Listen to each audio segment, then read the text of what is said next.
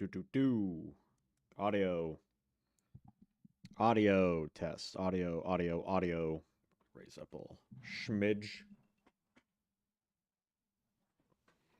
Audio. Test. Yo, G-Lane, what's up? Waifus be Dam Breaker's best card in this set. Ooh, yeah, we got a lot to pick from. Ignore Royal Decree here. I don't know why it's on here. It's not in the set.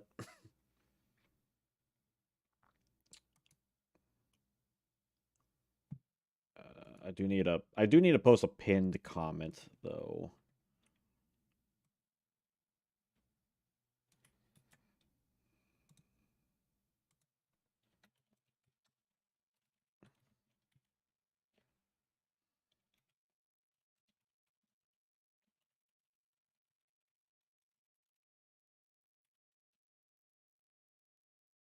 Hope y'all doing well.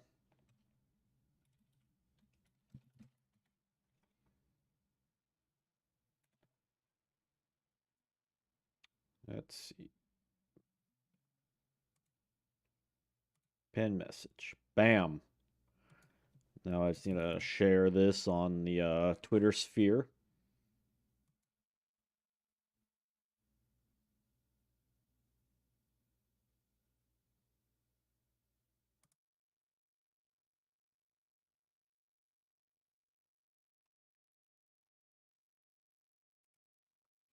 Should be a fun stream. I've been enjoying all these.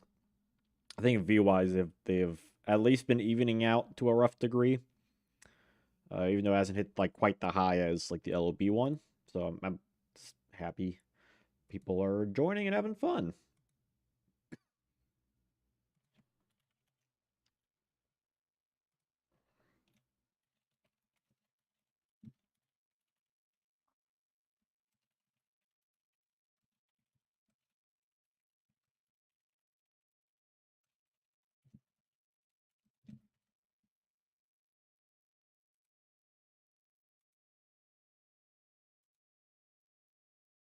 I got a jungle mix uh playlist on the background. It's jungle, if you're not familiar with that kind of genre. It's very like drum and bass, like funky kind of like late '90s, early 2000s. I think of PlayStation and N64 kind of music, like Bomberman Hero or Ape Escape, that kind of stuff. That's what I'm vibing with today.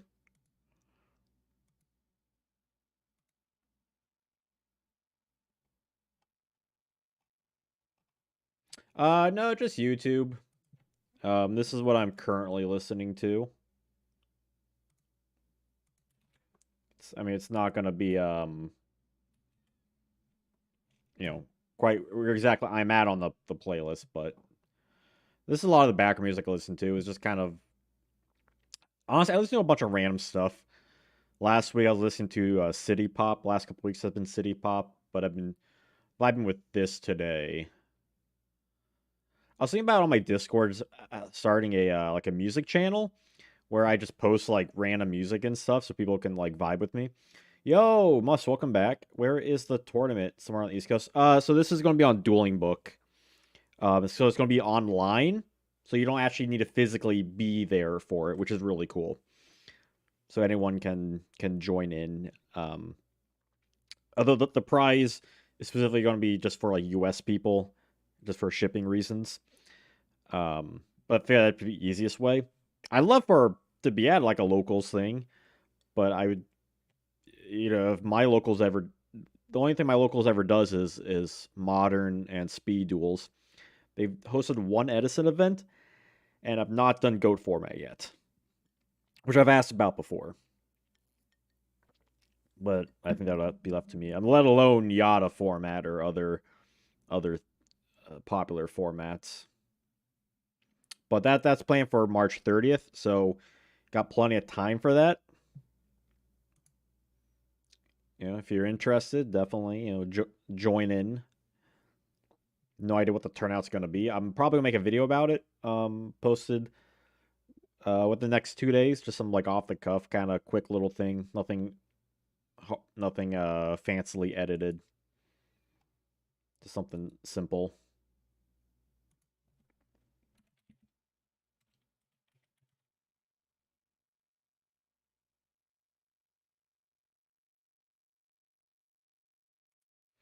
Maybe I can find someone on your Discord to play test. Possibly, yeah. Just ask around. Format library would be another one. Yadaopolis, I believe, is another Discord.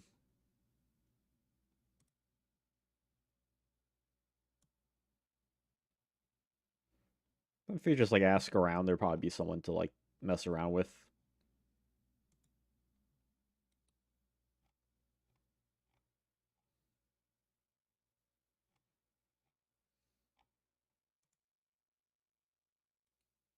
But it's a great format though. It's like I would say it's the best DM era format aside from GOAT. Like if you want to find like a secondary DM era one to play, I would say Yada because that's probably one of the most important formats because it's the first format with a major tournament, that being the world's 2003 World Championship.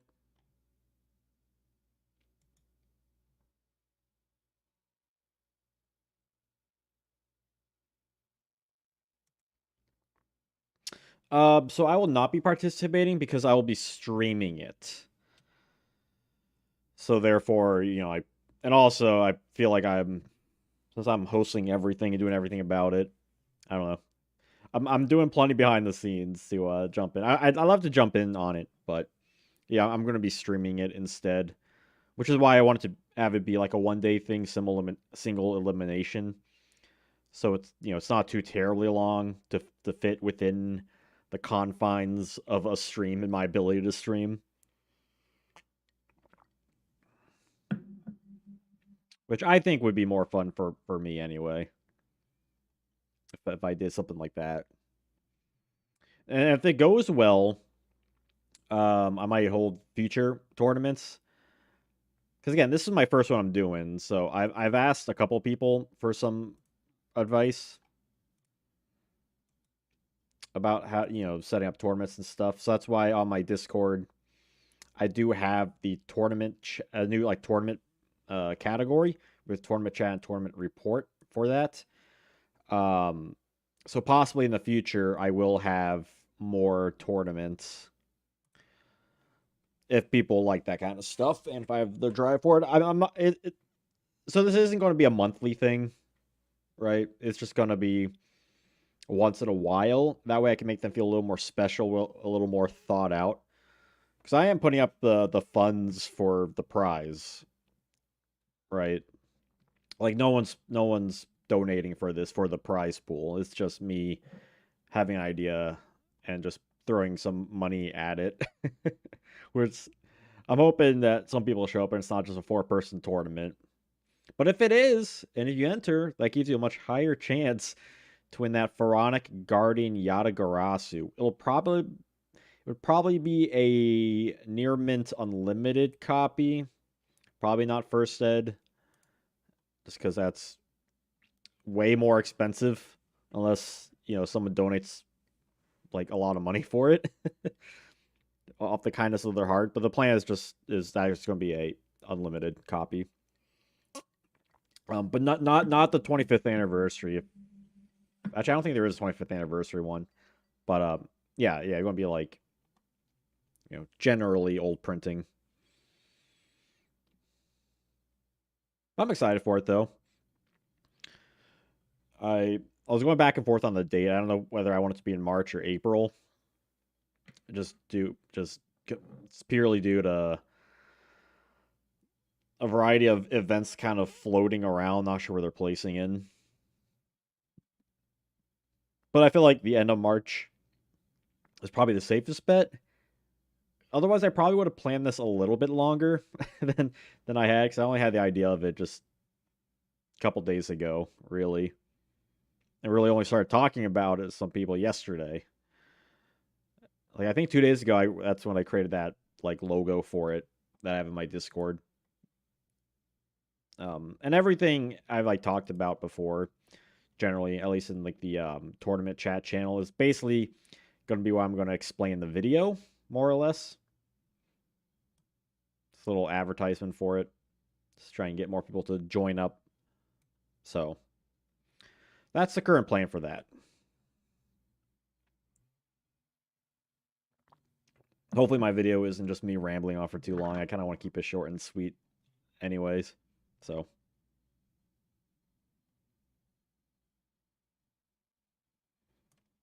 I think S tier is pretty clear at the very least. These three blokes.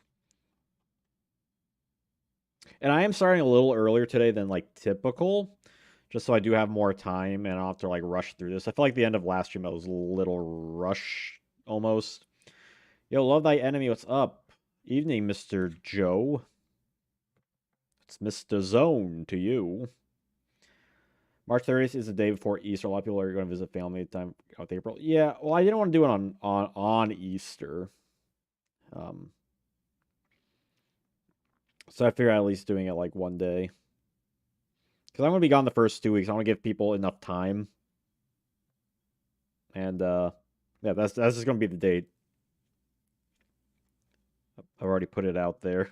This is the best one that works for me. I tried my previous statement. Luster Dragon is the best card. Magician's Force. Luster Dragon's pretty tight. Pretty tight. Tight like a tiger.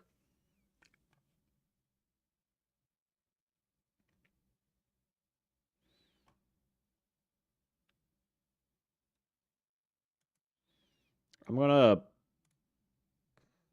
make a quick tier. What? No. Don't change that color. Crap, what was that color? That was that, I think.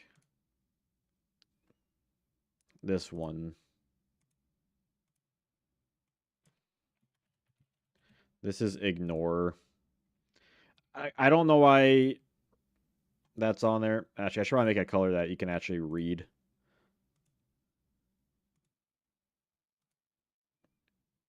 Yeah, I don't know why Roll Decree was on this list. Like, this is a pre-made one on Tier Maker. And it was just on there. It's not in the set. It was a TP4 card.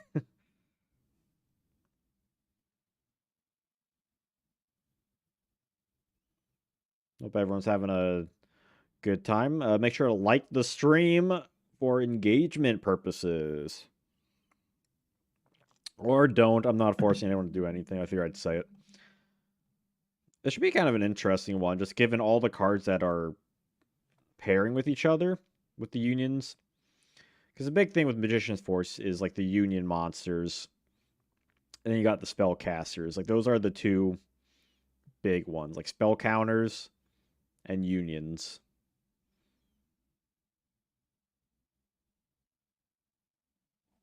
It's a pretty fun set though, all things considered. I'm going to look up a couple cards just so I can remind myself if they were ever banned or not. In theory, anyway. This thing will load.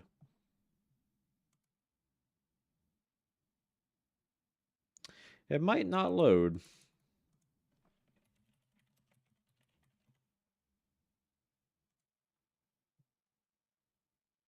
Kaiser Coliseum S tier minimum considering got banned. Oh, true. Yep. Uh Honestly, I think Kaiser could probably come back. I mean, it's a little iffy. But like that Mystic Mine running around for a while, I feel like that's just a more horrendous thing of Kaiser Coliseum. Formatlibrary.com does not want to could come back, but should it come back? I mean, the only way we know is by limiting it. It might be best to leave it banned, but I don't know how it works with the speed of the meta and just the way decks are. There's always an argument for it, I suppose, with that in mind. But I think it'd be interesting. I bring it back at 1, and if it because it's been banned for a long time, right? for like what 5 years or something longer than that. Like if it's gone, it's gone. But if we come back at one and it's not doing anything, then maybe that's just clean up the list a little bit. Banned in 2016. God, that long ago? That was what, like 8 years? Jesus.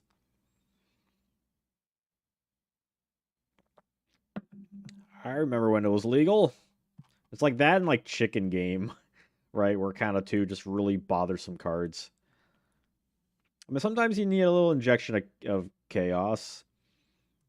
Like, I feel like if you had a pick like this or Mystic Mine, I'd rather have this. I think give people more of an option than a fire deck, right? Cliff wasn't banned, and I don't think Wave Motion was banned. I feel like those are the only two other cards. Mass Driver, maybe. I don't think any other cards on this was banned. I like to check format libraries, usually where I check to see if cards are banned, but the website's not working for me.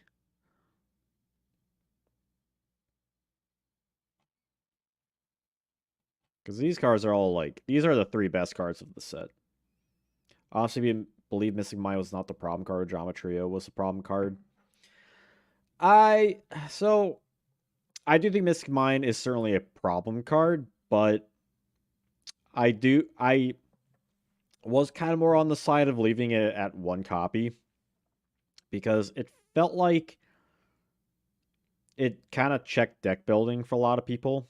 Because if you didn't have back removal, you were screwed, right? And I know sometimes like it wasn't enough, but generally speaking, if you had back removal, like that wasn't like a Nightmare Phoenix, actual stuff. You're usually pretty good. And I think that just kind of annoyed a lot of people. But then we would get like fun decks like Mystic Mind, Exodia, and stuff like that. Yo, Crimson, welcome back. Modern Yu-Gi-Oh design is the problem card. I don't know. I think the meta probably so, but if you look at cards like Bonfire, it's just a fire searcher, right? Like that's like that's kind of as simple a design as you could probably get. Oh, I should get my Magician's Force book. 1 second.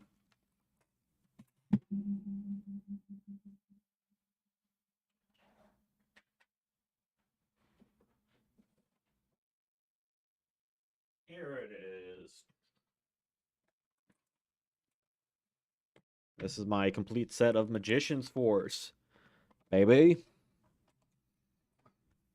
Get a load of this pink book and everything. Very thematic. Make flip effects great again.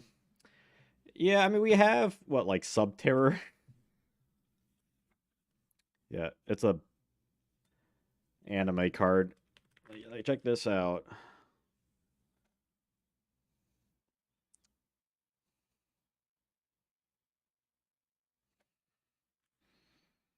Secret Rare Dark Magician Girl.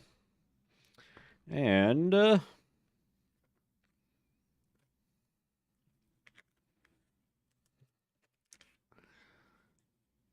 Dark Paladin. But what's this? Ooh, look at that Dark Paladin.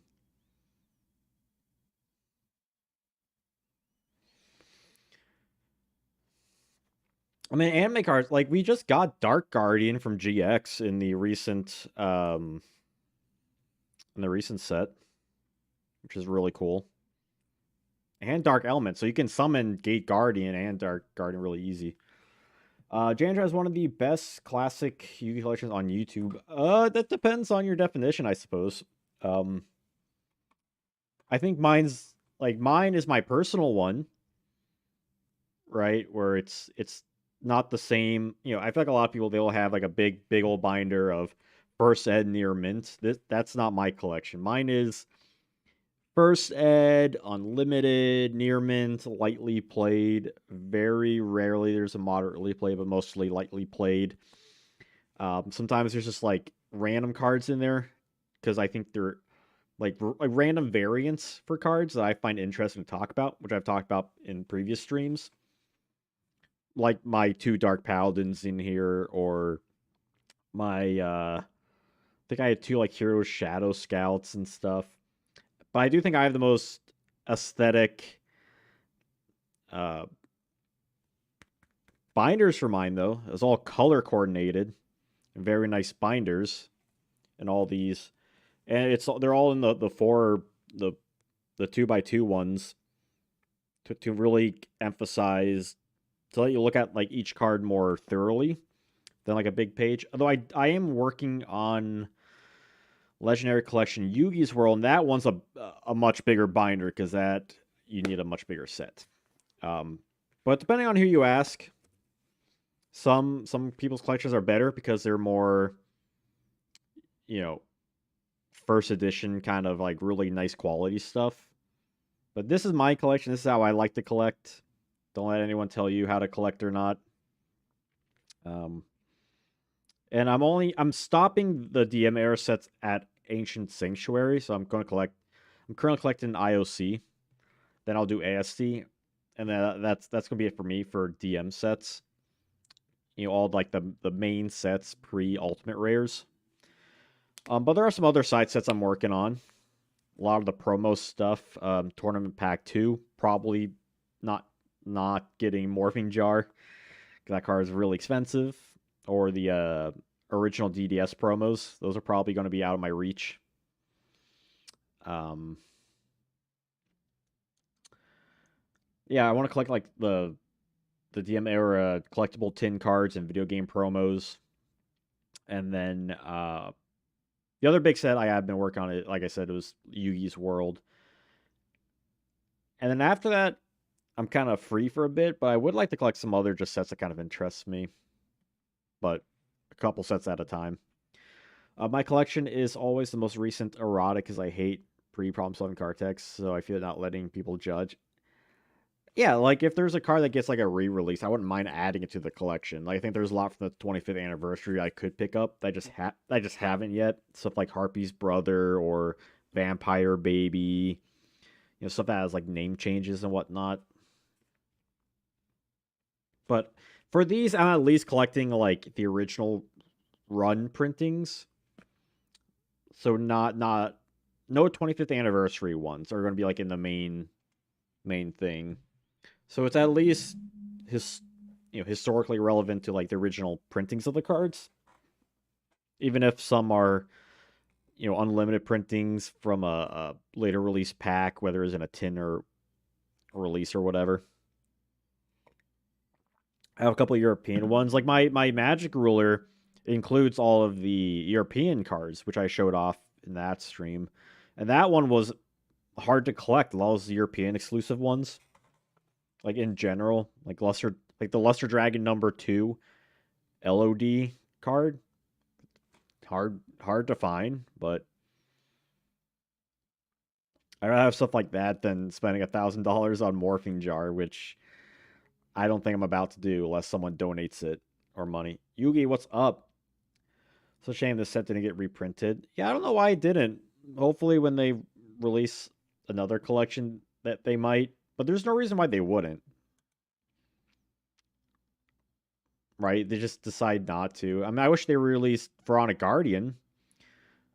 Like that's one set I wish they re-released. So maybe they do a 30th anniversary and do all the other sets. One can hope. Maybe they don't want to mess with the secret rare printing of Dark Magician Girl or something. That's my head canon. Spell Canceller is a Raising Gate Mirror side deck Ingenuity. S here all the way. I'm just gonna work now. Peace out. Yo, have fun at work. Enjoy all that. Thank you for stopping by. I don't think Spell Canceller I would not say is an S tier. It's definitely a solid card for sure, but it does have its issues. Mainly its low attack. That's really like its main thing that it has issues with.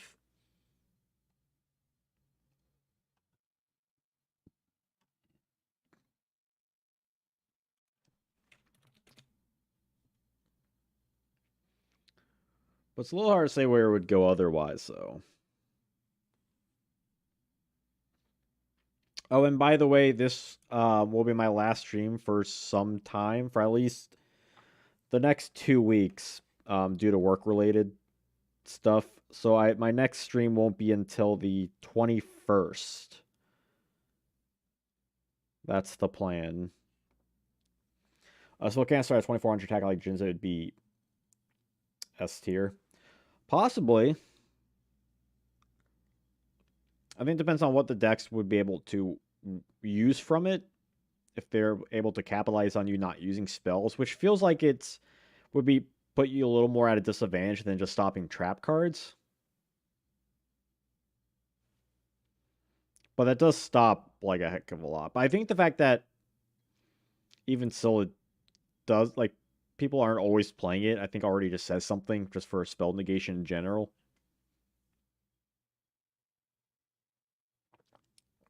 How are we tiering things though?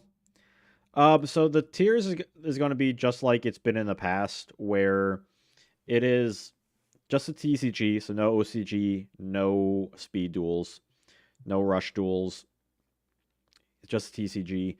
And in regards to the card as a whole, so if it was only viable in one period, you kind of have to keep that in mind.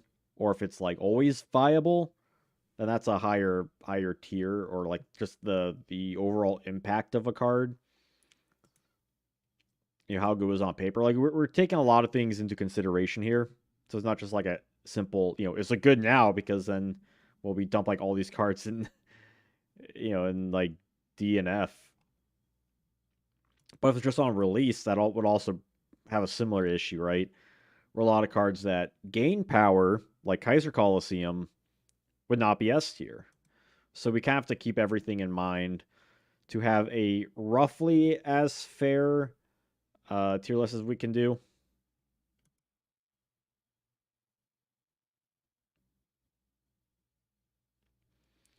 But in regards to Spell Canceller, yeah, I think B tier is fine enough for him.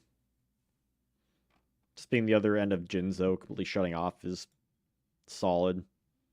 They probably knew that stopping spells was arguably stronger, which is probably why they gave it low attack, right? To balance it out a little more.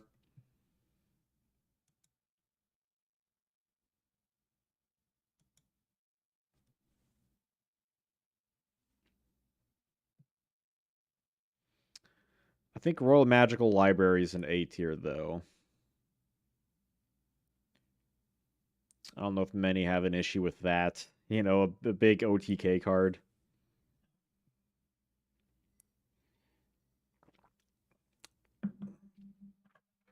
Although it does have its choke points, needing the right cards, using your normal summon, just being negated by anything just kills it.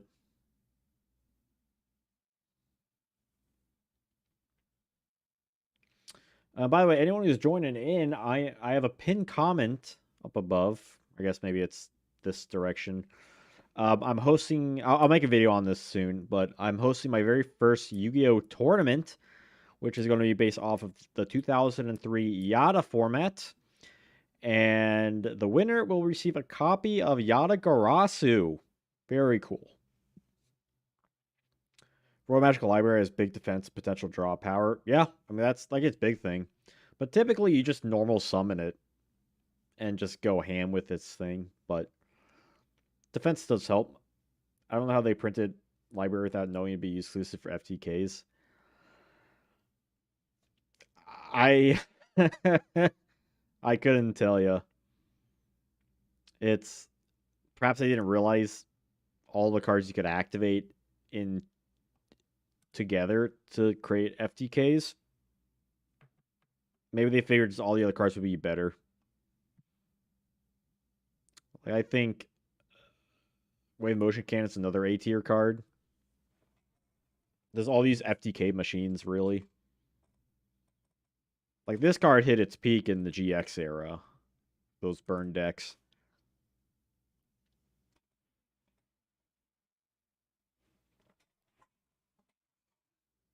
Trying to be positioned right with the camera box.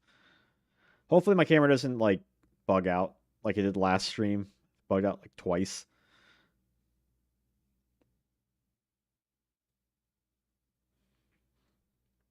I don't know if there's any other like big OTK machines on here.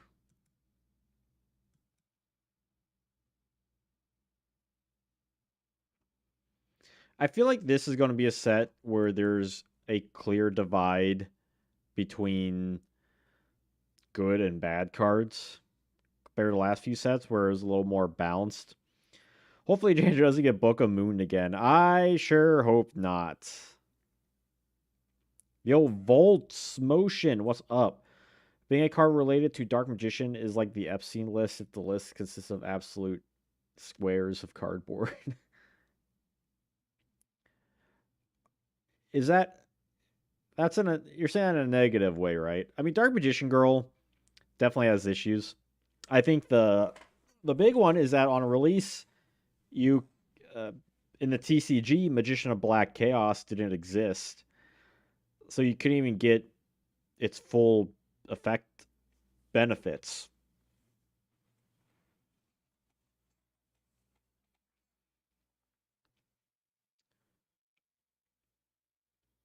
Though I do believe, let me check something real quick before I get this fact wrong.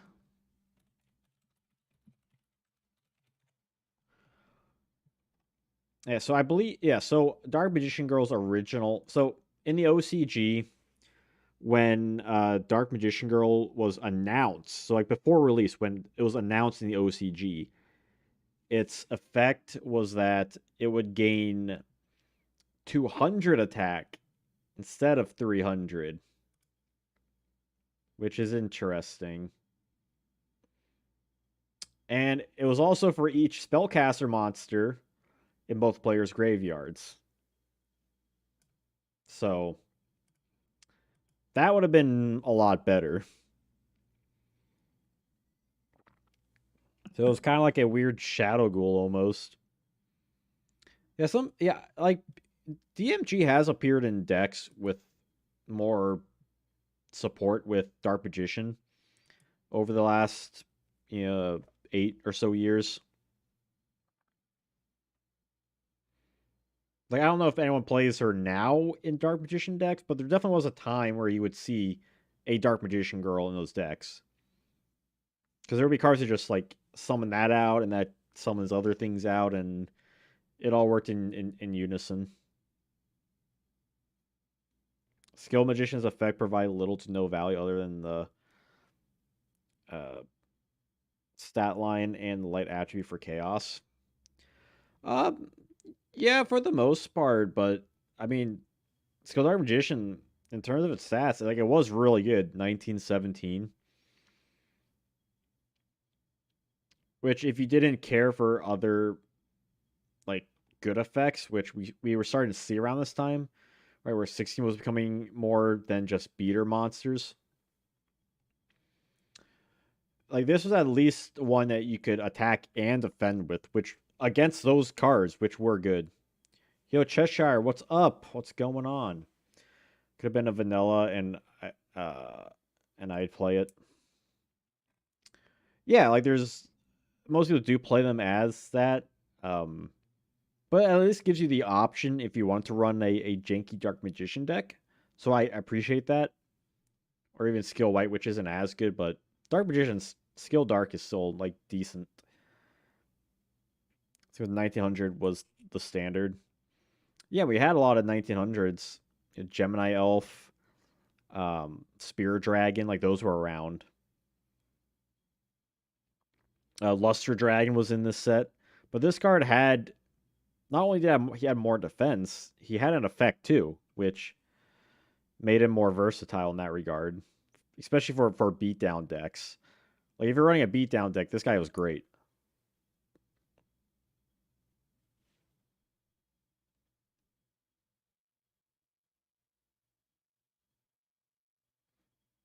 Can be used for BLS. True, true, possibly.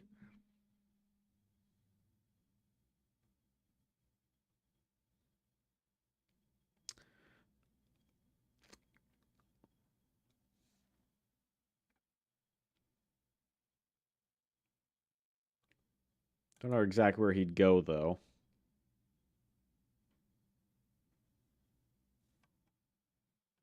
I could see Skill Dark as like a B tier card.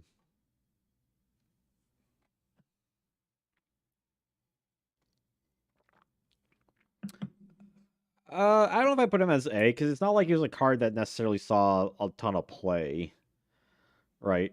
Because like I said, this was when we started to see the change from just beatdown decks being more of like a viable thing to more effect driven stuff. Because Breaker can crash with it with the spell counter. Tribe can kill it. Scientist can kill it with its effect. I feel like B tier is a good spot where it wasn't. It never took over the meta or anything like that. Like it was a good card if you wanted to play it, but it was never something that you had to play. Because again, if you had something like Luster Dragon, like you probably would be fine. Like it's not as good, but you'd probably be fine. And I guess in that regard, Luster Dragon would probably be a C tier. Potentially a B tier if people think it's a B tier. But right now, my logic is that it's just a worse version of Skill Dark. Right? No effect, less defense. Like the only thing you got going for it, it's a dragon, but it's not like dragon decks really care for playing it, right? Compared to like their main strategies.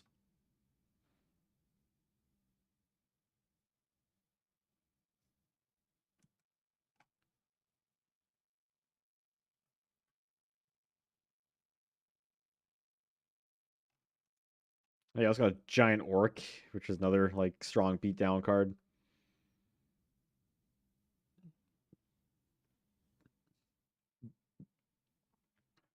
Is this list in relation to the meta?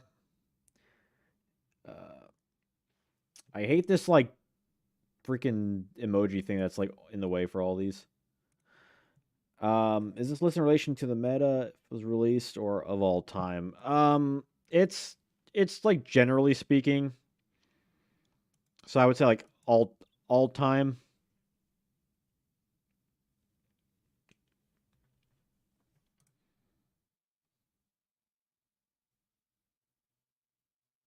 Right. So we do have to keep in mind like was it good at some point? Yeah, I think that like a lot of things contribute into like the card is good or not. Yeah, Nekomani King in Dark World. Yeah, I mean they reprinted that card basically for that. Although I wouldn't say it was like the best. I think people realized that it wasn't the best build of Dark World with the Mane King, but it was definitely solid.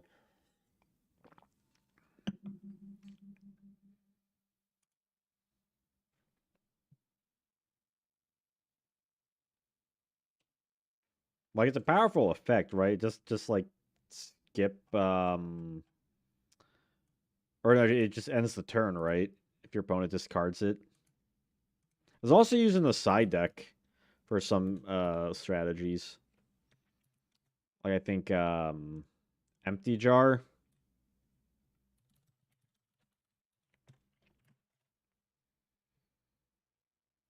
It just comes the end phase.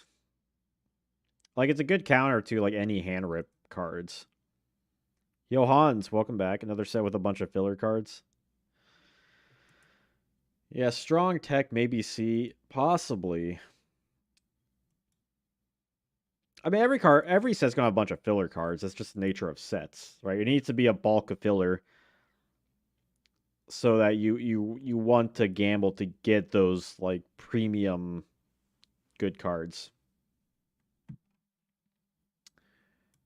Yeah, I could. Yeah, I think since it is more of a tech card, I think C is probably a better spot to put it.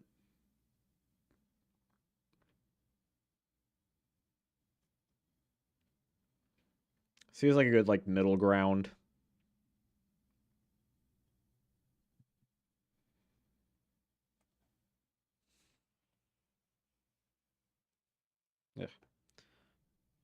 I wish I was dating a chiropractor.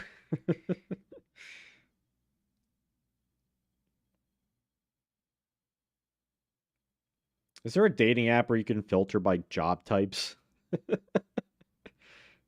Because if not, I might be onto something here. $1 million idea.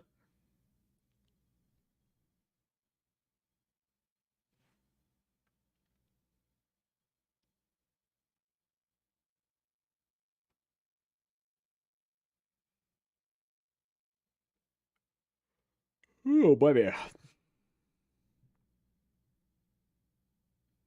Tell you, I got a lot of writing done today for current Yuga history I'm working on.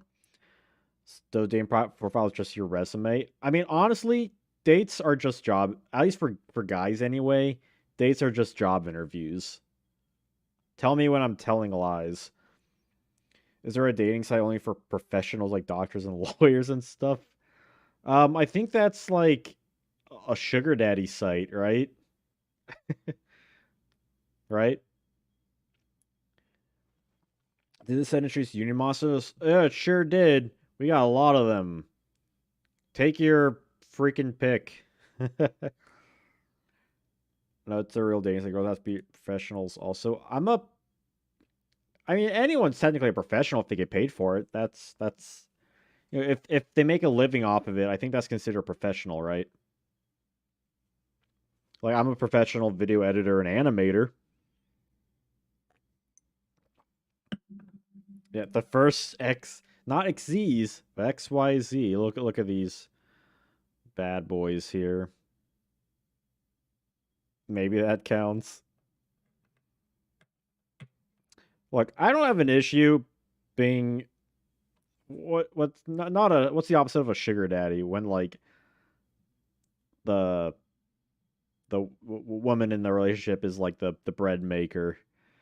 Like if she's like a doctor or a lawyer or something, poor. I wouldn't say I'm poor. I'm above the poverty line slightly.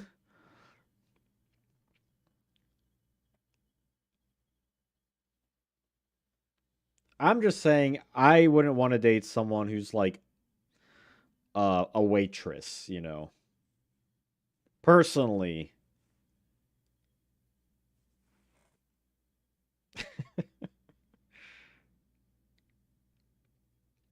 I really appreciate career women. Gumball's dead. Sure. I think I've seen one episode of Gumball, but sure. Like I enjoy passionate, work-driven people. That doesn't need to be like a workaholic or anything like that, but someone that has like goals in life, you know what I mean? Like is that asking a lot? Feels like it, honestly. Dating apps are terrible, let me say. Cesspools. Complete cesspits. Pits? Cesspools? I guess cesspool is like a pit. Like I'm on one dating app. I tried out like this other general one, but like I immediately saw it, I'm like this is terrible. And it's just like it is really just playing the lottery and it's soul crushing and it's awful. Like especially for guys.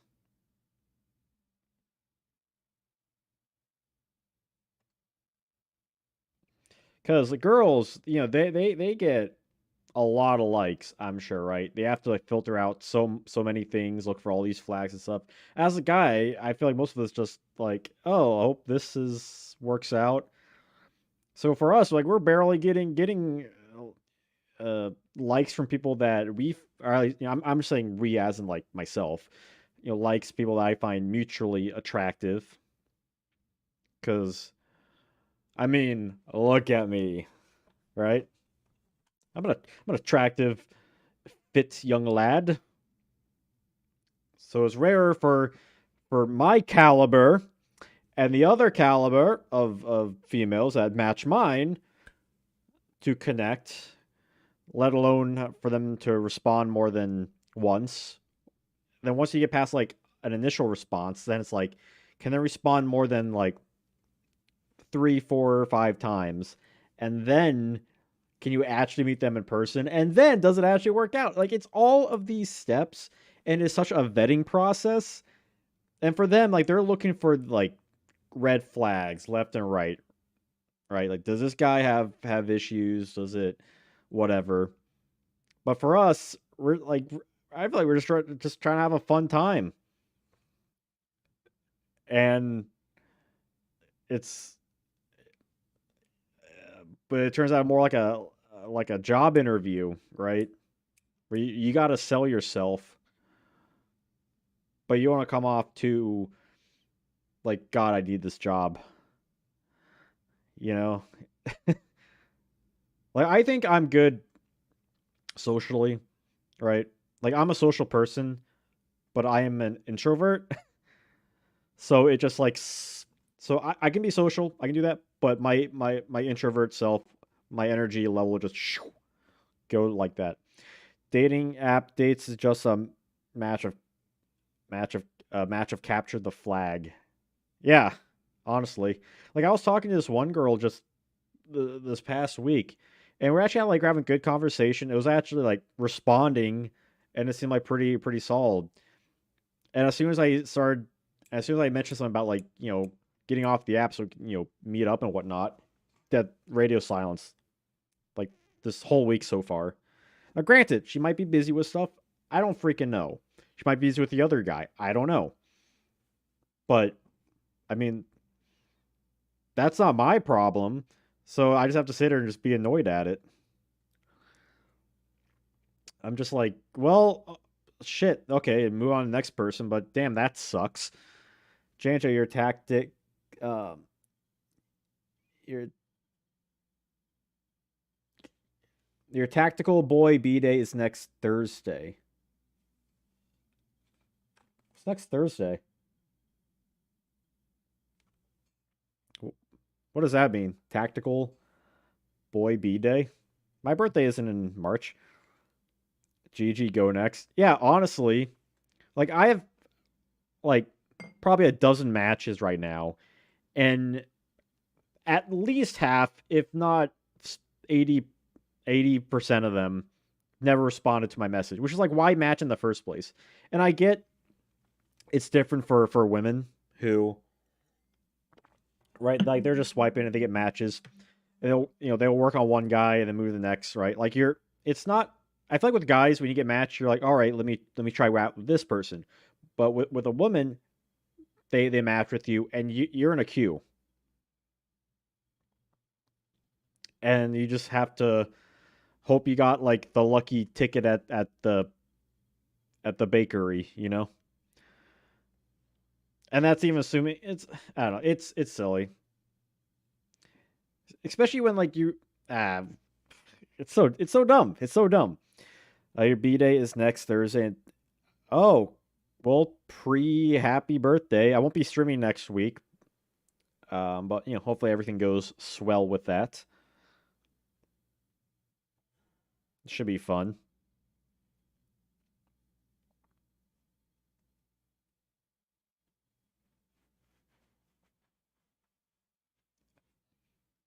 I tell you, because like I can survive on my own and whatnot, but it'd be nice to have a partner. Like I've had plenty of partners, but it ain't getting any easier. I can tell you that much.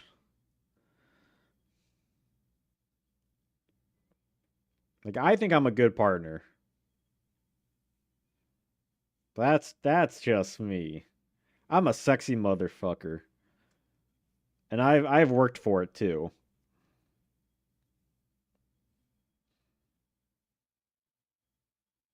Got a Fire Emblem Three Houses. My friend has an early birthday. Hell yeah! I haven't played any Fire Emblem, but I mean, I hear nothing but good things about them. I like the characters in Smash Bros. Though I do think that it takes too much up of the DLC, and there's way too many Fire Emblem characters in the game compared to other franchises. But I hear the games are good. You're Jewish, can't you? You're synagogue. I need to marry a good lawyer or a dentist or chiropractor or something. I don't even go to the synagogue.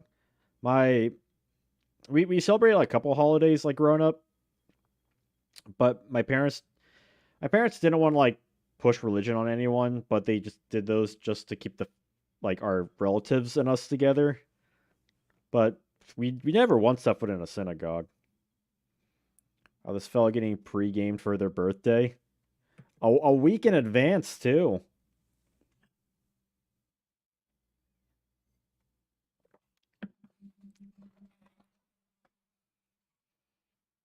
Like honestly, I tell people this. I'm Jewish, but like in the name of it, I'm Jewish. Jewish. I didn't get pre-game for my birthday, but that won't be for another 2 months. Like I just got a match like right now, right? And I'd be shocked if they respond more than 2 3 times, if at all. Especially it's like more annoying when like they get matched like in my area, like in my city, which this one isn't. I don't know like where they're from, but it sure is annoying when you get all these recommendations of people that live like an hour away. It's like fucking hell. Can, can you be like 15 minutes away? It'd be way easier for me.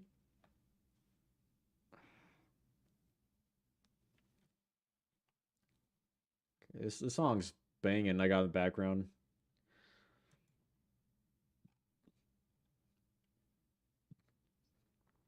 But let's see here. I think Rivalry of Warlords. I think that's an S tier card too. That might be the last S tier card on this list. I would think about. Rivalry would go above S for me. It's such a. I mean, really, any floodgates are. Well, I wouldn't say any floodgates, but most floodgates are. History of YGO. What's up, Mass Driver? Uh, I was trying to look at format library, but the website wasn't working for me.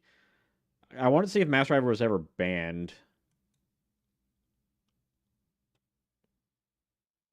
Yeah, like there are floodgates that are bad, right? Like respect play, that's a floodgate, technically speaking. Frog FTK.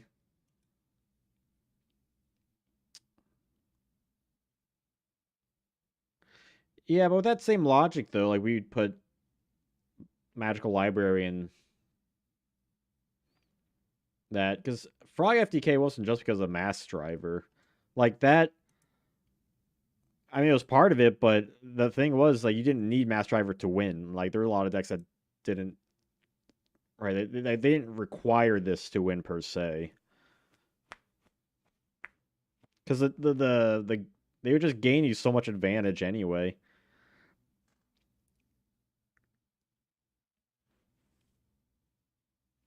I feel like Mass Driver like on the same basis as the other ones, unless it's been banned. But I don't remember. I don't remember if it's been banned or not. Because Format Library is at least down for me. Oh, it is currently forbidden. They're putting frogs in our Mass Drivers. Yo, what's up, Leduver? Making all the freaking frogs swap.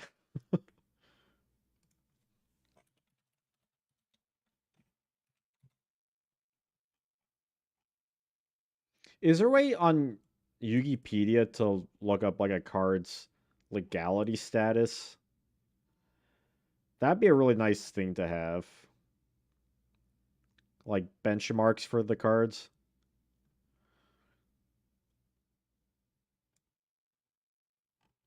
But for anyone jumping in though, a rule of thumb though is that if it's banned, it is an S tier card.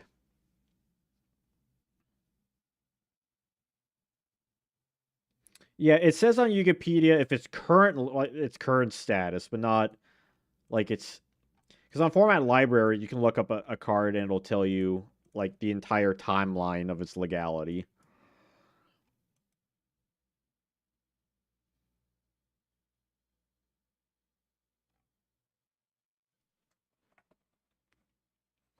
And by the way, I have a pinned comment up top. I am going to be hosting my own very first Yu-Gi-Oh tournament. It's online. It's going to be on March 30th, and there will be a prize. So, if you're interested, definitely check that link out and possibly enter. I know there's like Mass Driver, or not Mass Driver. What the fuck was this card? This bloody thing had like a weird OTK. I think it's with like, yeah, it was with the Royal Magical Library. It did some crap with that, but it wasn't that popular though. Too Eastern European to get Yada locked. Fair enough. Honestly, the nice thing about Yada format is that it's not like the Yada lock was instantaneous, right? Like you had to work for it.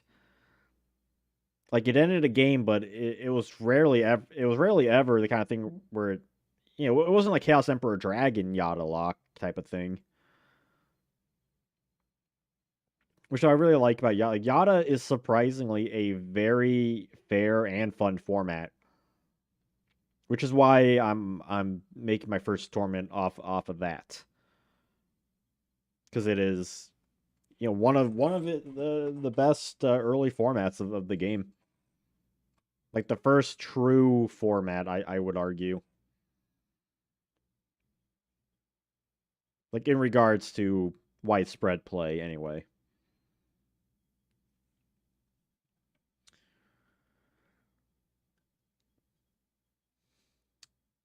I think my body, that's A or B. I think. Yo, Shadow of the Moon 87. What's up? Good evening to you. You won't die to a landmine when you enter your home, but you will die to a landmine when entering one of the rooms. Hey guys, I just stepped on something and it's clicky. Come here, check it out. My body's a good card, top of B. I think my body is a card that it kind of one of those things that it's surprisingly always remains a solid option, but it always depends on the meta. Right? Like I think of something like Zodiacs might be the best example of my body being like really good. I know it's been used since. Can't think off the top of my head.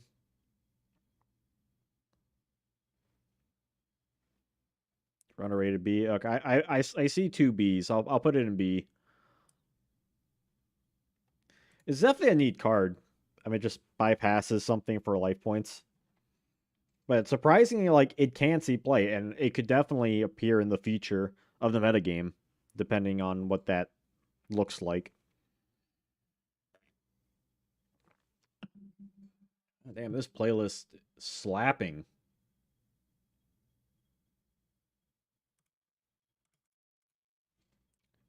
This is the current playlist I'm listening to, by the way. It's so good.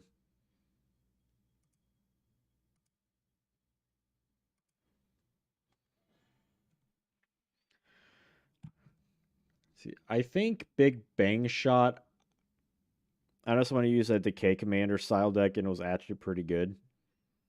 Yeah, I saw what was it, the like retro duelist, or what was the name? The retro expert, I believe, did a Decayed Commander deck kind of recently.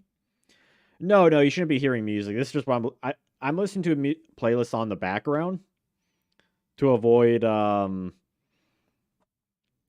copyright strikes or anything like that. So I just listen to stuff in the background myself. I'm just sharing because this is just what I'm listening to personally.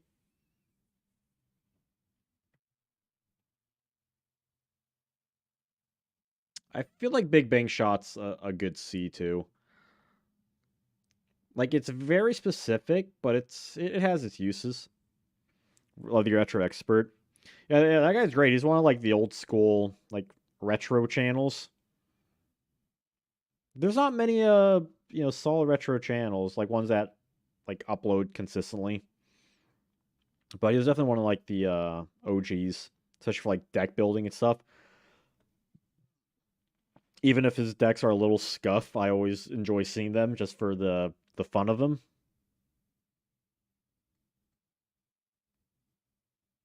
I mean, how many people are making a Decade Commander Zombie Tiger deck? Not much. Not much, I can tell you. See, Sonic Duck, I think, is a C tier because Emissary, old school Emissary decks, love him as a 1700 level 3 monster. Did I miss the Why'd You from Zero interview? No, you did not. It is recorded and edited. It'll probably be up um sometime in March. I'll say that much.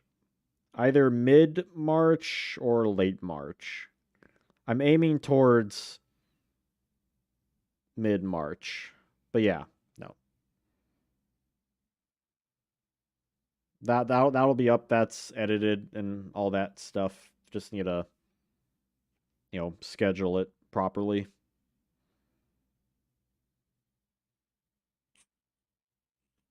Yeah, I used to watch a lot of old school Esper. He doesn't upload as often anymore. He kind of goes in waves. He's uploaded some stuff recently, but I think in his personal life, sometimes he gets time to do it, sometimes he doesn't. I do think that kind of hurts the channel in the long run, just having, just inconsistent uploads. But I mean, people enjoy when he does put stuff out. So, whatever he wants to do, whatever floats his boat, that's fine by me.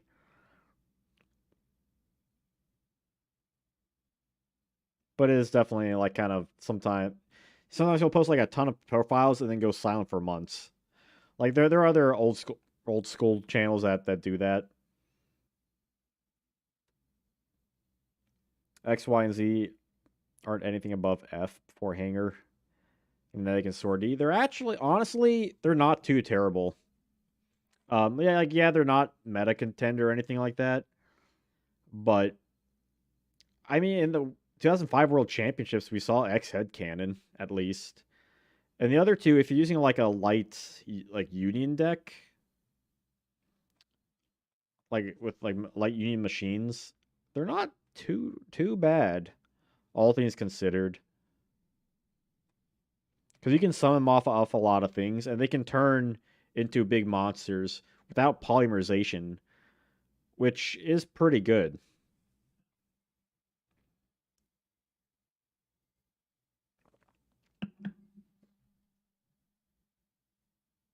I'm not saying they're B tier, but something to think about. They're also like with Dimension Fusion, like you can look up like pretty solid goat format decks with them. And like once in a blue moon, you'll even see it in a tournament.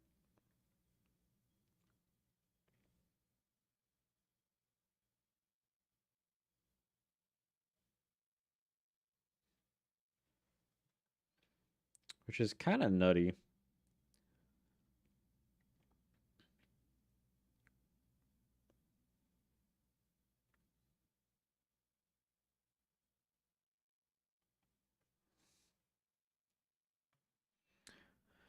Is a successful contact fusion union deck in the room with us?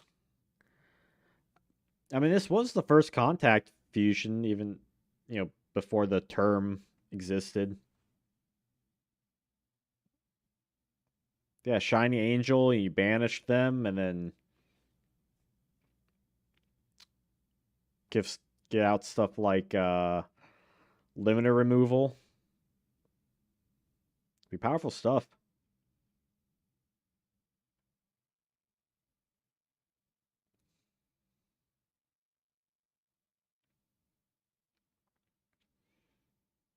It is kind of a shame though when you think about just how much union stuff was in this set, and it still just wasn't enough. Great in speed duels. Oh yeah, the Union Hanger deck in speed duels. Like that Streets of Battle City or not Streets of just the Battle City box format, insane. Like that's like the GOAT format of speed duels. Like I think of Ursa unions. I think Apprentice should at least be B because of the old Invictive floating into. I mean, it doesn't necessarily mean it's good, like or great. I would say it does have good targets. Old Vindictive Magician, Magician of Faith, Hand and Nephthys. Those are probably like your three big ones. Apprentice Monarchs. I mean, that was a thing. Yeah, I would say B. I heard that, but I don't know. I think until it gets closer to the time, because it's still on like some websites, right? The midterm destruction box. If I type it in, like it's still on Yugioh.com. So until they like wipe it from existence, I'm I'm guessing it's still coming out. Being an American exclusive. I mean, it might be. I don't know. Like, I certainly hope it comes out. I mean, I did that video a while back when it was announced that of my hope of potentially an Air Neos reprint, but I really enjoy Speed Duels. I enjoy the reprints we get from it. I enjoy the secret rares we get from it. My locals is like has a huge Speed Duel scene, so I hope it comes out. And I don't know if it's gonna be the last Speed Duel set or what, but I mean, who knows what the dealio is with Speed Duels? Like, it's not fan run anymore, so it's just kind of like I want to get those that Neos deck and those Moki Moki deck and all like the just fun stuff we're getting from it. Like they have to already be like printing it out, right? Like it feels like too quick a turnaround to just say, "Hey, we're not doing this anymore." You know what I mean?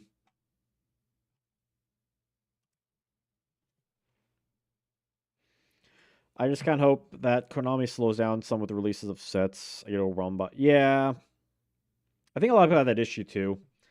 That it creates too many filler cards and too many power cards. Right? It makes sets way more binary than they should. Instead of waiting a while releasing like one set that has a bit more balance to it, which I mean that's why a lot of people are getting really jaded within the last 6 months, a year or so, was just the amount of cost the game has been going into because of this current TCG printing philosophy. What's the most you've ever paid for a card that you used? That I used? So I pay more money on cards for my collection, but ones I've actually played with, not that much, honestly. Maybe $30. I bought a Zeus, double A Zeus, when it was $30. That might be the most recent one I spent that much on. But I haven't played competitively in a while, since like 2019 or so. The only reason I can think if they cancel is not to compete with the Rush duels. Well, they haven't even announced Rush duels for America yet, and quite frankly, it's way too late. I mean, they still could, but I feel like they really missed the mark on that because they keep printing Speed Duel stuff, right? Like they haven't stopped. So, like, clearly, like this is their alternate thing in America, where Japan gets Speed Duels, I guess, or Japan gets Rush duels. I mean, but it's hard to say. I do think it's again. I do think that's the reason why we haven't got Rush duels yet, even though you'd think we have gotten that by now. But I don't think they would cancel though, because there's nothing that has been announced yet. Because if they had canceled for that, then we would have heard something for Rush duels definitely by now. That's not too bad. You and me are the same card prices. We are poor. I mean, most of the cards I get are for collecting. I mean, like, how much do you think this freaking Dark Magician Girl and first set Dark Paladin were? Right? My most expensive card I own is a European print TP1 Mechanical Chaser, which definitely was in the hundreds. Though that said, I would not drop 1,000 on a like morphine jar, right? Like I do want to collect TP2, but that would be like the one card I would be fine with just not having. And even that, like some of these cards are very far and few in between. I can't see myself doing that again, honestly. I just paid for my most expensive card, paid $60 for a Chaos Angel, and only got because of the tax return. Hey, there you go. Uh, Rush Amidub is at midpoint, right? Yeah, yeah. Like Rush Duels, it feels like it would make more sense when it like started, but it's already years into its the series by now. Like for a modern deck, if I play stuff now, it'd definitely be way more budget stuff. I don't mind spending a little more money on extra deck cards because, or just kind of more general use cards because you can use them in like anything. I'm not going to spend 90, 100 plus on an SB Little Knight. One, because that's a lot of money, and two, because I don't play that kind of stuff enough.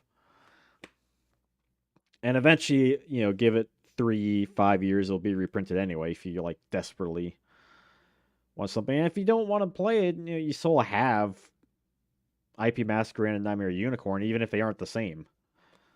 But you do have at least some cheap alternatives that roughly get the same end game.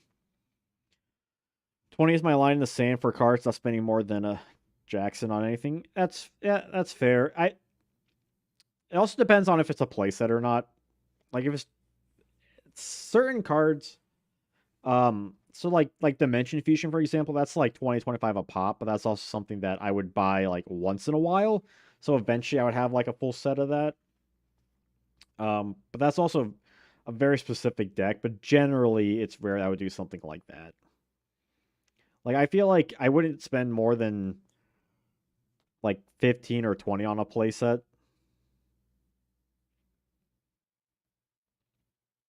I think the game should be affordable and card prices are always changing. Sometimes the game is cheap, sometimes it's not. It goes in waves. I feel like it wasn't that too terribly long ago when the game was considered cheap. One thing I enjoy doing is buying banned cards because like cards that get banned just drop price. So you're like, might as well pick them up now, right? Get those Kaiser Coliseum and Summon Sorceress and stuff now. Link Cross and uh, Union Carriers and stuff like that. I think also cheap is subjective, but yeah, if you're spending like 1,000 on a deck, like you gotta be playing some serious sauce. Except for Max C. How much I have a playset of Max C, but I've had that one for a while. Like I always hear people talk about Delinquent Duo is like, oh, Go format's so expensive because Delinquent Duo is so expensive. But like I go online and you can buy one for like, 15-20 bucks, and then you can use it in literally every single deck in GOAT format, and you need one. Like, what drugs are these people on?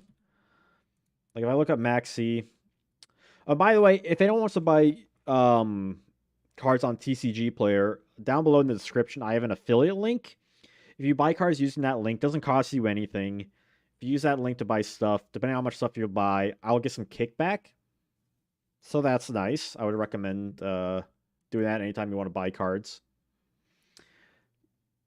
Yeah, you can get like a copy for $15-$20, right? Like, yeah, it's a banned card, but eventually it's probably gonna come back, maybe. Or if not, then at least you still have it. Like they're not gonna reprint banned cards, is the thing. Especially as around the time, like you don't want to buy it when people are expecting a ban list because they're probably be expecting this card and maybe will come back. Like I think I have 3 of the infinite gold printings, I believe. Like you don't have to buy the secret rare. Like you can buy the common print if you like desperately want the card. You know what I mean? Like I'm the kind of guy like I prefer higher rarity stuff, so like I don't mind spending extra money on a higher rarity. Because if I'm going to spend money, I'll just spend a little more just to have it look nicer. Because I used to be just get whatever prints, whatever rarity, but I've changed my mind on that. Because if I'm buying paper, then if I'm going to play with it, they should at least look nice. But that's just me. I know I'm probably a little more in the minority for that. So like if you had like your budget per paycheck or whatever, per month, you just gotta think, okay, a max C. If I'm gonna, I just gotta put away like, $45 for a playset, and then you have it, right? You have it for life, pretty much. That's just like kind of the investment you have to consider. Card investments, or if you like playing like old school formats and just want to play with the card, like they're there. Now, unless you're building like a two-player thing, then you're buying six cards, but that's also a whole separate thing. That's a little more niche than a normal person. But generally speaking, like once you buy three, like you have them, and if you know they're not going to go down, especially now it's currently banned. Like if that card gets legal, which it might. I mean, who's to say? Look at the OCG. It's gonna go. It's gonna go up. Old school formats always get reprinted, so you have many options and rarities that you can play. Yeah, depending. Banned cards typically don't get reprinted until after it comes off the list. Like we see stuff like Change Your Heart and Yatagarasu, like Spellbook and like stuff like that. A bunch of variety of stuff that will come back, but only after it's. Did you make any money when Snatch Shield got freed? I mean, I had some Snatch Seal cards, so I didn't need to pick up any. Um, Maybe some higher rarity. Like I had apparently like there are even cards that just jack up in price because I just kind of collect cards, just collecting them. Like I noticed Lullaby of Obedience is like a meta card now. I was like, what the heck? Like and so I looked and like I have three secret rare Lullaby of Obediences I got years ago just because anime. I thought it was just like fun, like obscure tech years ago. So I just like picked up a playset. It's like you never know, honestly. I wish I had like a space for like all my cards and stuff. Like they're all just in those like cardboard boxes just like on the bottom of a shelf. Like I wish I had like a whole thing like right here. Uh thing I could just like pull out cards like bam bam bam bam bam. That'd be so nice. Like one of those cube things. Like a like I wish I just had a dedicated like office space. Like this is in my bedroom. But it'd be badass if I just had my own space for everything. I could really like nerd it out and shit for these streams and videos and stuff.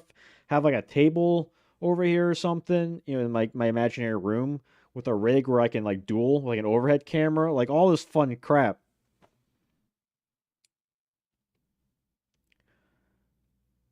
Let's get one of those home organizer things you sell at Sears or whatever. I feel like those cube um cube shelving things is probably the way to go. I don't have like a major issue like with like the stuff I have right now because if I need to pull out a box, I just kind of sit on the floor and take it out and just flip through the like dividers and stuff I have in them. Because generally, I just I have like the books in which I just pick them up. I open up and I just put the cards in and I put them back. So it's not like I'm running a like a card shop or anything like that where I need to go in these every day.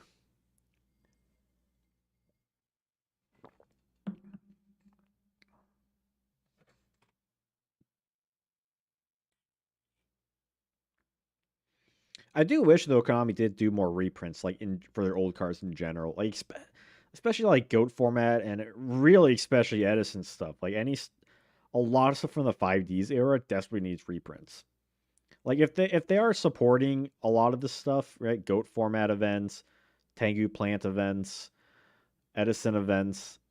like we saw at Vegas, they should be re-releasing these cards that they are actively supporting the formats for. Like I should not pay $15-$20 for a magical android. The card is not worth that much. There's no reason why that hasn't been reprinted, and like it's not even banned or anything. It's never even been like really hit on a list as far as my knowledge goes.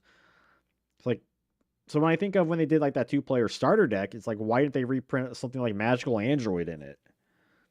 They have all these opportunities to reprint cards that they just don't. GX is kind of up there too, but generally 5D's era needs a lot more reprints. Do you collect sealed products at all? Nah, I don't. I don't. I consider getting some of the 25th anniversary stuff, but yeah, I'd rather either have them like for like a specific collection that I'm like working on, which is like a my own project, or to play, because otherwise I'm just collecting paper, like cardboard, and not doing anything with it. Kind of same thing with like books or like like if you get like action figures, right? If you leave them in the packaging, then you're essentially just buying cardboard and plastic, right? Just to look at, as opposed to like doing stuff with it, right? Like playing with it or doing photography, that kind of stuff. Can we see your collection binder?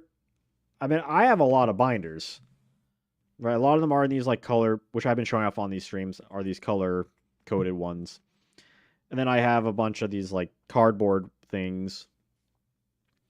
Like maybe I'll show something off like if I do anything, maybe it would be like a Patreon video. So Patreon members for that. Um but it's mainly just like binders and stuff like that. I don't know how interested it would be.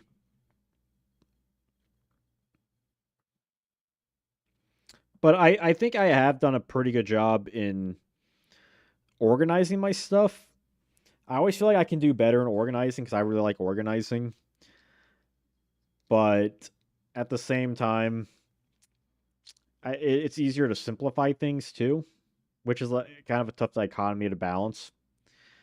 And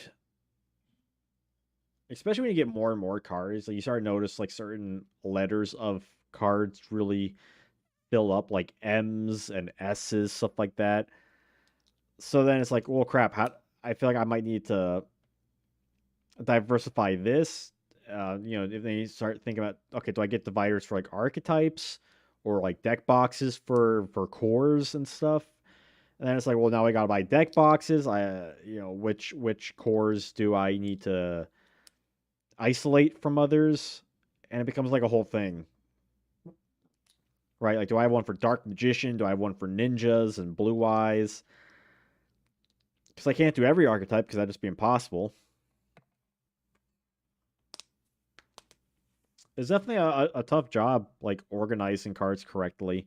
Like I do have all of my extra deck monsters in separate binders, organized by level.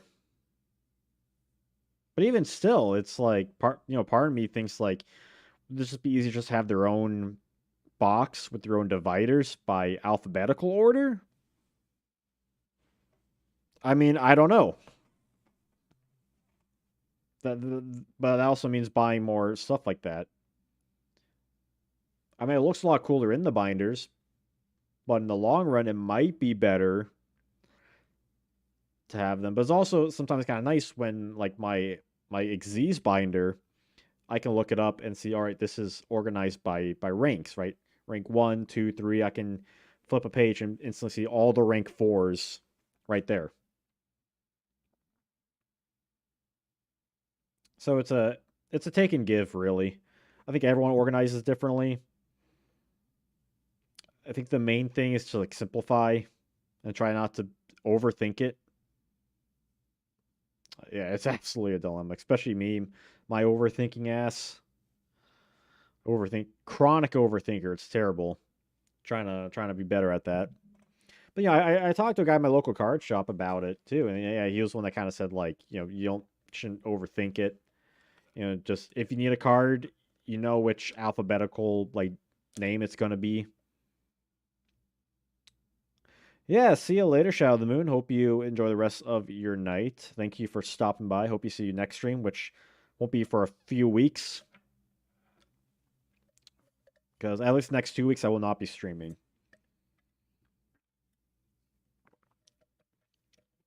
Because like if I'm building a ninja deck, it's not like all the cards are like ninja something something something. It's something something ninja. Like it's Mitsu and Geo and Baku and Hanzo. But at least I'll know which letters to find them in. Really, the most annoying one are the cards that have a ton um of letters. Like I said, with like stuff like M's or S's. When you're looking for a card, you're like, I gotta look through a lot of cards to find what I'm looking for. Because then at that point, it's like, all right, do I have like, how do I split that? You know what I mean? And that can be a little cumbersome to say the least.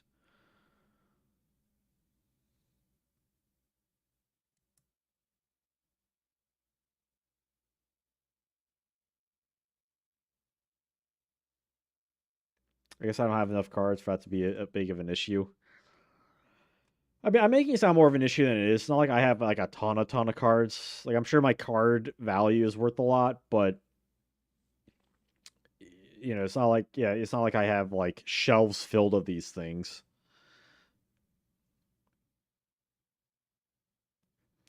Like I think down the line, like you could possibly do stuff.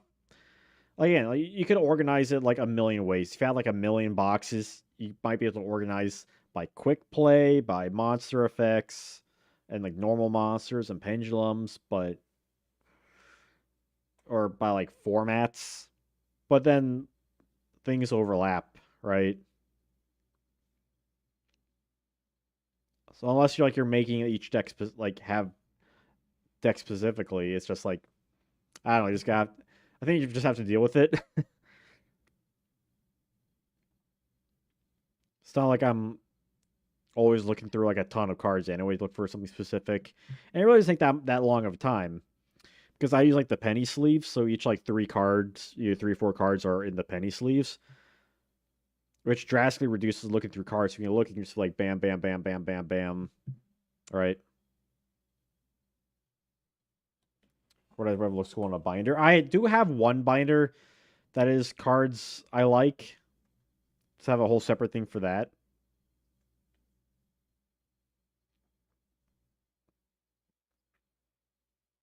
Which I think it's fun for anyone to have, really. Like I showed that off in one of the streams.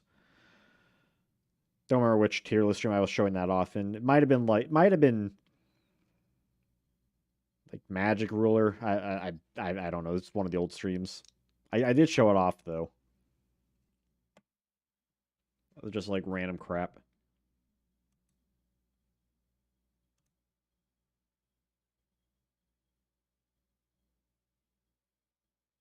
My playlist ended. Oh no. Time for a new one. Okay, let's see here.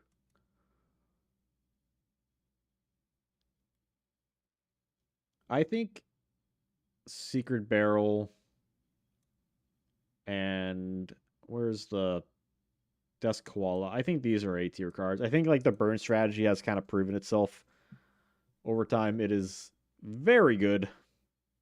Very, very good.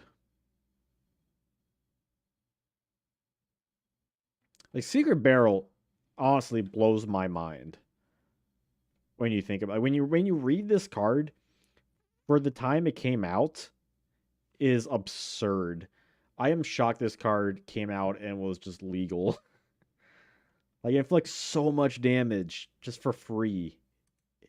Let alone having 3 of them. I can't believe it.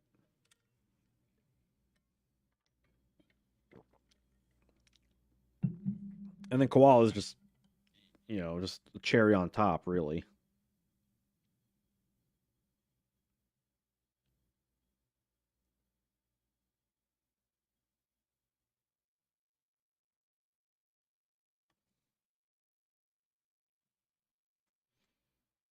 Let's see here. I would say Old Vindictive is a C tier card. Again, like, it's a fine tech card, all things considered.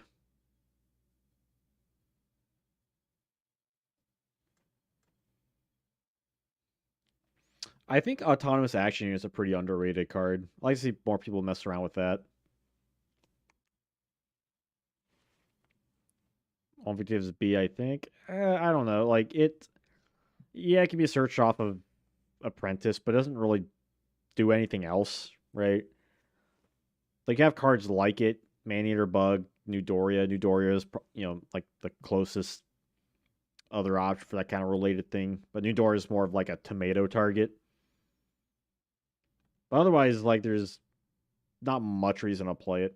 Yo, Bobby, what's up? Tom's Action Unit is like a wise man's chalice. Yeah, it's a really cool card, right? It's if I remember correctly, is you pay 1,500 to steal an opponent's destroyed monster.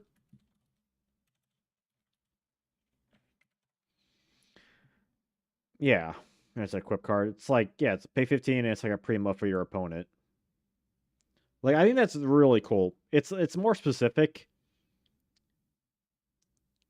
which is probably like the issue. Plus 1,500 is way more than 800. Like, honestly, it should have just been premature burial. Basically, just pay 800. I think that's like the main issue with it. But I think the fact that it is just another revival card that can extend plays and stuff is really cool. Yeah, good for monarchs. Yeah, like I think it'd be fun to see this in monarch decks. Although, it's kind of the argument is like Soul Exchange might be better because it's not an equip card and you don't have to worry about your opponent having monsters on the field. But like later in the game, like they're going to have monsters in the grave.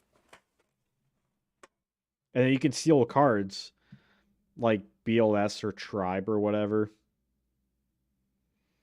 Simon card out of the grave must be good against Chaos decks. I mean, yeah, like if they don't banish it first.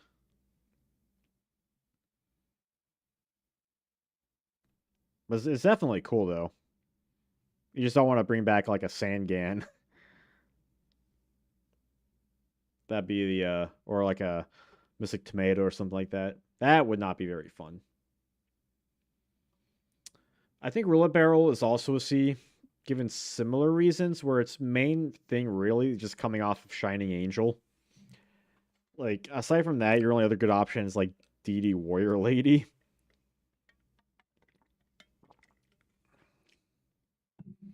Yeah, like you could potentially have good options, but it also completely depends on their graveyard, in which you have much less control over.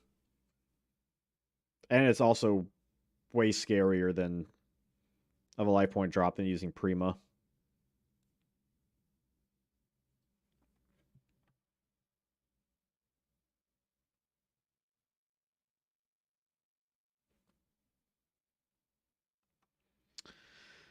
I think Great Angus is a D. It just, I mean, especially in a set with Luster Drag and Skill Dart, it just kind of goes down the ladder of just like it's not F, but it's just really outclassed by a ton of things by this point.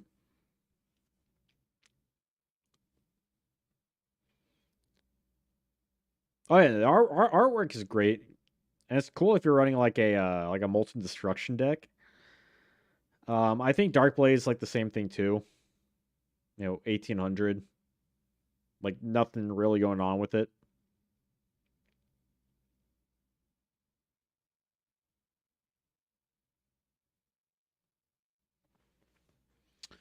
I think Poison the Old Man is a C because it's a side deck card, good for time.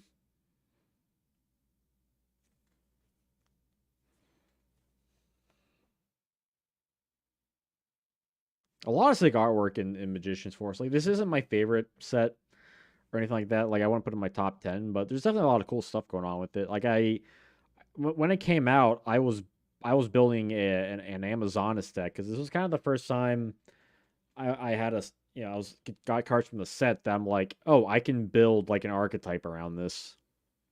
I didn't really get enough. Like I had a little bit of Gravekeepers, but I definitely recall this being a little more frequent in my card pool. If you ever reprint the Darkblade Union monsters, hope they errata the only one you monster equip time out of thing. Put it only as a chain burn card though. Let me look up some of my deck stuff. Yeah, we go over the like Union stuff that had like a bunch of equips to it. To do, let me see.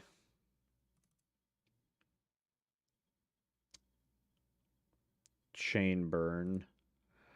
Uh, that would have been like in the GX era.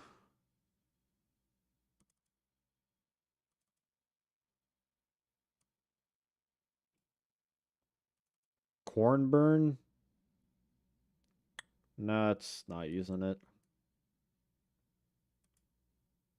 Adam, Adam Corn. Big City, Bazooper Gadgets, Monarchs. Oh, 13 Gauge Monarchs. I forgot about that deck. SO Burn. SO Burn did not use it. Which chain burn decks are you referring to? Let me look at top decks.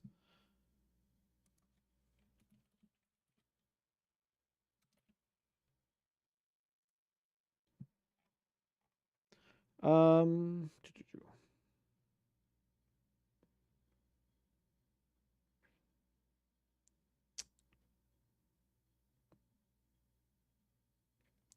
looking for the last like major like big event, 2007.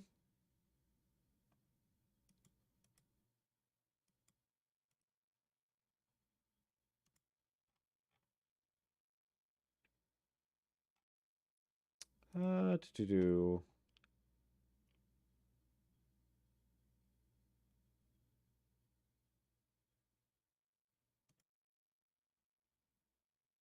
So it was on the side deck on that one.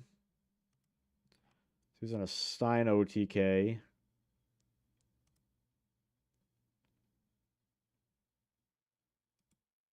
2006 Dark World. In the side deck. Trying to jump Boston, second place. Also the side deck. Let's see. SJ Indianapolis. John Jensen. Side deck. Okay, I'll bump it up. It looks like it was using enough decks at the very least. Compared to some other cards.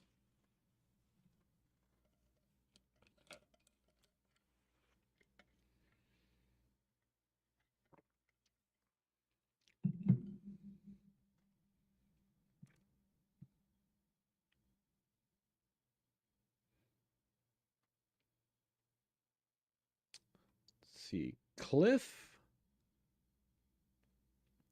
had an OTK in the OCG, but it didn't really apply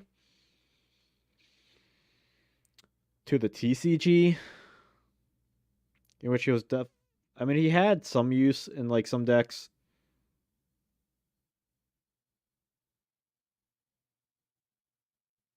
I don't know if that's worth a B tier though. Maybe.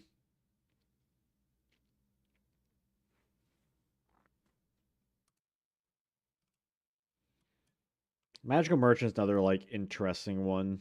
I'm talking about Cliff the Trap Remover.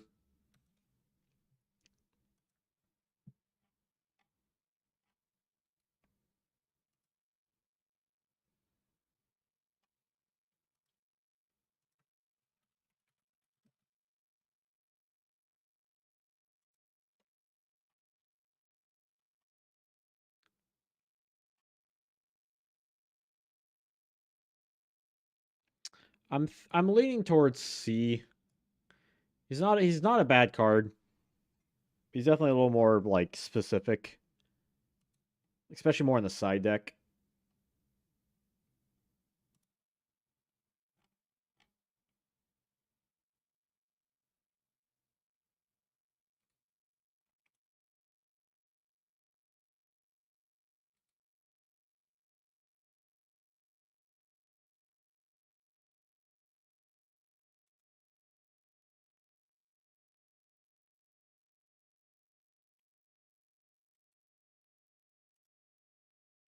I like it for his vibe. Oh yeah, I really like Dark Scorpion. I mean, Dark Scorpions are my deck in speed duels.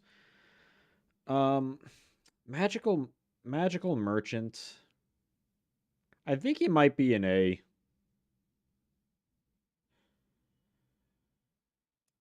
I think he might be an A tier. Is there any disagreement with that?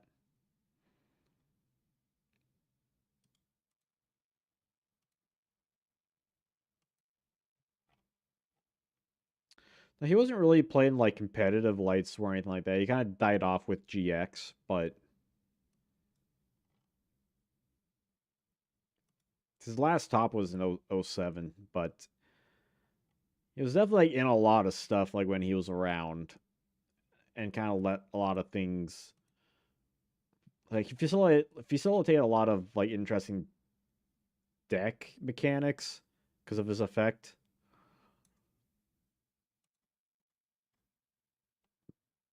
I could see an argument for beat here though. That's the thing.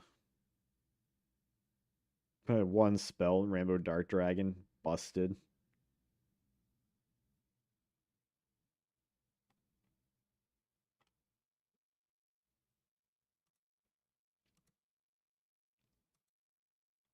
Like he's essentially like a monster version of Monster Gate in some ways, which is a little wild.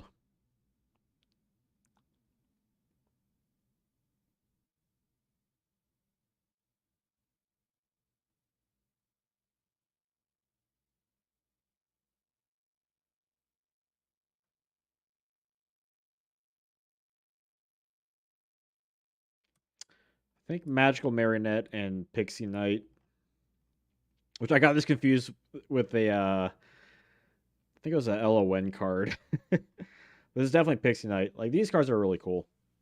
Like Magical Marionette can work with a lot of stuff with like Magical Library.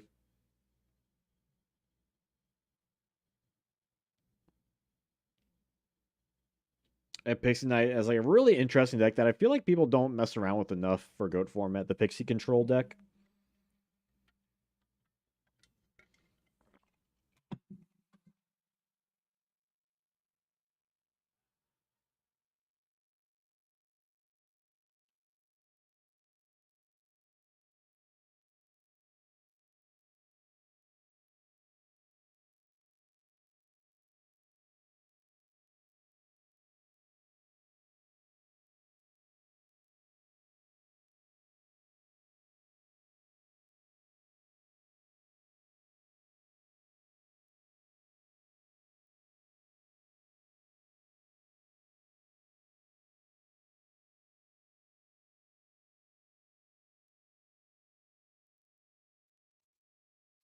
Let's see here.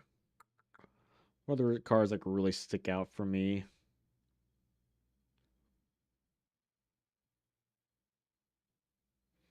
Dark Paladin, Dark Paladin, you're a interesting boy.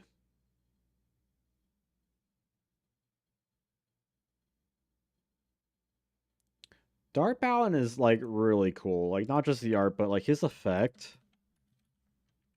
to just stop spell cards. I mean, you have to discard, which is a little issue, and he has to be fusion summon, which is rather annoying. I feel like C. I don't know if I consider one of the only good boss monsters. Although that does bring up a point. I did do a boss monsters tier list stream way longer ago.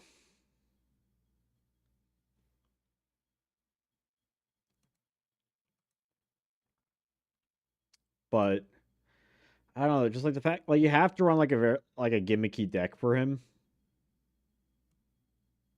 And he's also my cover cards tier list.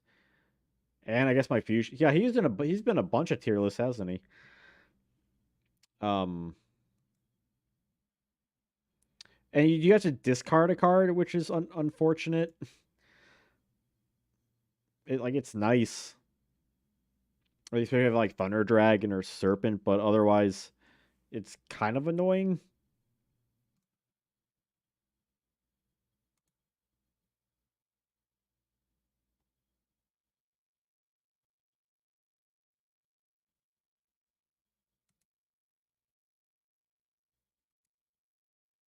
Yeah, I put him in a C in my cover card tier list. Yeah, I think C. Like if it was an artwork, he would be an S tier. And by the way, this is my favorite artwork of Dark Paladin. Like this, like waist up art. I mean, even with other boss monsters and Goat, I feel like he's lesser than like he's worse than Horus, right? And Horus kind of does a similar thing, except you don't need to discard a card. Like if spells was your issue, you also have spell canceller.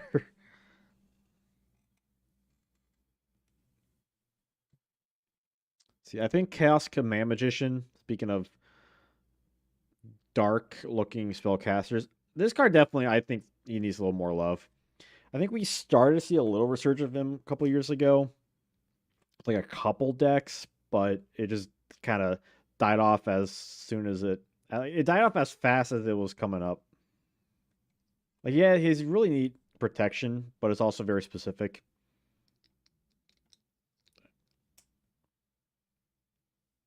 And it just feels like another like very niche depending on the meta like card that doesn't really come up often enough.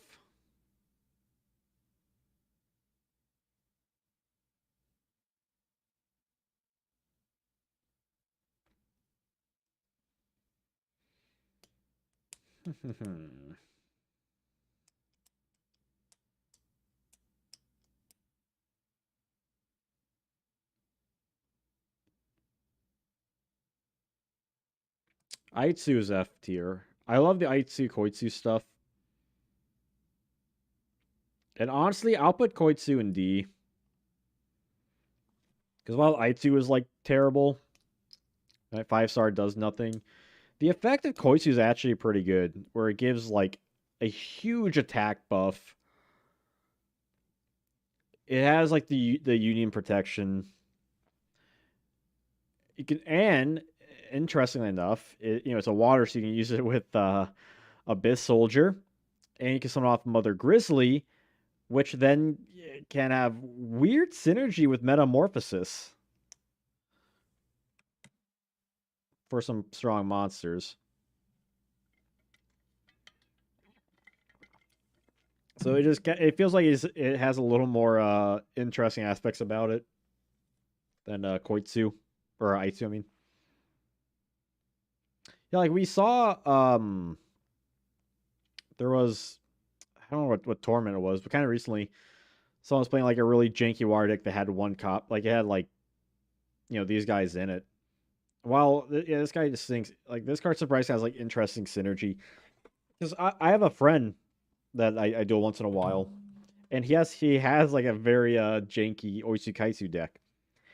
And while it's not good, when you actually get like them both out, it's actually really annoying because you have this card with protection and with like 3K attack. So it can be a little scurry.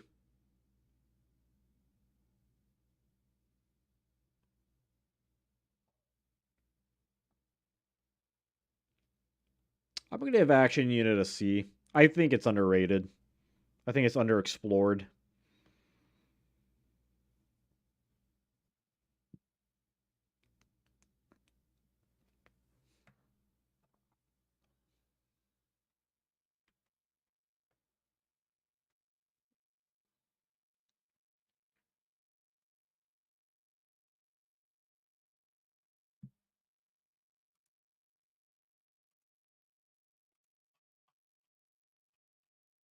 Let's see.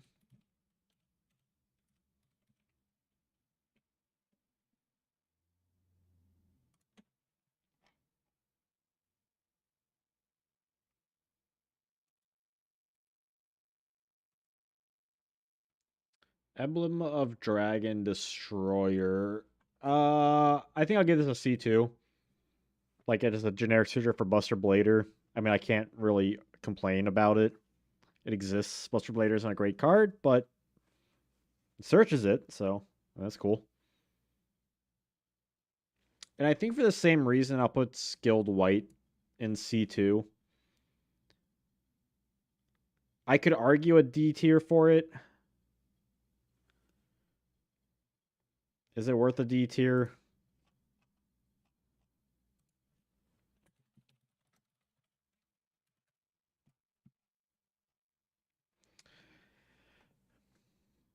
I mean, it's the thing is like its stats are like okay, and its effects is kind of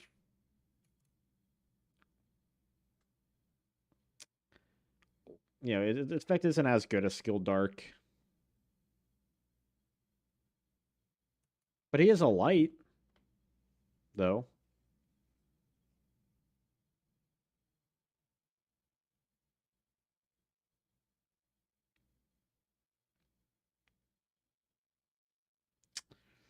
Yeah, I feel like I'm trying to convince myself I'm not doing D tier, so I should just listen to my gut, my big old gut. I have like the weirdest body shape. Like I would consider like I'm skinny, but I have like a dad bod gut that I've had like for the longest time. Like I think ever since I like you know started getting out of like childhood. For the rest of my body, like all my like my fat just goes to my gut. Like that's it. The rest of my body, like I'm good. But I work out, so like I have I have muscle, but it's I don't know. The gut is just like a perpetual thing. Like no matter what I eat or like the cardio, it just I don't know. I guess I just like my food. Your boy likes to eat. I mean, it's not hard to activate 3 spells in a turn, but it's just the case of like wanting to use that with this guy to get Buster Blader out is it's kind of scuff because you have plenty of cards you can use. Graceful Charity, Upstart Goblin. I mean, like I think Royal Magical Library is all I need to say really for that.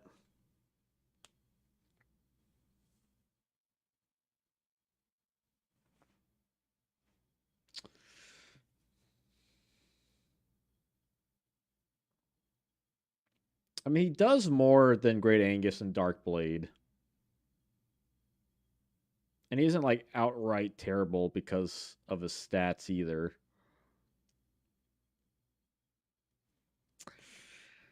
I'm putting him back in C. I'm just like looking at the other cards in D. I'm like, is he better than these cards? I think so. I feel like he's probably similar to Sonic Duck, where a Duck is better, but I wouldn't say it's like a tier better.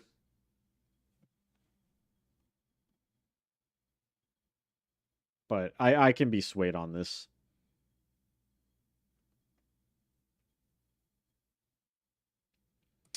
Let me look one thing up.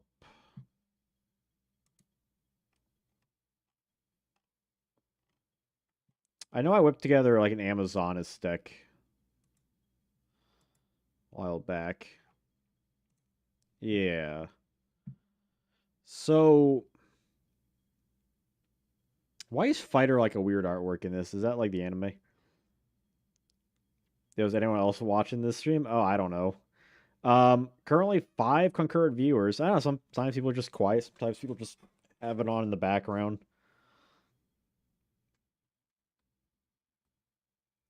I don't control the people. Sometimes it's active. Sometimes it's not.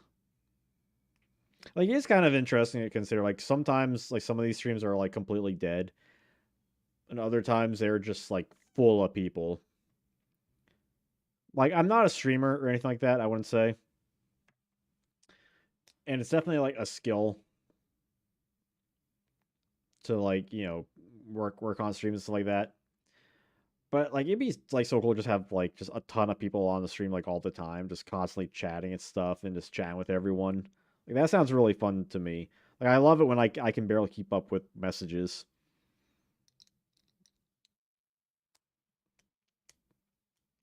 But I think it also just depends on the topic at hand, right?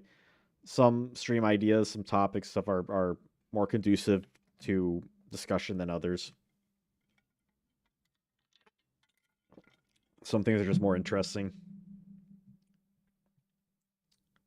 Where's did Amazon Archer that came out already, right? I'm pretty sure.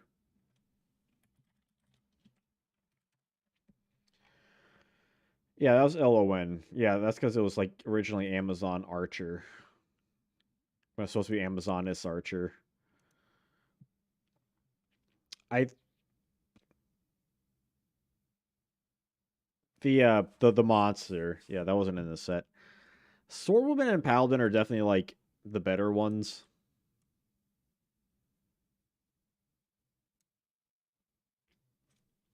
Like as far as like the deck goes, and I honestly think Dramatic Rescue or not Dramatic Rescue, Amazon Archers. Like these, I would say are like the good Amazon-ness cards from this set. I would not say the same for the other ones though. At least like those three, I think are like pretty solid as far as what was given to the deck.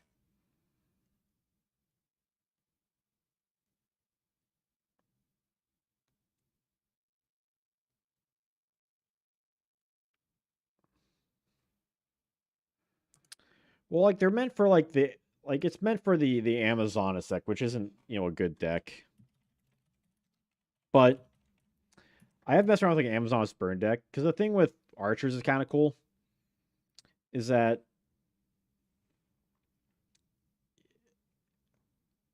it makes all your opponent's monsters attack position, which includes like face down and defensive monsters. So it negates all those effects. They all lose attack, and they have to attack. So if you're having something like a like Paladin, which has 1800 attack, which could potentially destroy a bunch of things,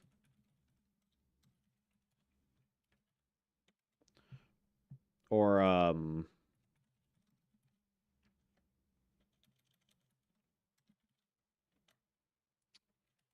trying to Amazon swordsman. I'm trying to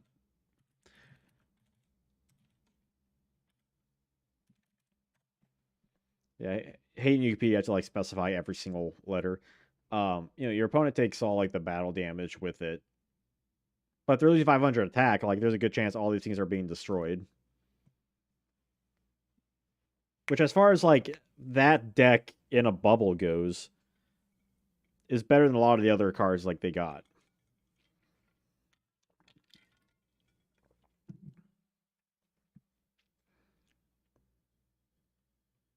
It reduces all the attack, negates effects, flips to attack. It does a lot when you put it on paper. When you like put it in bullet points.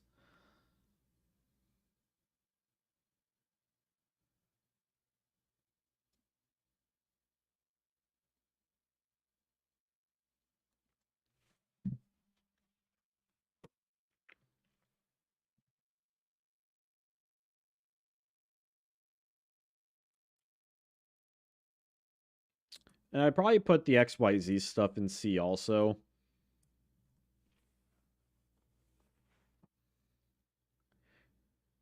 Because they do have like cool synergy like with like the optimal deck, right?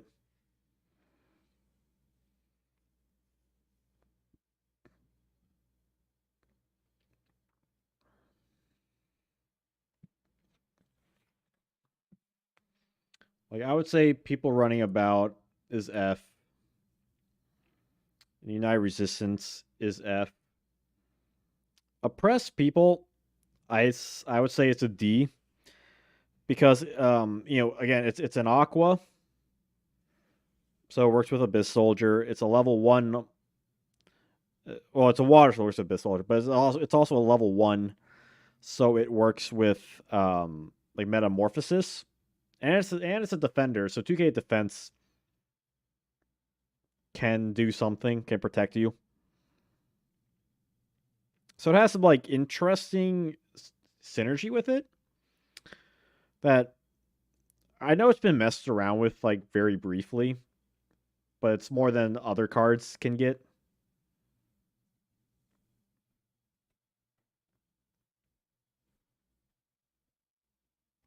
So this is what the list is currently looking like.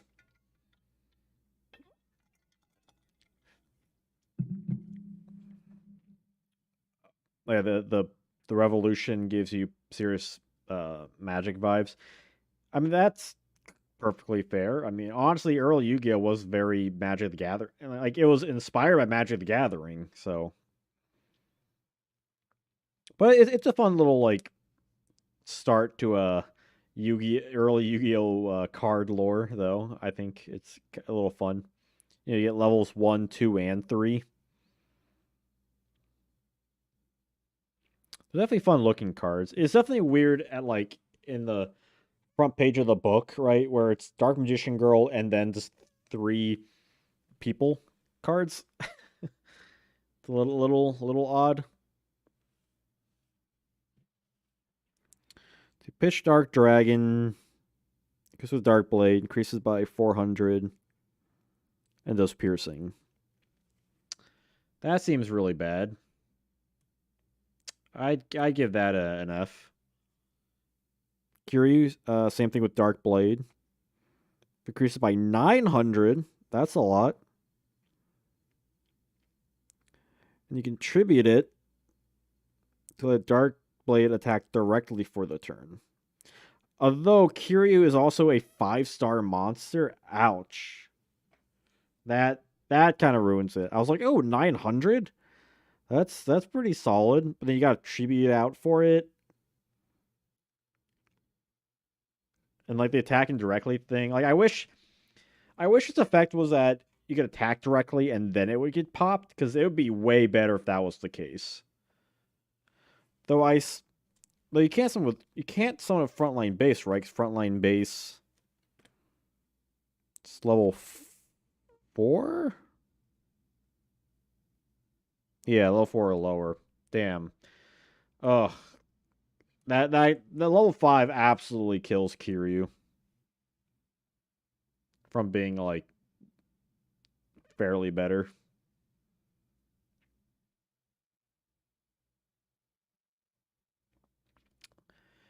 Like the part that hurts cards the most for me is like card you read and you're like, that could have been good if they changed like one or two things, right? Like, on paper, it sounds really cool. As soon as you see it's a tribute monster, it just like nosedive down. Let's see, Decayed Commander. When he's normal, you can summon a zombie tiger. Like that's great union synergy right there. When he attacks directly, he rips a card. Like yeah, that's I have no qualms with that card. Now, does that mean he's C tier worthy? I mean, honestly, like fuck it, I'll give him a C tier. Honestly, as far as like card design goes, I mean he better job than most of these.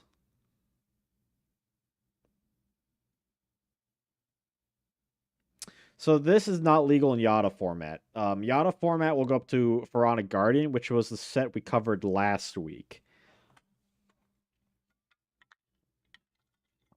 So anything in Magician's Force and beyond is not in Yada format.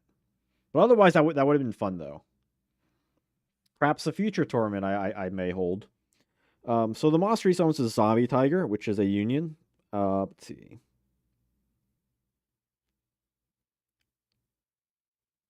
Increases by 500. God, there's so much text.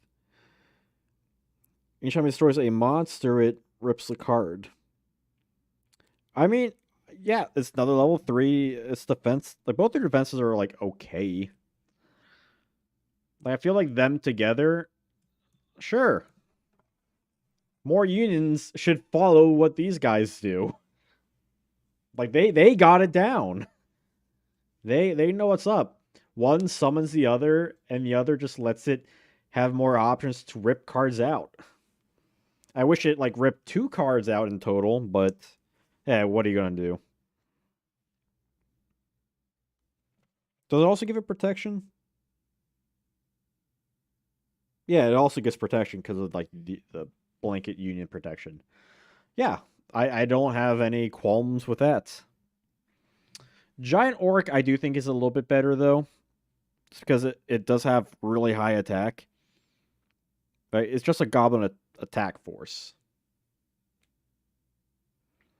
He's not as good as goblin attack force.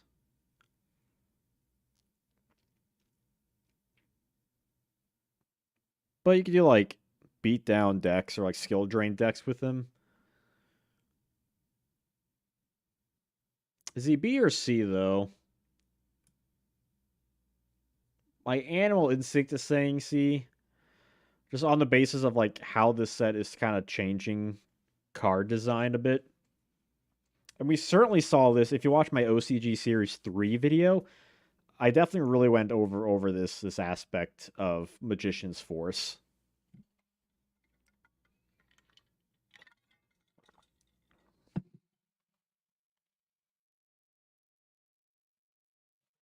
Second Goblin, which is like the Union version of that.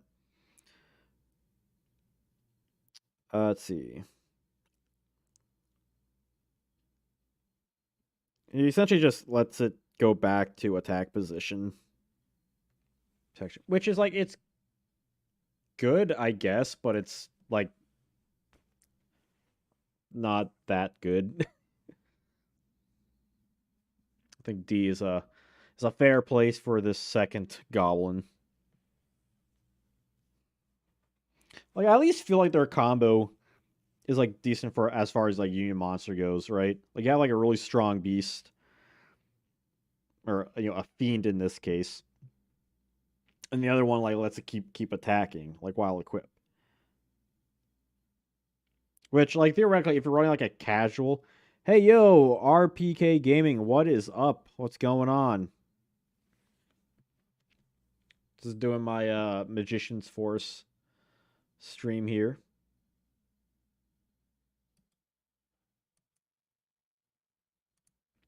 Uh, where are we at on this list? So this is the current list right here, subject to change. Ignore Royal Decree. I don't know why it was on this. I'm just talking about how Giant Orc and Second Goblin are kind of interesting. It's because like one's really strong, the other one keeps it attacking. But like if you're running like a casual deck, you can have a lot of fun with a Giant Orc deck because it works with frontline base. So you can get Giant Orc, Second Goblin, equip, and just have this beater to stay on the field. But I feel like come Dark Crisis, when you get stuff like Final Attack Orders and Skill Drain, is just kind of better anyway. Like Giant Orc is definitely good, but he's a little outclassed by a variety of things with Tribe Infecting Virus and Goblin Attack Force. Like kind of like before and during, kind of getting better cards. Which is kind of how I feel about something like Luster Dragon, so that feels like a fitting spot for him. But let's continue on the field, or not the field, Union train. It's pretty straightforward. Yeah, like I've seen like Alefias mess around with him in Archfiends because he's a strong beater and he's a fiend, which is cool. But no one really plays some other things. Like the only other beatdown deck in Goat you'd play would be Goblin Attack Force that has like that kind of thing. Like you don't see people running Spear Dragon. Vampire Orcus. So 1700 attack isn't too terrible. Special summons Descendel, in which Descendel When Orcus destroys a monster, special summon a Wicked Plant token. And that's it.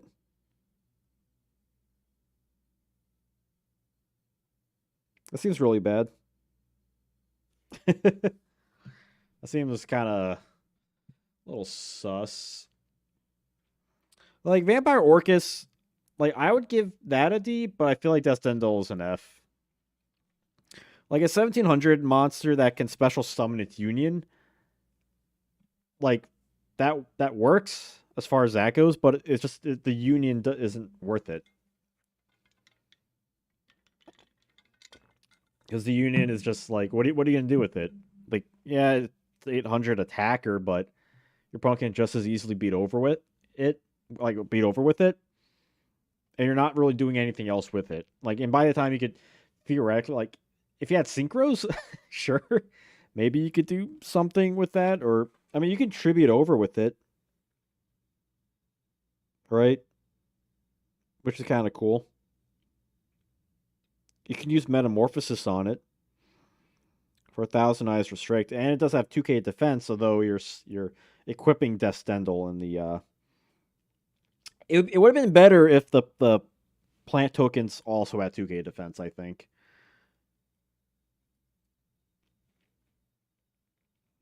Like there are theoretically things you could do with it, but it feels like you're really putting yourself at a disadvantage just running it in general.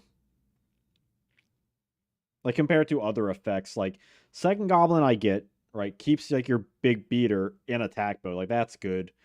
Zombie Tiger gives you a better option to discard cards, which I like.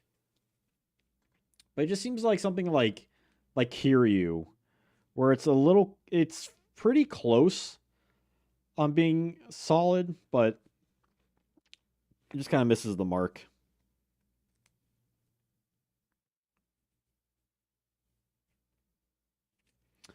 See, Burning Beast and Freezing Beast are kind of more interesting ones. I love these cards, by the way. Like just the look of them, like the fire and ice as like a union thing, I think is dope as hell.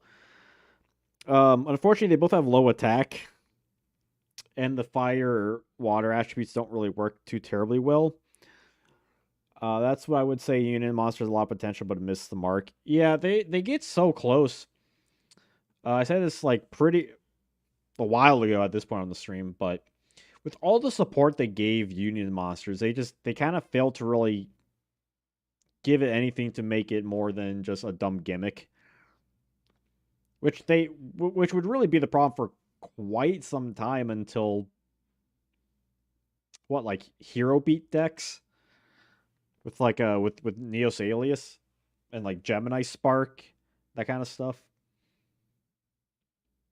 And even that wouldn't really come into fruition until the 5Ds era. So Burning Beast, when he's equipped to Freezing Beast, each time Freezing Beast inflict battle damage, you can pop a spell and trap, while when the other one's equipped, you can pop a face down spell or trap. Yeah. I mean ABCs would be like way later though. Like that's like 2016-ish. Hero Beat would be I mean Hero Beat like is still going on in my current Yu-Gi-Oh history. Like Hero Beat and Skill Drain Beat and Bubble Beat and all that kind of stuff. And a lot of that's just because like you got Gemini Spark, you got like some good Gemini cards, but you also got a lot of good hero cards, and that's hero cards is kind of like the core more than anything. Because you see that with Bubble Beat decks, which essentially just kind of takes out the Gemini for different things. But ABC's. Oh, you know what? I'm talking about unions. Or Geminis. Shit. Ah. You got me. You got me. Egg on my face. I was think this whole time I was thinking Gemini. Unions, yes, ABCs.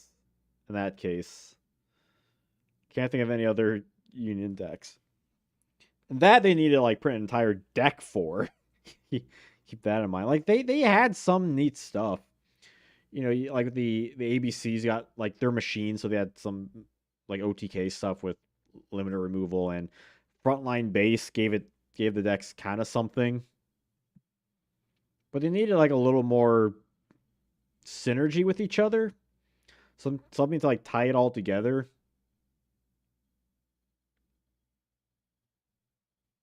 Maybe more of like a boss monster or something, like Union Hanger and stuff like banish things. Yeah, I suppose Machina did have it. Yeah, but that wasn't like the crux of the deck though. Like you look at the Burning and Freezing Beast, like it's kind of cool that you can essentially like keep swapping between them to pop cards, but they also need to attack over stuff for that to trigger, and they only have 1500 attack. It's not like they give them. They should have added a 500 attack boost to these cards when equipped. And one of them, let's say Freezing Beast, should have popped a spell or trap card full stop, right? Face down, face up, whatever, I don't care. Burning Beast should pop a monster.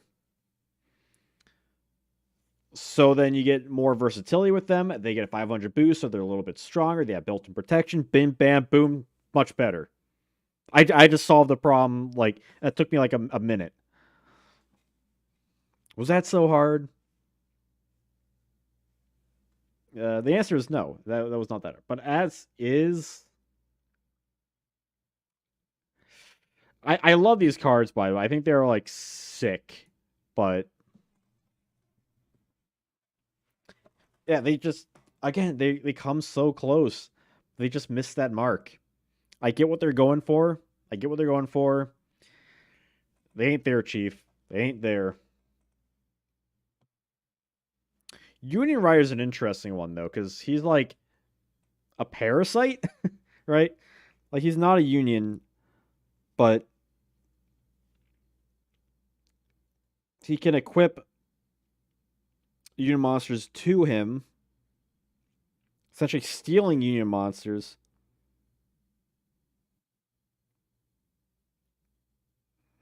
Although you can't take control of it afterwards, which is kind of unfortunate. I feel like if you could take control of it afterwards by like unequipping it, that would have been cool. Like an anti-union card is kind of neat on paper, but there's not. But no one's playing unions because like they're all terrible anyway. Like he doesn't gain attack.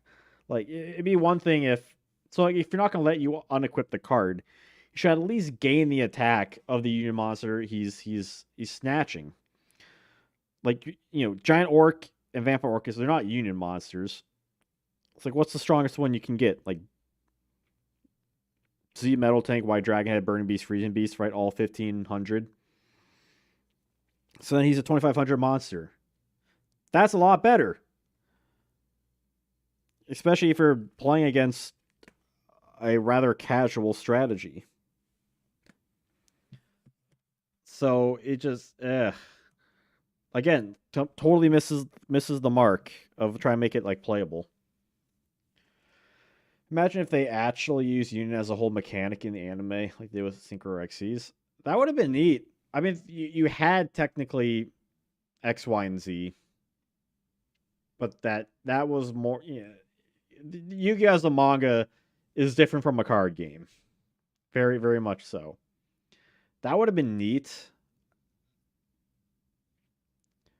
I mean, you had like that's why they made fusions more of a thing in GX because like the creator really liked fusions and was thinking like, hey, we could do like way more with these things than what was done before.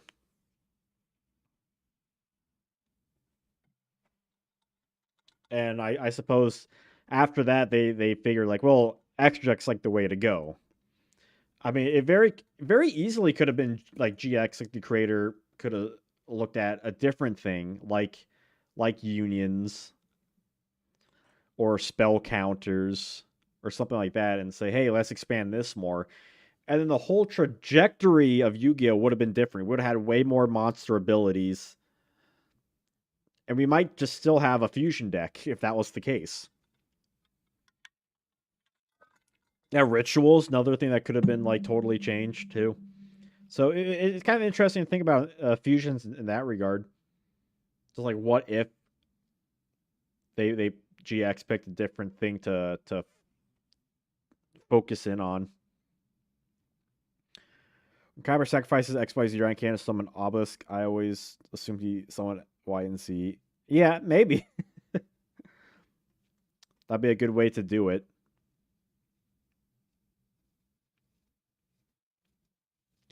The XYZ deck is a really fun rogue strategy in Goat.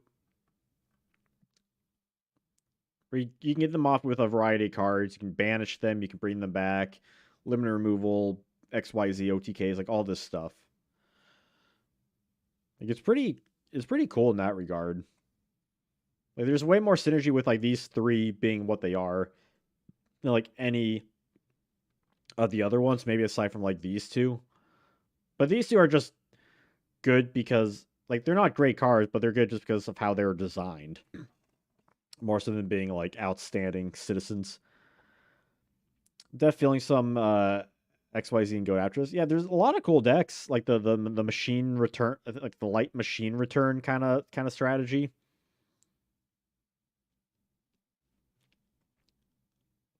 Like the deck definitely has like its choke points, which is why you're probably not going to see it win any major tournaments. But honestly, whenever Go Format runs one of those like Nitro circuses, which they typically do on Fridays, some Fridays, like that would be such a fun deck to see. I think. Like I would not be surprised if that deck won one of those more casual events. Which hey, maybe one day I'll enter one and run it. So we'll see.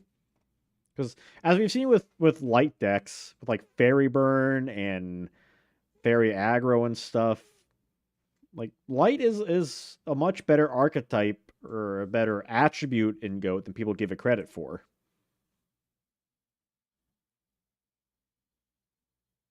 Let's get some Goat in some night, Janjo. Oh yeah, sure, I'd be down. I really don't play enough. Too busy content creating. When I'm not content creating, I'm usually trying to relax, watching movies and stuff, or like wrestling or something. Some AEW. Sting's last match is Sunday. I won't be able to watch it. I'm very sad. Feel that this last month, it's a struggle. I feel like I was just doing nothing all day. I'm such a weird like I definitely work way more in the afternoon and evening. Like in the morning, I'm trying really hard to like just get my energy levels up. Like that is what most of the day is me working it. But as soon as I'm in that flow, I am bam, bam, bam, bam, bam. I'm going. I am at it. I am just get it done. Playing Go is low key stressful. Too many decisions to make. That's just Yu-Gi-Oh in general, though.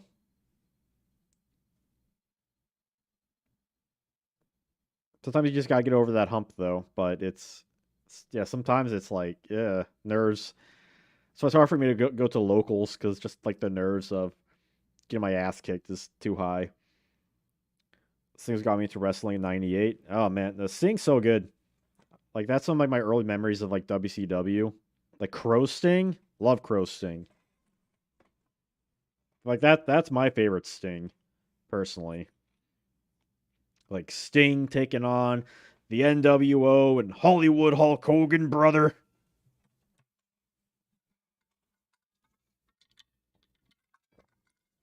I keep reminding myself I need to make a gif of me getting hit by a Stone Cold Stunner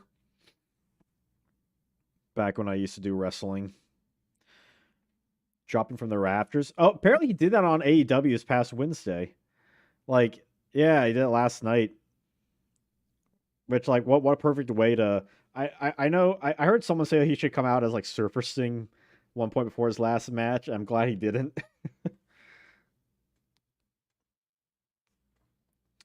But yeah, seeing him like just from the rafters, I was like, yeah, that's so cool.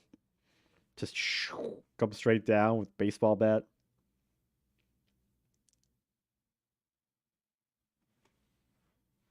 Sting's the man. Like I was a big fan of like Sting and Goldberg and stuff.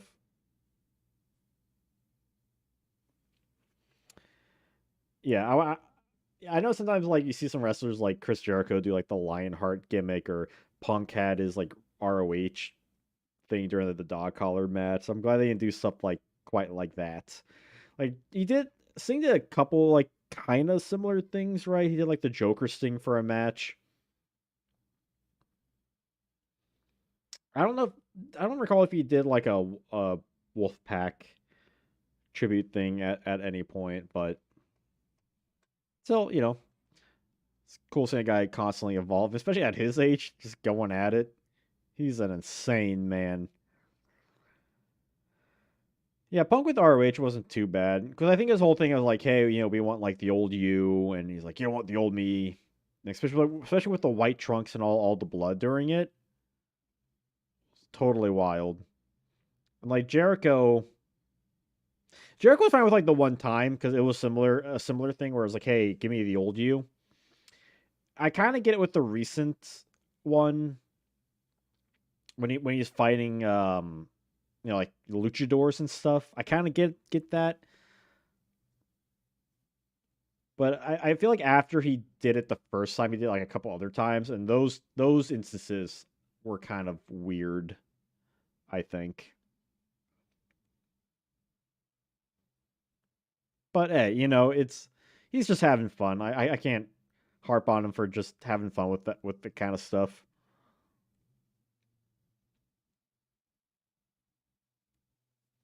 I mean, it's always fun doing like a throwback thing. It's something that's becoming more popular in the last few years, and it's you don't see it too terribly often. So I appreciate when they go for it. Oh yeah, God, we haven't seen Painmaker in a long time, right? What was the last time we saw Painmaker? I think it's when he fought like Nick Gage, maybe,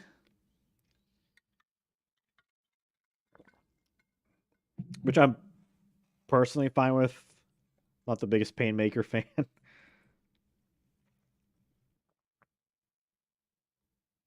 Yeah, with the pizza cutter and the Domino's ad.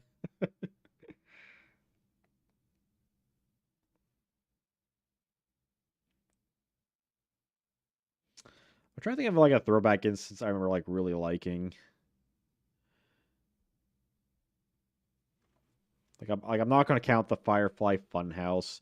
I mean, I guess in a way, Hollywood Rock kind of being like '97 Rock with the like the gold vest. In some ways, that's kind of a throwback.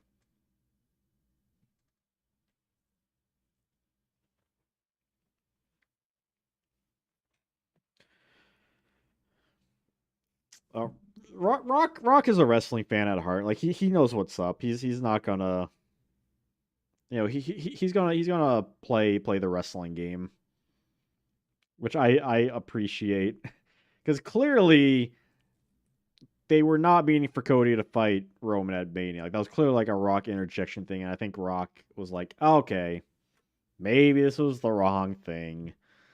Let's pivot. Let's have fun with it, and they're doing it, which is cool. See, DD Crazy Beast, Throw Monster removed from play. That's an okay effect. Yeah, he didn't get this far not knowing what to do. Yeah, I I disagree with people that say it was planned from the start, which it clearly wasn't because they wouldn't have that super dumb SmackDown segment beforehand.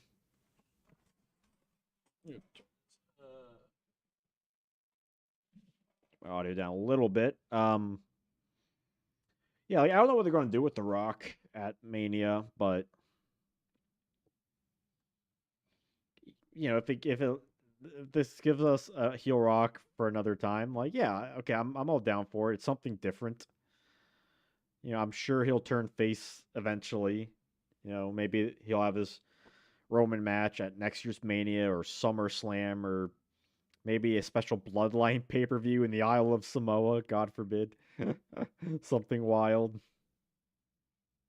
I don't know if the Isle of Samoa even has a stadium. Probably not, but could you imagine?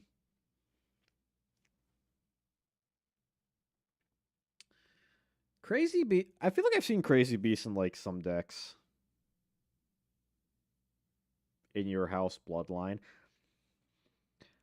I'm just shocked they haven't done a Judgment Day pay per view yet. Brought that back for the Judgment Day. How have they not done that? That is just it writes itself. I think In Your House would have been real fun. Like they really should have brought In Your House back during the Thunderdome era because that again perfect space to bring that back.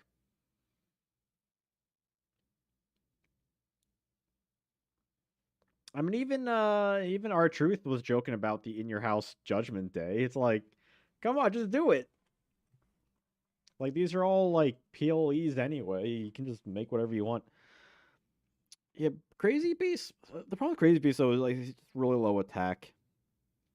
Like he can technically deal with um like like floaters and searchers, stuff like Sangan and Mystic Tomato. Even though with those he just I mean like he'll die too. I suppose in that regard he's not like that bad. But I feel like I have a hard time justifying it above D. Just on the basis that his attack is so low, and that's like really his only thing that he deals with floaters and S tiers. I mean, sure, but so does any battle protection stuff. Like a Sakuretsu armor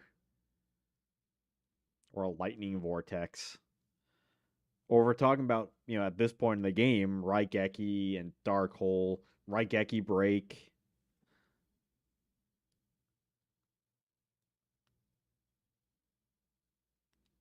He's definitely not F tier.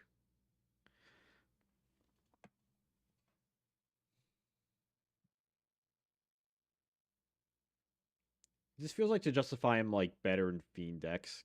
Because I feel like the more people like adjust Fiend decks, the less you see stuff like this, and the more you see really more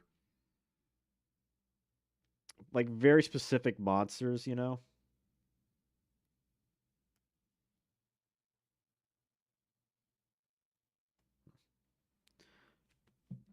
But I'm looking at my magic ruler, not magic ruler, magician's force book, so I can just look at the cards quickly and because I can't remember everything off of every single set, which is probably why I'm not gonna do the GX sets because that would probably take way longer.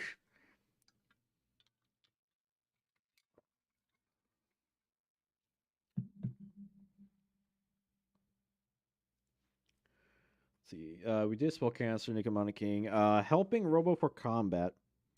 I feel like people use this card for something.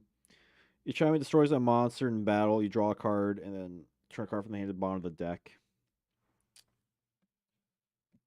If it went both ways, like DD War Lady, it would be higher.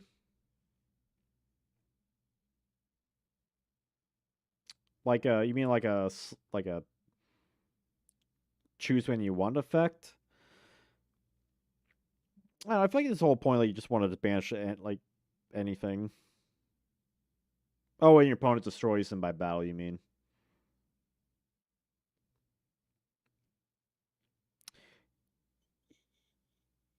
Yeah, but I feel like that. I don't know. Also, wait, you say a fiend deck earlier? I'm just looking at his card. He's a beast type.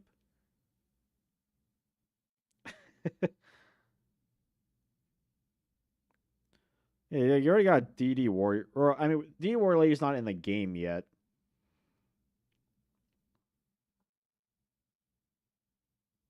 He looks like a fiend. I don't know why he's not a fiend, quite honestly.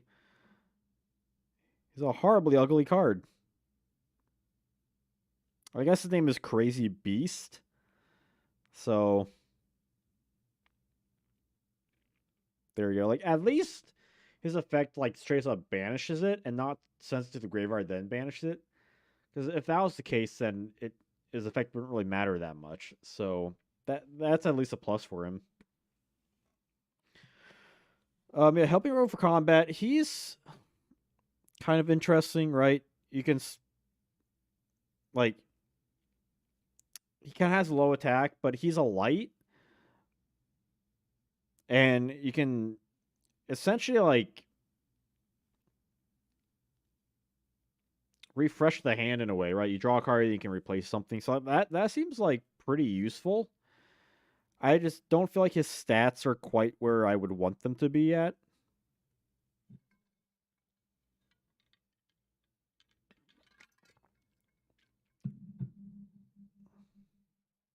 But it's certainly better than like 14. Like 16 is kind of like a solid standard during this meta.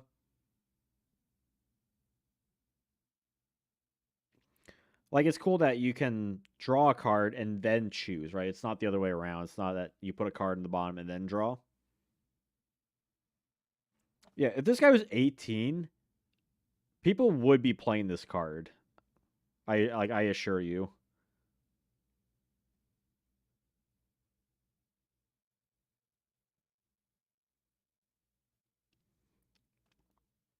I mean, he can theoretically attack through like a chunk of things, though. He seems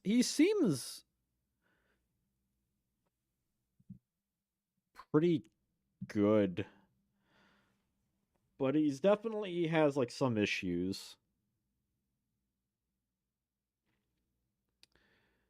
Like I would say it's underexplored. I think just because of like machines. But it's a light that you can't search out with Sangan or with Shining Angel. Which makes me wonder if he would even be better. I wonder if this card would be better at 18 or 15. It's just that the 2Ks I think that really stop him. I mean, there's a lot of cards that beat over him or crash with him.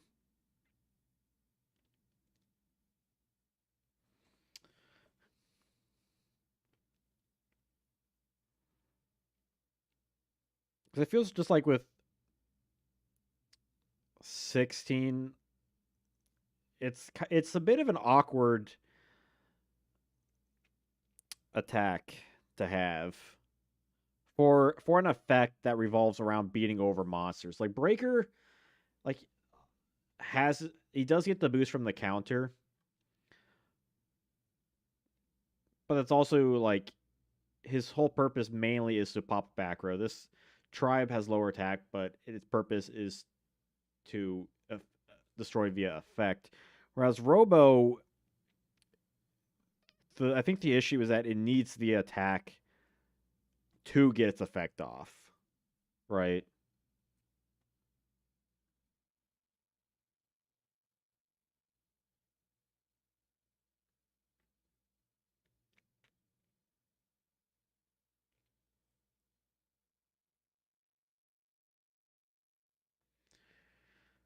Oh, it's weird.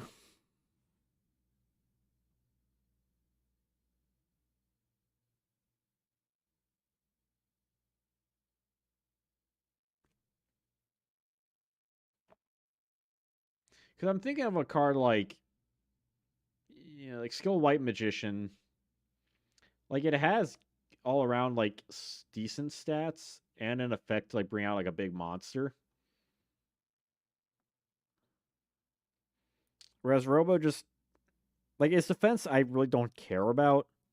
It's kind of whatever. Like I guess by this point you can search out with Witch.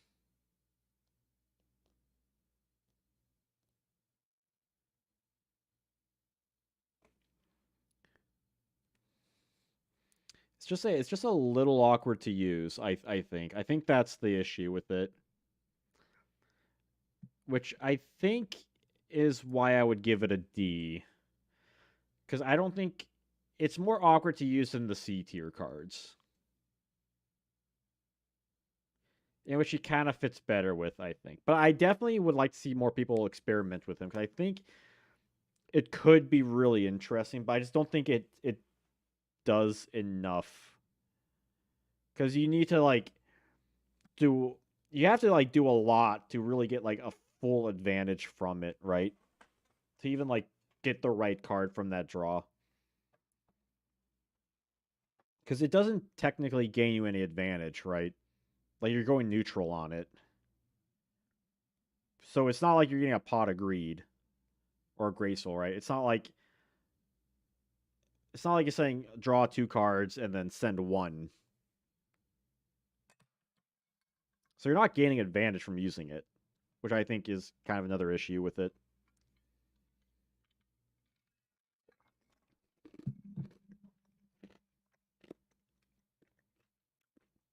So that's destroy a monster. Like it's not even like inflicting battle damage. So even if you attack directly, you don't get it off. Yes, LOD is two sets before this. So before this, we covered Pharaonic Guardian. Before that was LOD, which I've done live streams of all the sets up to this point, which are all available on my channel. But we're almost at 10 likes. Exciting. Yeah, it could be bottomless too, but it could also be trap hold or any other battle protection. There's not really that much at this point. I guess like the big one would be Raigeki Break.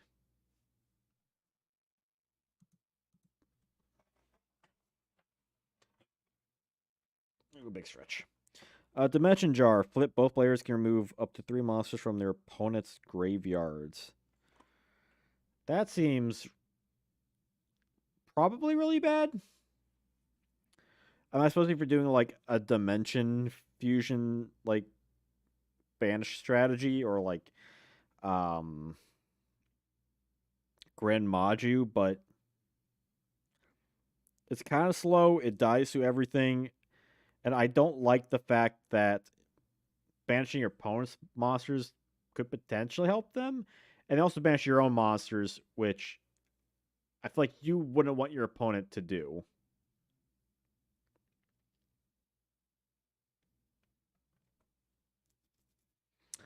So is this a D or an F?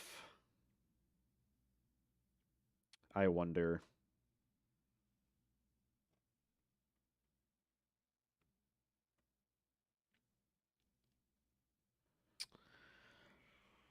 Hmm.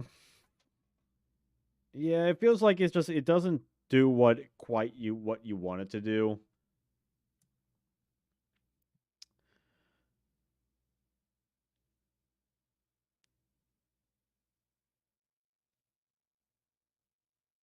I'm gonna get Frontline Base a B.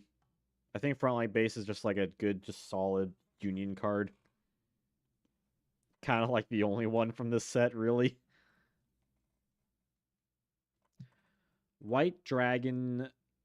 Uh, I feel like I'd be generous if I said B.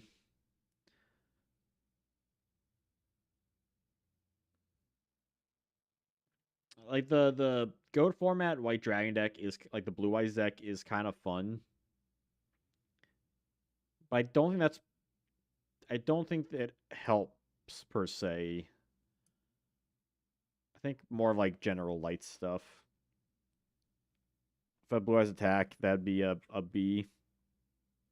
God, I hate reading. It's so little text. I mean, this card's actually like kind of like wild by itself too, though. Cause like he just straight up destroy face down monsters.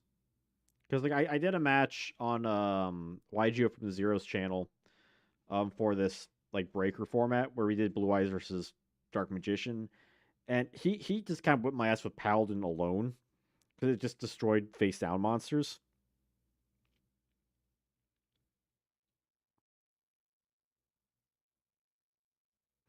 It is dumb that Blue Eyes can't attack. Like that feels like uh a non-issue, right? Like if it could attack, like cool, like you spend all these resources getting this out. Why can't you just attack like as is? Because you have to get it out before you use its first effect to just destroy that. So it has like utility there, but it also does feel like a little more niche, like some of these other cards are kind of are. Like I would not say it's on the same level as these cards though. I feel it's because they didn't realize Blue Eyes couldn't attack. Yeah, you have to read these long-winded cards, and you have to know the cards too, so you don't have people accidentally cheat. I don't want to say like they're doing that on purpose, but who's to say?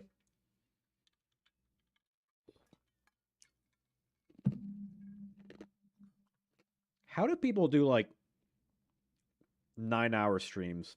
I feel like my voice is like starting to die by like the third hour. Like the longest I've done is like 4 hours. What the hell is Great Phantom Thief? I should do more fun like dueling book stuff. I know I've talked about JDC, about doing like a just like gimmicky duels for like the Goat format channel. They're exhausting. Yeah, no, like I said, it's definitely a skill to stream to like have the right voice conjecture, right? You want to sound exciting, but not in a way that's going to like kill your voice. Like I definitely talk on stream in more of a deeper tone than like sometimes I'll talk in real life. And that's just inherent. Like I'm not even trying to. It's just happens to be that way. Which uses more throat. Like I have two things of water. I probably could use a third. I probably could use like a tall glass of milk or something to like calm that a little bit. Oh yeah, no, like I mean, if you want to, definitely like JDC is like super cool with all that stuff. We've done like a bunch of collabs. I mean, I was commentating on the Goat Format Nitro Circus last Friday. I think it was last Friday. Like that was a ton of fun. Just everyone's busy with stuff, unfortunately. Um, so not everything I plan with other people ever come to fruition. But JDC is usually like cool over like doing stuff or like anyone on Goat Format. See, Great Phantom Thief. When you flip battle damage, you can play a card if you see it in their hand. Discard all copies. So okay, so he's like a Mind Crush, but he has horrible stats. Um, I'm gonna say that's an F. It's way too specific for like a card that you need to. Yeah, I gotta keep that gallon. I really do need just a gallon. I mean, that's why I fill this guy up. Yeah, Phantom Thief, like on paper, is kind of neat, but you also kind of need to know what your opponent has, and also have the ability to inflict battle damage with this weak monster, right? Like it feels like the two things don't quite. It doesn't click.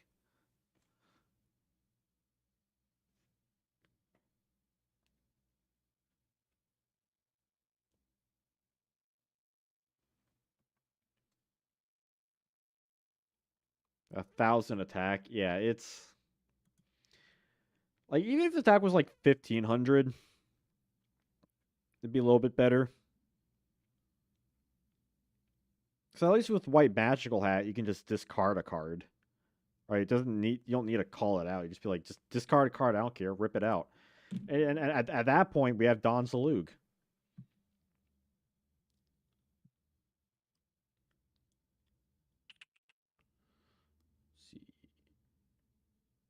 See the what the freaking pitch black spell or whatever. Pitch black stone of spells of powerful stony spells. And Don has those biceps, and he has weapons too. He's a much better thief. This guy, he steals like pocket watches and stuff. Don Zalug, he steals tombs of Kings. I think this card's a C. I think as far as spell counters go, it's kind of cool just having a card that just has them on the field. So you can just like grab them and stuff. Like it's a cool resource. It may not be great, but I think it like it feels like it does a little bit more. Yeah, he is like the horrible protege. He's like Nero from One Piece. That was a very that's a little more of an obscure character, but it fits the reference I'm making.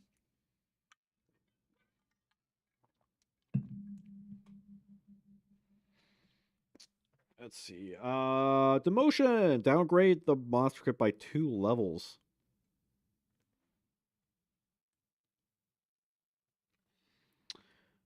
I guess theoretically, with like when synchros come into play, but at that point there are like a ton better cards because it's kind of useless when they're on the field. Although I suppose if you're doing something like gravity bind or like level limit, it can kind of work with that, which is interesting. I'm going to give it a D. It's not inherently bad. It has weird utility, theoretically.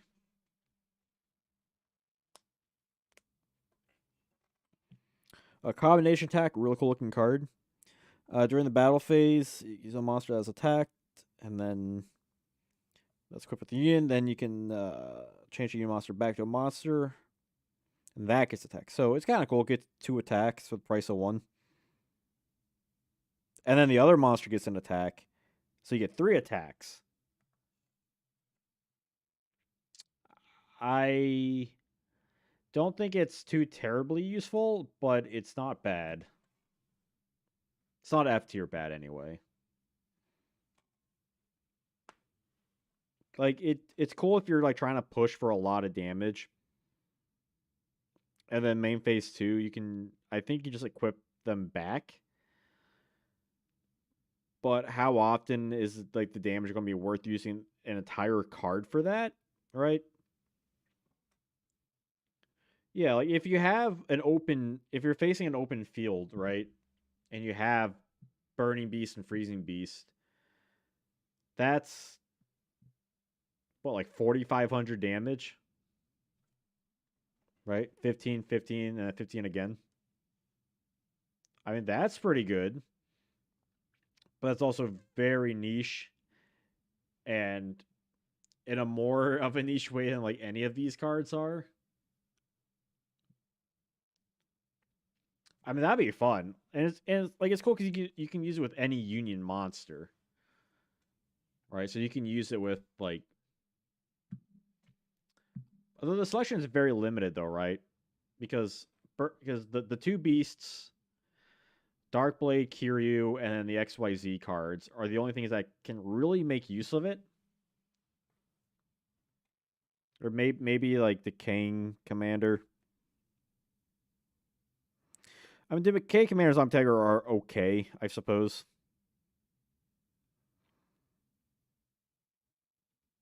And with Darkblade, Q might be the best application of it because of like they're like default high attacks. Although if you have the XYZ monsters, you're probably going to use them to summon the fusions instead, probably. So it feels like it's a lot of like weird. I don't know what the right term is. Way more nuance with the card to make it worthwhile, I think. But it's definitely a theoretical like win more type of thing. I mean, I would love if I fought anyone who used the Burning Beast deck. I have a build built, but it's just like you're shooting yourself in the foot. You'll probably have a limiter removal if you have XYZ too. Yeah, and that's just better in general. Because if you're running that, then you're probably running a different strategy, like a return from a different dimension type of thing.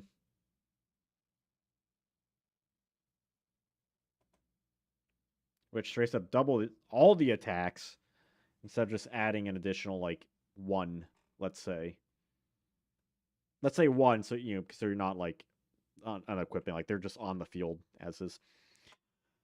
Anti. God, I don't feel like reading this card. I feel like it's already really bad.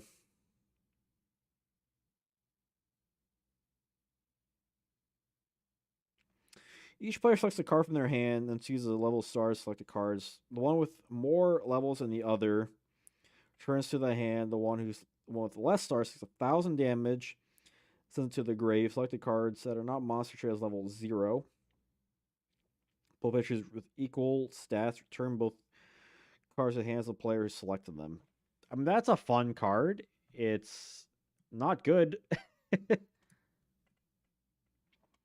It's definitely fun, but it doesn't really like. It's completely random, and you also might get screwed out of it.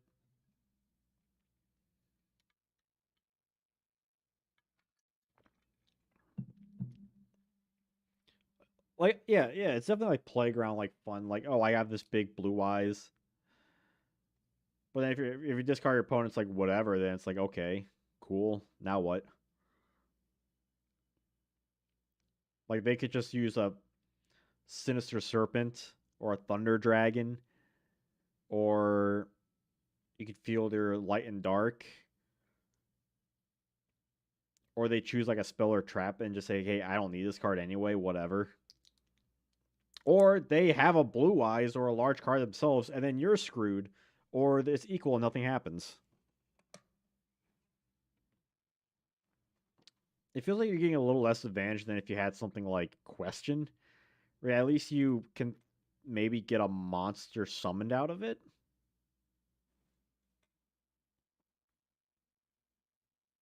That's fun though. Dark Core discard to banish a monster. I think that's pretty solid. As like a weird removal, right? Discard a serpent. And you just banish a monster on the field. Like they don't go rare. They are banished. They are gonzo. I think it's another card that I think would be fun to see more play. I would put that in C. Like autonomous action unit kind of thing. Yeah, like doesn't send it to the graveyard, just banishes it, which is really cool. Like the only way it would backfire if your opponent's running a banish themed deck. But even that's fairly obscure. I'll write that down. Best round with it. Yeah, no, like it's definitely like an interesting tech. I mean, it's unfortunate that theoretically cards like Raigeki Break is better because you can pop like a card during either player's turns. You can chain it to stuff. But like honestly, like on paper, it's has the same kind of functionality as those kind of cards, where it just poofs a monster away.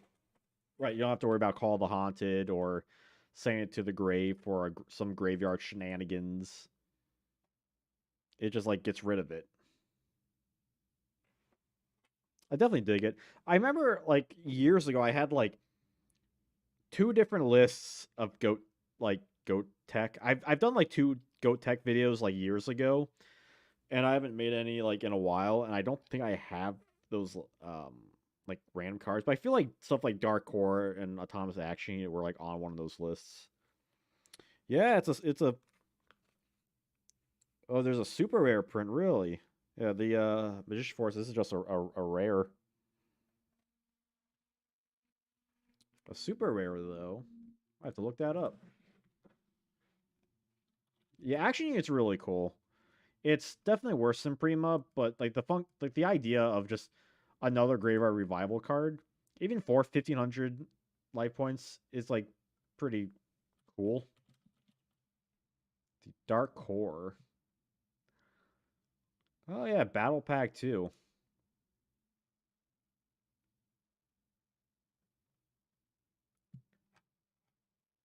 It's not as cheap as I was expecting it to be. But maybe I'll pick up a playset or something.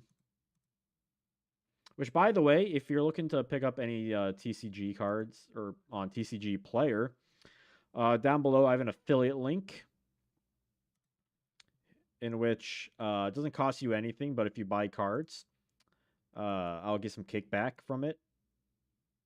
The more you buy, the more kickback I'll get. I don't really advertise it that much, but I feel like I should. I mean, it's in the start of all my videos. And essentially like, hey, do this nice thing for me. See, rare gold armor. As long as you control a monster with the card, your opponent cannot attack other monsters. So it's a better ring of magnetism. D. Just like whatever. I don't care about it. Metal silver armor. Monster with it cannot use the effect of spell or trap monster. Your opponent cannot target with a spell trap or monster effect. The target's a monster, including monsters in the graveyard. Other equipped monster as a target. It. I mean, it's kind of neat. It feels like it's way more specific though.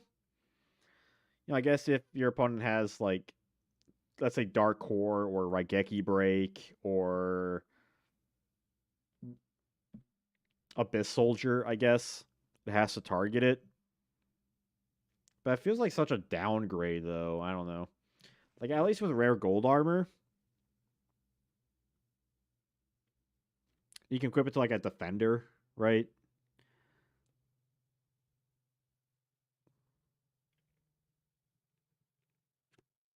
Like it is an upgrade of an older card, so I'll give it that too.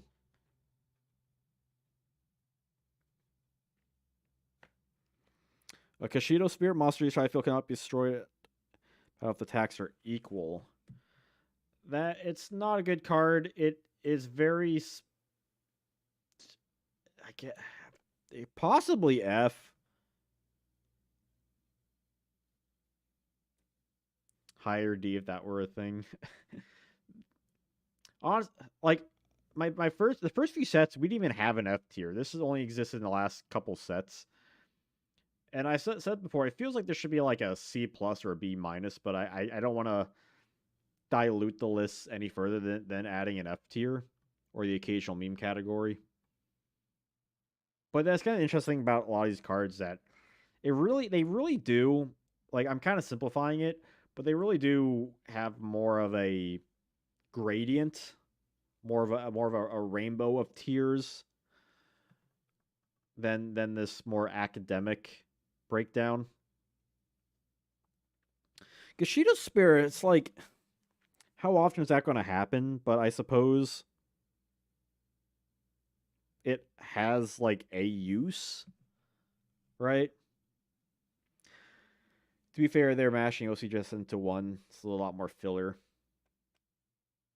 Yeah, like these sets were a lot bigger than post uh Ancient Sanctuary. But even still,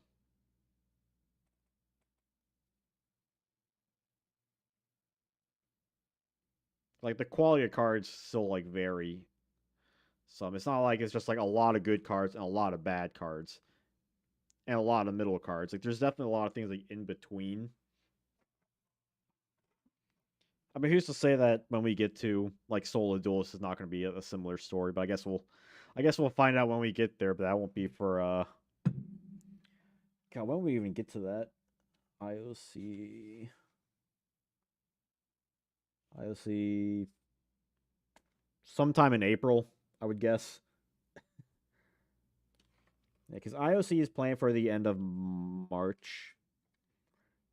An Ancient Sanctuary, Soul Rise, Flaming it. Yeah, I think we'll actually finish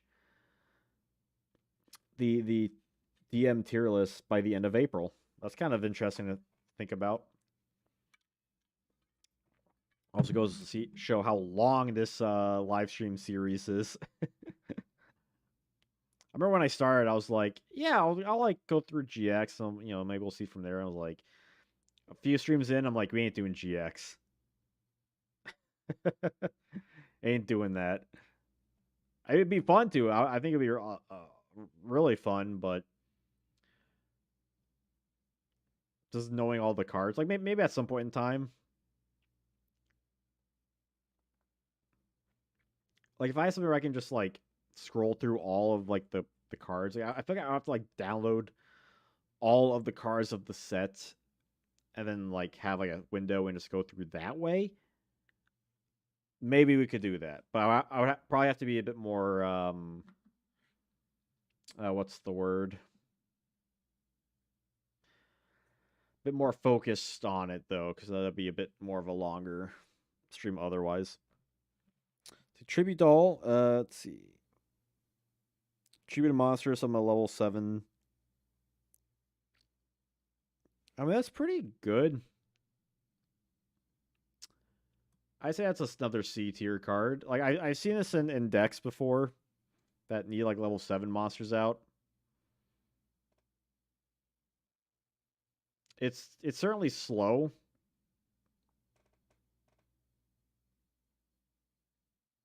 but it gets it out.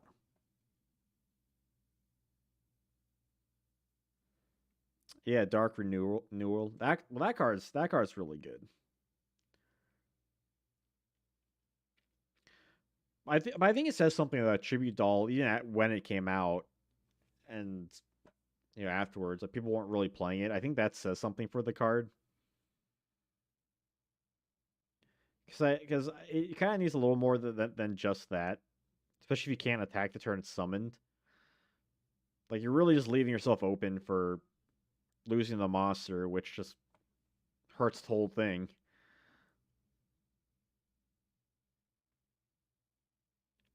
Like, it'd be way better if you just attack, because then you can at least get some immediate advantage from it instead of just kind of praying you can do something with it the next turn. Like, if you summon like a Song of the Thunder, it's not like your opponent can necessarily attack into it, right?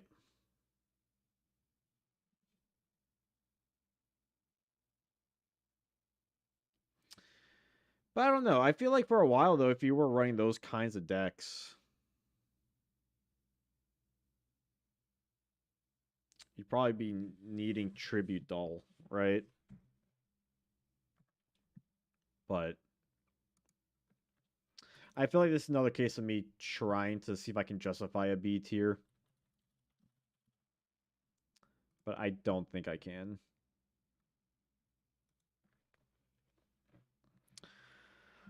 Let's see. Huge revolution. Yeah. I have these cards. I'm like, what? I can't even remember what a lot of these things do. If you have the 3 people cards on your field, destroy all cards your opponent's hand to the graveyard and all cards they control. I mean, it's cool, strong effect, but getting the cards out is asking a lot, so I'd have to give it that. Thunder of Ruler. Activate your opponent's standby phase. Turn activate, not perform their battle phase. I mean, that's pretty good. It's like a threatening roar. We've seen it in certain decks like Exodia.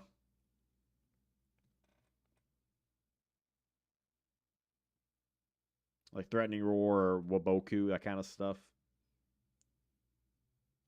It is interesting though. I'm like looking at this. Like it feels like there's a lot that's just going more into the C tier. And there's not really much in like the high tiers.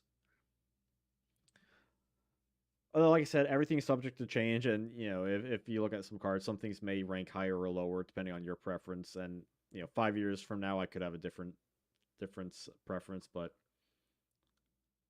it's just interesting. Like, there's just a lot of cards in this set that is it's okay, it's passable.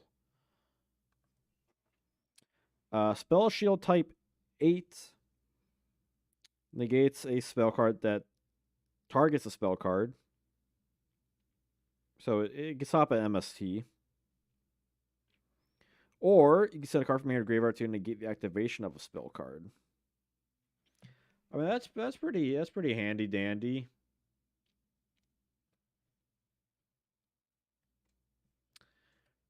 I feel like this is another C though,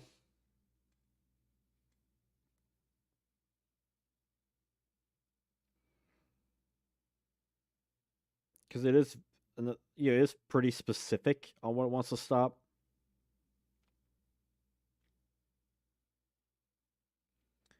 I think it could be a B. There's certainly an argument for it. Like it's a first effect. It's very specific, right?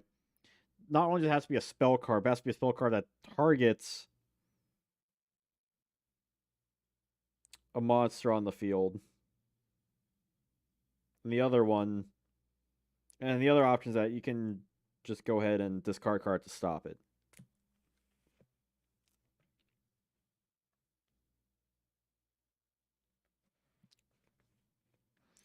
I think that the thing is like how many spell cards are you needing to stop that does that, right? That targets one monster.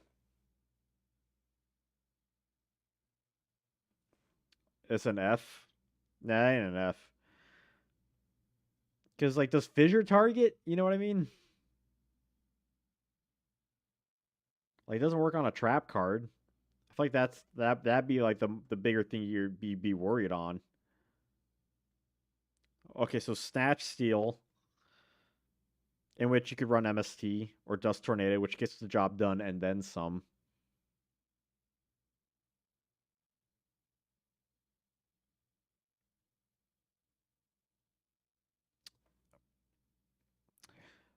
I suppose my body as a shield it stops, right? It doesn't say you're a monster, but that's also like feel like you're running a card that doesn't have as much usage as you'd think. I think that's kind of the problem with it, right? It looks prettier than it actually does in practice. Lunar Wing Cloud, what's up? Welcome back. Of cards for this, especially it's probably B or C. I'm leaning towards a C. It just feels like they're just it's a little too specific for its own good. Especially when like there's better negation and backer removal around. Like if you want negate like Magic Jammer, you can stop any magic card and just discard a card, right?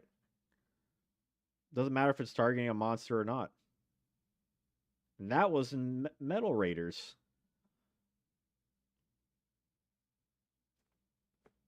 So, you know, there you go. But we are almost at 10 likes. It'd be cool if we get 10 likes on this stream while it's live. How's it better than Dark Blade? Dark Blade is just an 1800 attack monster. It doesn't do enough at this point in the game, especially when we have stronger beaters. I mean, a second effect, you can negate a spell card, but at that point, it's a Magic Jammer.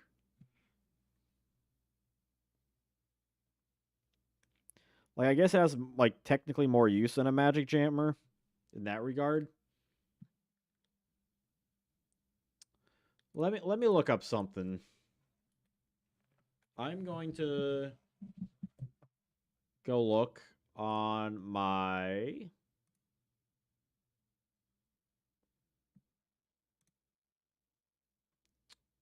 Magic Jam, not Magic Jammer, Metal Raiders tier list.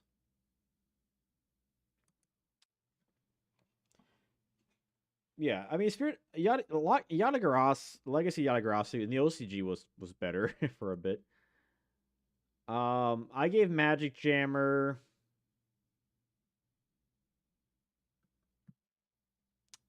a B.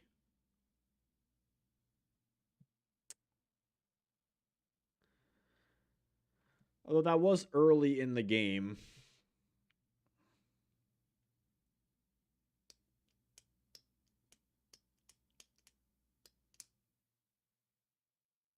Hmm. So it does. So yeah, it negates very specific things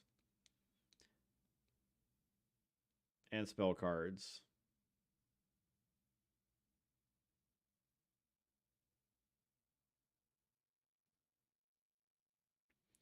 But by this point in the game, is it good though?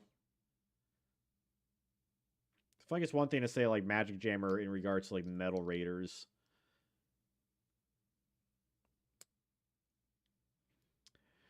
I don't know. What do y'all think? B or C? I'll leave it. I'll leave it up to chat.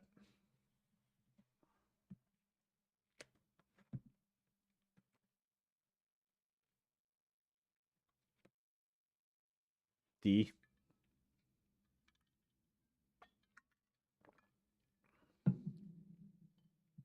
C. Definitely not B, but better in the. Yeah.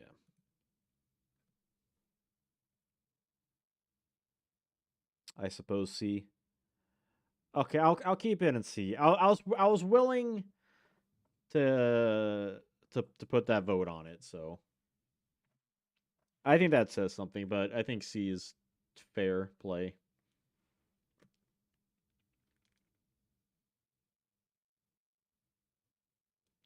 Because like if this wasn't Metal Raiders, it'd definitely be better than the Magic Jammer.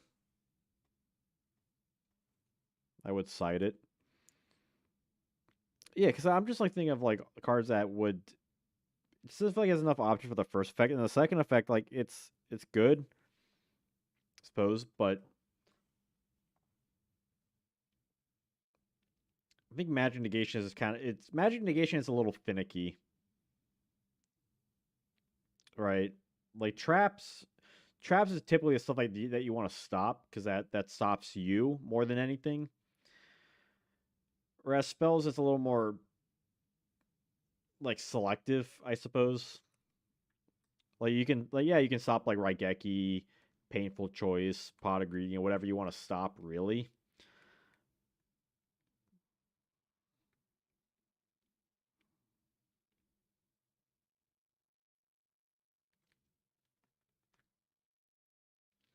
But why don't people play it? I guess that's the thing we should be asking ourselves.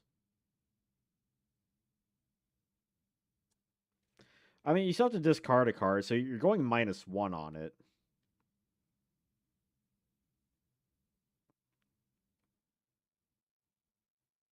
It's like you get one of spell shield, use spell shield, and one extra card for their card. You know, unless it's like Sinister Serpent or something.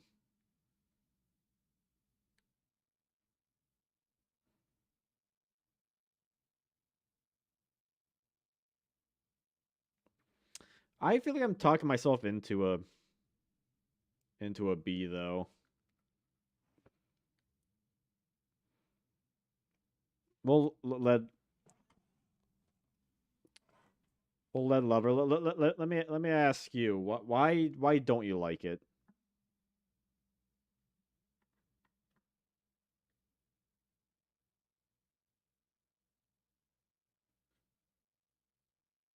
I mean, I don't even think adhesive trap hole is that bad.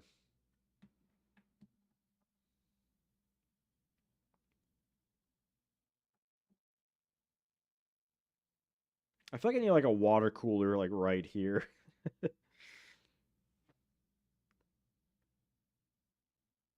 Hey, we got to 10 likes. Let's go. Hells yeah.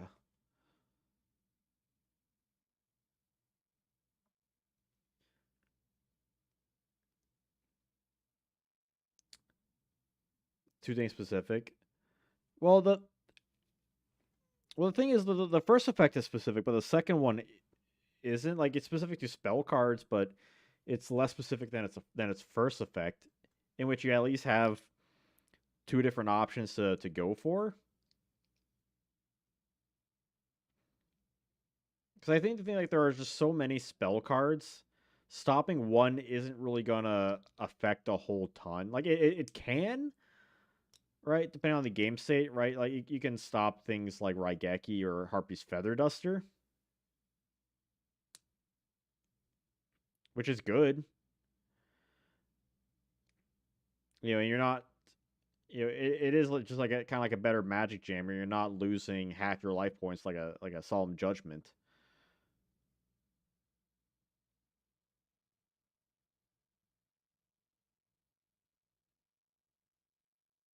but it is card loss.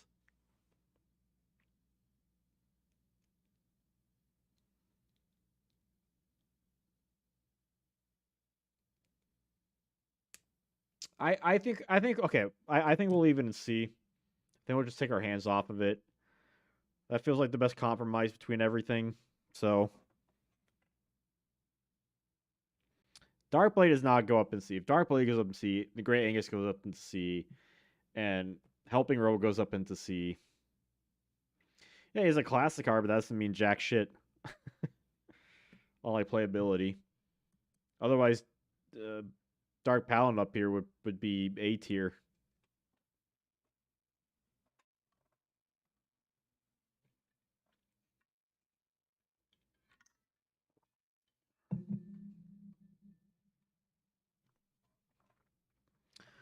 Let's see. Meteor Rain, one word. During this turn, when your monster's attack is higher than defense. Okay, so it's piercing for a turn. I guess D. It's whatever. Pineapple Blast. You can activate this card when you normal summon a monster. If there are monsters on your opponent's field, then your size. For all your opponent's monsters, this is you. So it's like a weird Kaiser Coliseum. I don't hate the card. I was honestly kind of a little hype when this was going to speed duels. I'm like, what if people started playing this? It is oddly specific. It's a little weird, but it's not trash. Like honestly, this is another card I think would be really interesting. People try it out, right? Like if they have more monsters, you summon one monster and you use this. All of a sudden, they have to destroy like you get rid of one to like four monsters on the field. Now it's very unlikely that would actually happen. You might get rid of like two, right? Two tops, but I mean that's a plus one right there. Pineapple like cactus cooler. I still need to get some cactus cooler. When are you donating $20 so I can buy a case? I will drink it on stream if you do that. I think it's a C, but it would be if you got to choose. There's always so you're telling me there's a chance. Look, honestly, if people played this more, I think I would give it a C. I think that it's definitely an interesting card. It feels very like it feels kind of like along the lines of DD Beat Crazy Beast or like Helping Robo, where it's probably a bit too specific, especially when there's just kind of better cards in the game that exist. Right? Like if you're worried about like a lot of monsters, you could probably run something like Needle Sealing or just a card that gets rid of their monsters anyway, like Raigeki, or if we're talking goat format, Lightning Vortex, which I suppose Pineapple Blast gets rid of face down, but your opponent also gets to decide. So if you're trying to get rid of like a certain monster, they can just play around it, which is also kind of an issue.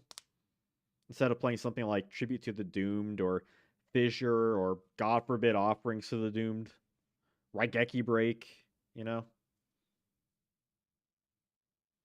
Kaiser Coliseum exists, you know. I don't know. That's my logic anyway. I yeah, not to hate on it because I definitely would think it'd be interesting for people to try out.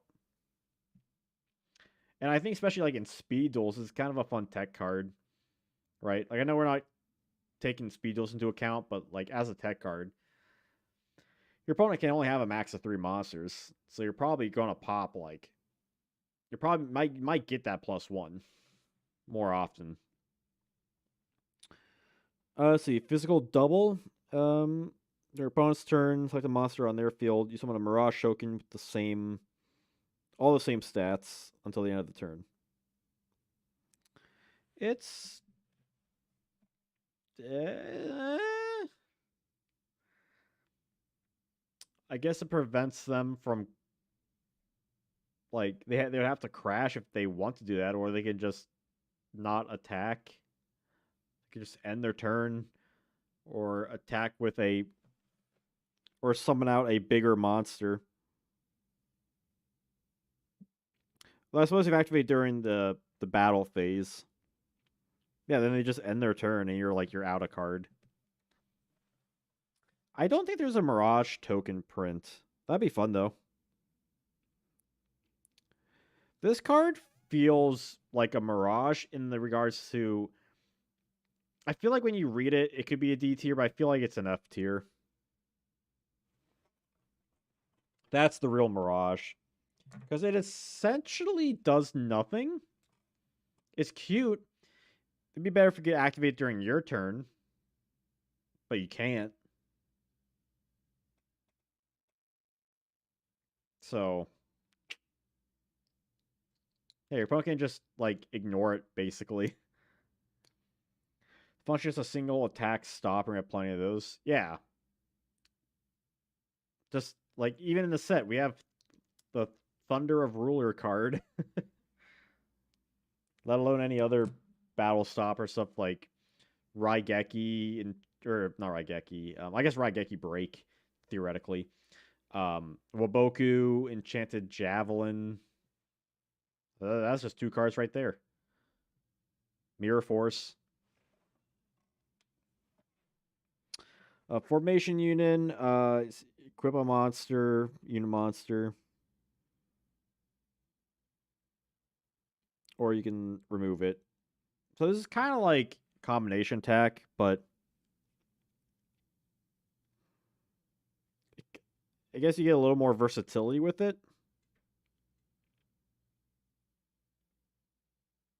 Because you can use it during like your opponent's turn, or you can use it to like avoid certain things.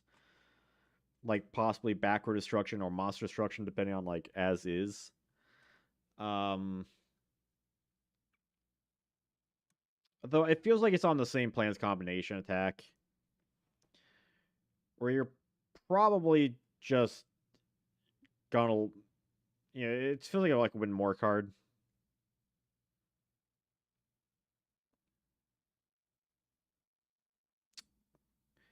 It's certainly interesting to look at.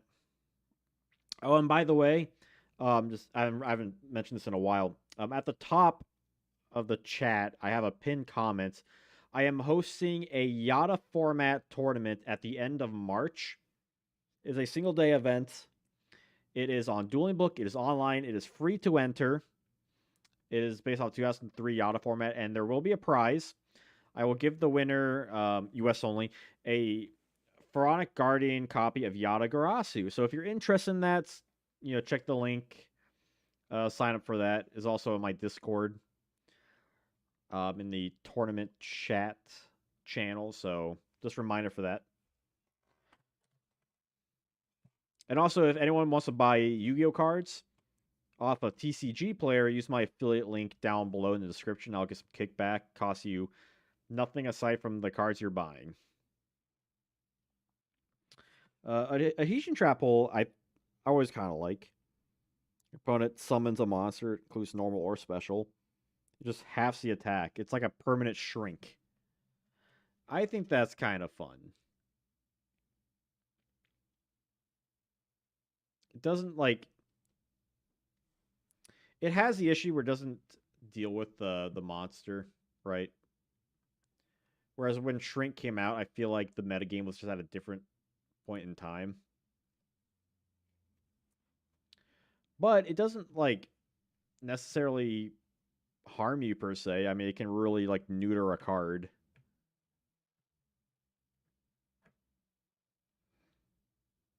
Although, I think the problem with some of these whole cards that your opponent needs to summon the card first, right? You can't use this card after the fact. Whereas Shrink gets more versatility with that because you can use it proactively during your turn on any monster. So it's, you know, as we establish, it is worse than Shrink. Um, and I think that's kind of the problem with it. It is just a little bit specific and a little bit slow. I don't think it's certainly not an F tier card. Um, I think my initial gut reaction was C, but I think it might be a D. I think it would require more people to mess around with it. Because like, let's say you use this on a BLS. it can still banish, right? It can still attack twice, even though it's. I mean, it certainly helps against that, but that's also one specific case. Yeah, we didn't get shrink till like 2007, 2006, 2007, at least in the TCG. Because adhesion, you use it, and what monsters do you use it on around this time? Right, like Kaiku, Donzalug. It's like, are you really doing that much that you couldn't deal with otherwise? Probably not. I think that's kind of the issue with this card. Is that in regards to the trap hole cards, is kind of just the worst version of it. Which, unfortunately, I think the card is really cool.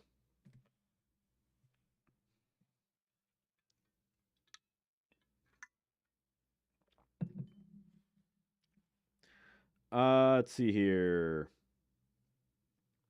XY cannon. Discard a card, destroy a face-up spell or trap. Um, I'm just gonna read all these first.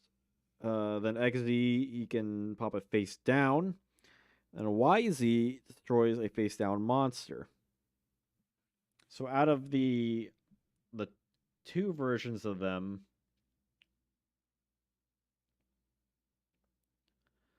honestly, okay. Here's my logic with this.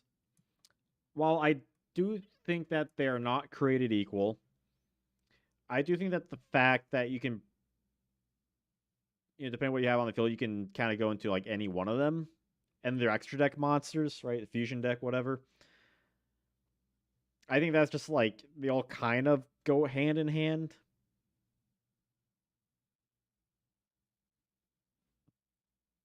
Because you could do the logic that like, all right, XZ is the best, then possibly YZ. But I think you go into them anyway, and they all have like good attack. I feel like they should all just like go together as just options that you have. Is this logic like, or should we just maybe separate them? Because I'm feeling like they should just stay together. Because it's not like you're taking up deck space for them, right? It's not like anyone's forcing you to summon them. But if you do, then you can like potentially pop a card, or at least just have a high beater and banish stuff. At the very least, you can maybe do some extension play from that. C for they're cute. They are pretty adorable, are they not? And I do like the original art for XYZ Dragon Cannon, which this does not. I mean, I'm talking about like this art. Which fun fact actually, this card was actually first released in the 2003 collector's tins before it was like right before Magician's Force. So it was kind of like a sneak peek card originally. They're not bad as far as fusions go for 2003 at least. Yeah, yeah, that's a solid point. XYZ, where all three good attack. You let's see, discard a card, pop a card. I would say that is a B tier. Good attack, and you can just discard a pop. Anything is a good effect as far as like a boss monster goes, especially around this time. And it's more versatile than Dark Paladin, right? Where you have to discard to stop a spell card. This card can just pop a thing. Pop a cap in your ass. I wish it was a quick effect though, but what are you gonna do? It's early Yu-Gi-Oh.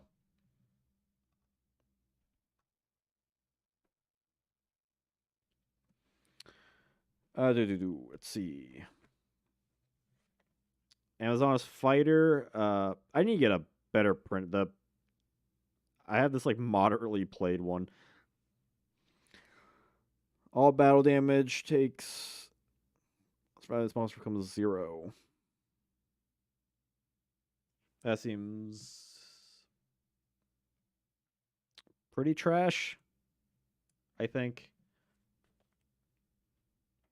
See, Blow Piper, select a monster opponent's field during each of your standby phase. Use 500 points. That also feels kind of trash. I really like the art of Blow Piper. She definitely has waifu energy. But yeah, it's way too slow and not enough for what it's doing. Especially with its like mediocre 1500 defense. Tiger. Attack for 400 for each Amazoness card on your field. And your opponent has to attack it.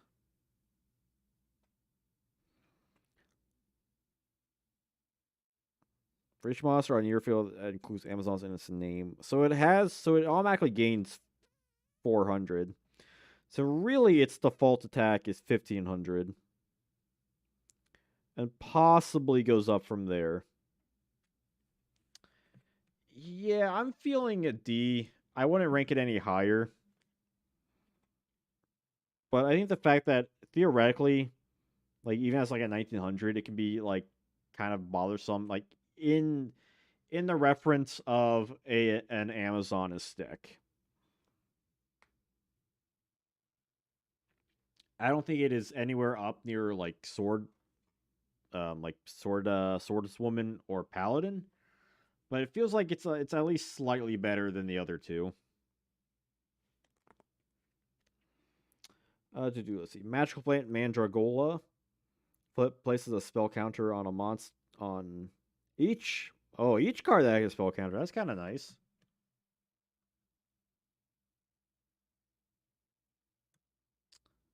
I think I'll give that a C. I mean, as far as spell counters go, it's like it just gives you free spell counters.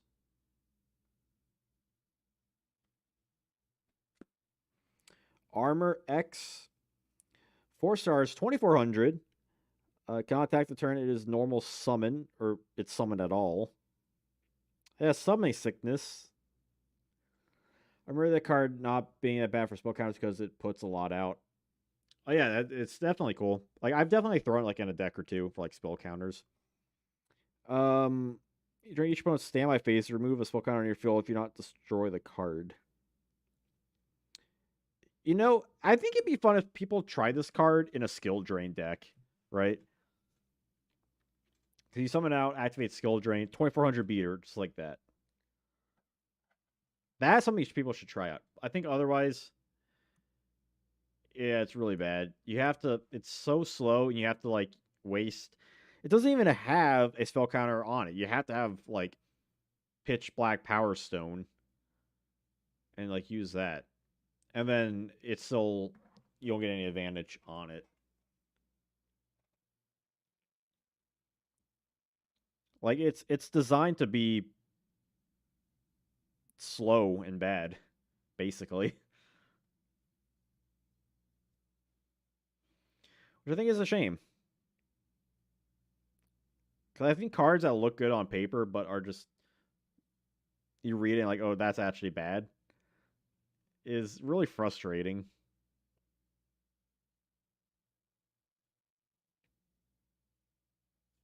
So you can't even set it, which I guess doesn't really fix the issue. I mean, you want to normal summon it, right?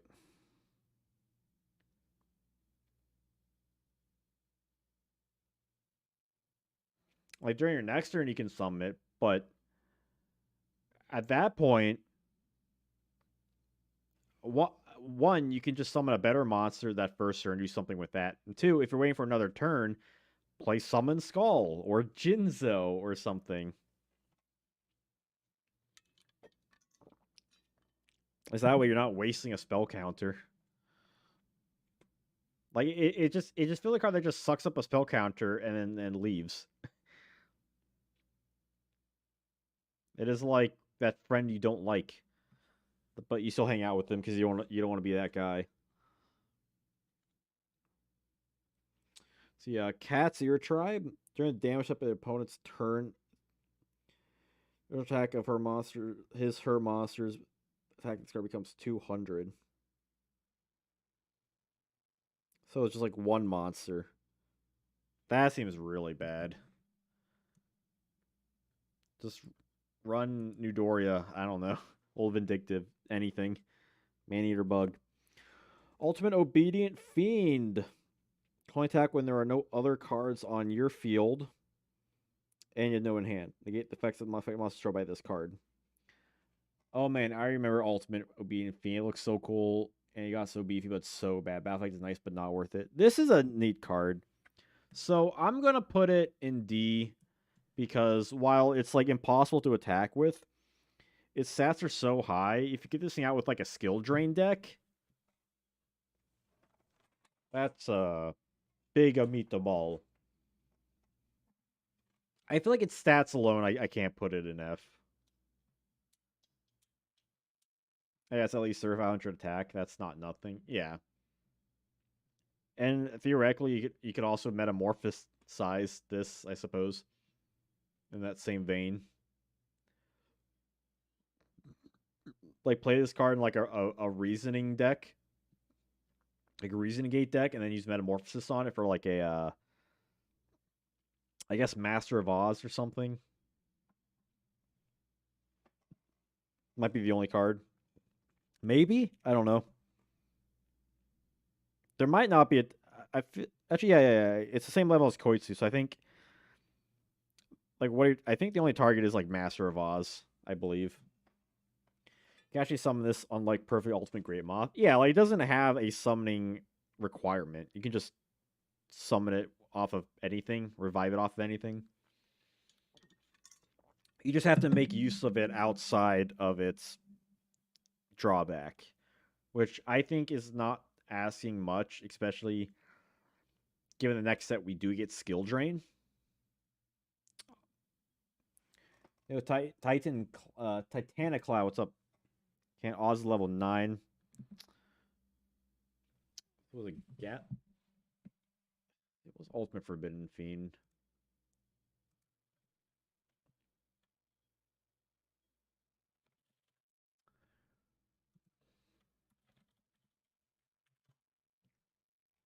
Let me see something here.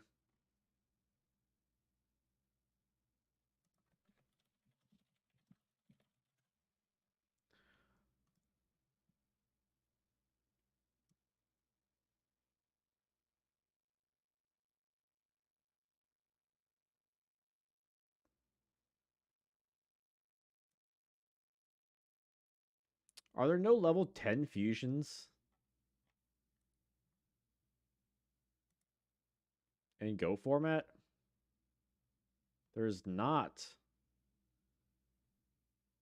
I mean, at least with Koitsu, you can run a Legendary Ocean, which reduces its level by 1. Interesting. Well, at the very least, Skill Drain exists, though.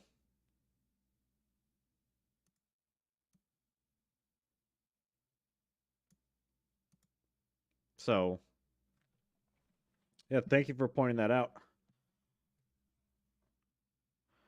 Yeah, at the very skill like that. This in a skill drain like reasoning gate deck or something. I mean, you can't metamorphosize it away. So like, I guess you wouldn't really want to play in a reasoning gate deck. Although actually theoretically, you could under like the guise of your opponent might never call level 10, so it just might be a free monster to like tribute over for something or use for monster gate. I mean, there you go. There's an idea.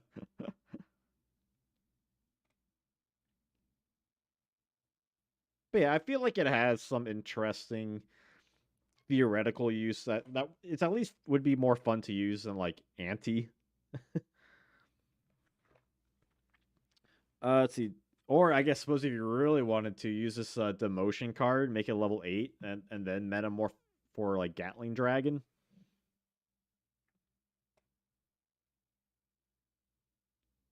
Well, I'm not saying skill drain in Reasoning Gate. I'm just saying like two separate things. You wouldn't want to use skill drain Reasoning Gate because that kind of defeats the whole I guess like the big thing about the Reason Gate deck is getting these like strong effect monsters out, like Demok and Jinzo and Visor Shock or whatever you want to run, whatever tickles your fancy. But you could do like a skill drain with reasoning in it. I mean, I suppose you could do like a skill drain reasoning gate deck, but it wouldn't be as useful though. Because if you're just getting like big monsters and punch, I think it would work if you ran a. Hey, Bobby, you were here earlier. Were you or were you not? But anyway, hello. Um, yeah, like you could run if you ran a reason gate deck that was more of a less of like an OTK one. Like I know mangoes really suck. Used to run a like a RGT deck that was more into like the long game, right? It could grind if it needed to. Okay, yeah, I feel like I remember you from earlier. You could, but then don't use meta because it'd be so high variance. Yeah, yeah. I'm not saying actually run demotion. Like I guess theoretically you could do like a like a interesting reasoning gate kind of deck, but point being, I think you could have fun with Obedient Fiend. Let's see, Dark Cat with the white tail. Flip, select two monsters on your opponent's side of the field. One monster on your side return to the hand. Ugh, that's bad. I mean, theoretically, you could, if they did, theoretically you could use it with Dark Cat, but you're still losing a monster. Like, just run Penguin Soldier. He exists.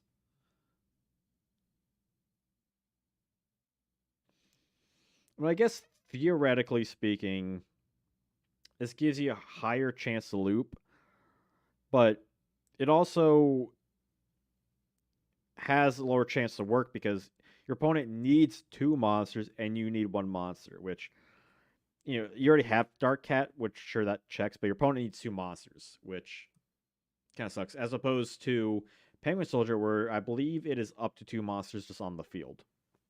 But the cat outdoors, yeah, yeah, it's one of those cards that like it needs very a specific number of targets. I think that's what ultimately makes it pretty bad.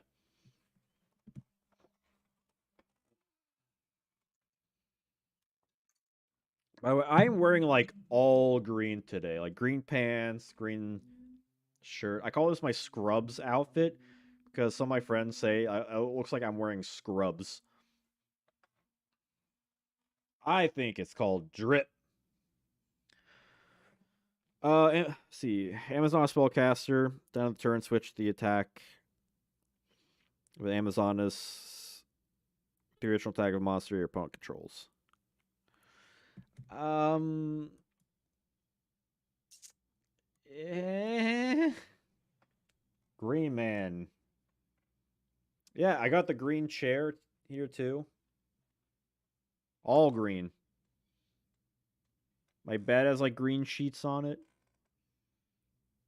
I've definitely been more into like green and like earthy tones in this like apartment. At least like in my room. I got some like browns and stuff with little like black grayish accents and like white green with some dark accents here and there. A little bit of brown, a little bit of black, and it like pops. It's great. Yeah, spellcaster is it's not good, but it is like a oh yeah, I need my green morph suit. But yeah, but it is like a weird roundabout way.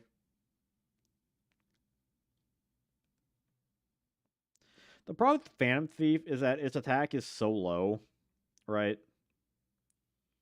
I feel like it'd just be better to run Don Zalug or White Magical Hat, because White Magical Hat will ensure a card gets ripped.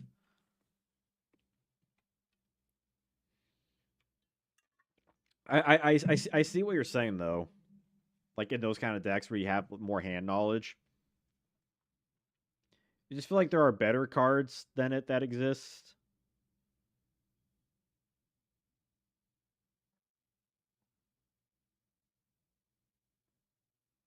Like if that's like your big issue, just like wait like one more set or so, and we get Mind Crush, which you can just instantly call the card. Or if you're really worried, you can just use Exchange and just grab a card and just immediately just pull it right out.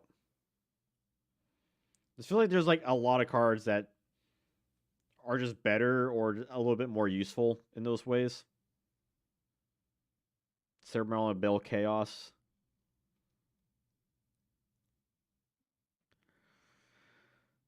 Yeah, I don't know. It just feels like it just misses the mark. Like especially by this point in the game. Like you already have Don's Luke, which can just do like way more. Right? It can be searched out. It can beat over a lot more cards. They can potentially mill. Like 1,000 attack is definitely like the crux of the issue here.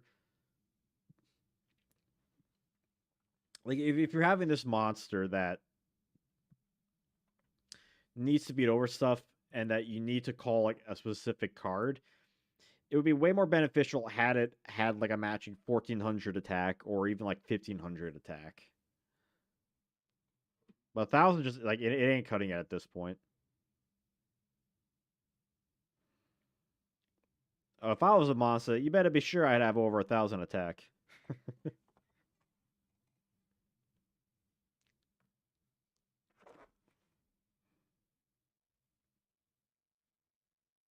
Yeah, that makes me think of in Speed Duels, there's a deck called Millennium Crush, which is fun.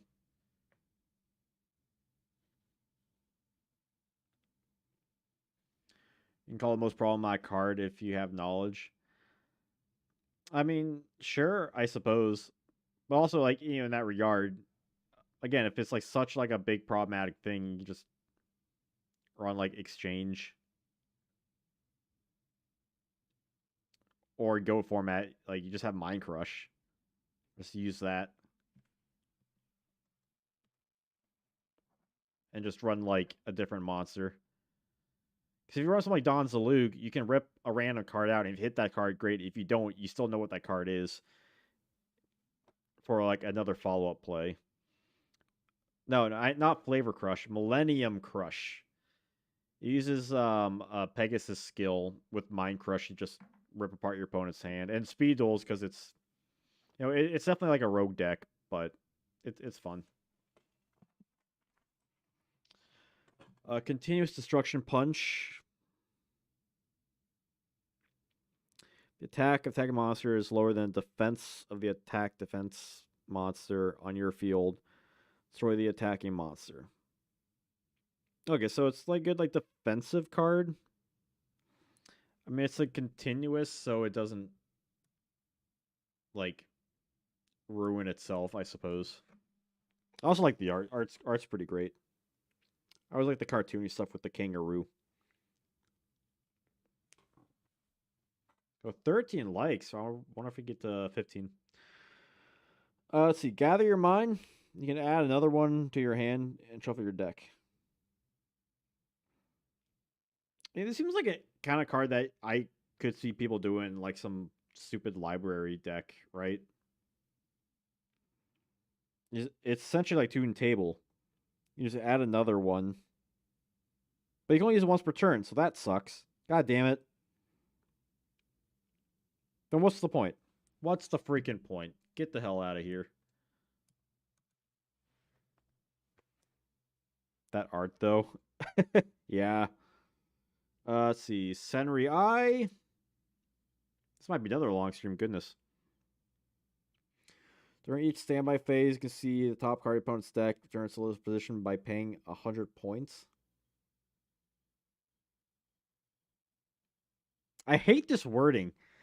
Wait, so okay, so you pay 100 to use the effect, or is it saying that if you want to put it back, pay 100 points? Because if you don't, then what? Your opponent cannot see the card. I mean, this just seems like a better Phantom Thief, but it's still pretty bad.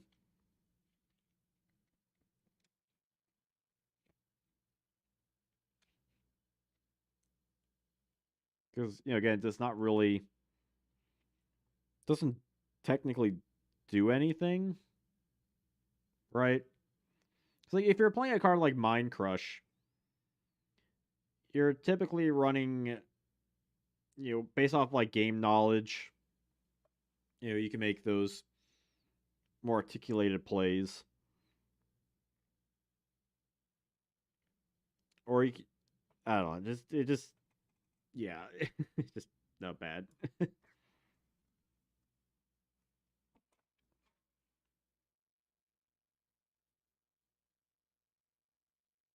But now we have the honor rule. Yeah, it's a bit dumb, I think. Honestly, I would not be surprised if Konami like eventually recedes on that.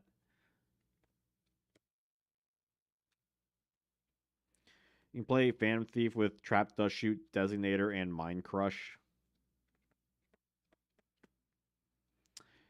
I mean, sure. I mean, if it's like really like so much of an issue, though, you can always just call a judge. If you're like, I know this card's in your hand because of like these reasons.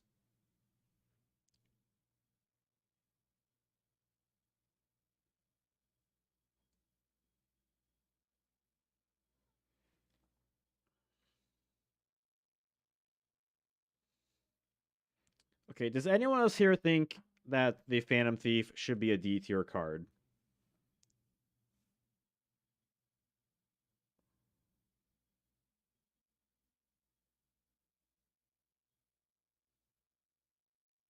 Or do you think it's fine in F?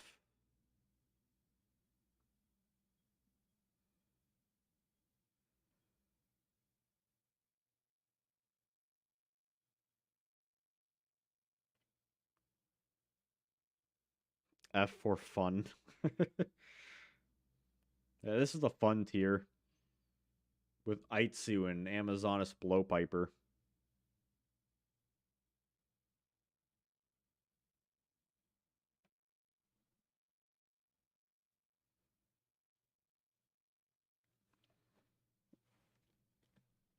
Where is this bloody card?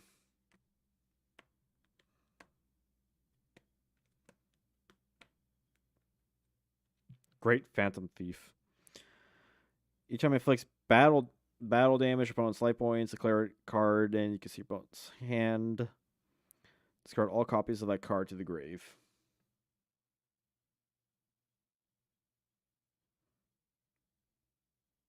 Like, how is this card inflicting battle damage? Like, unless you get like a rare chance to attack directly, what are you punching over?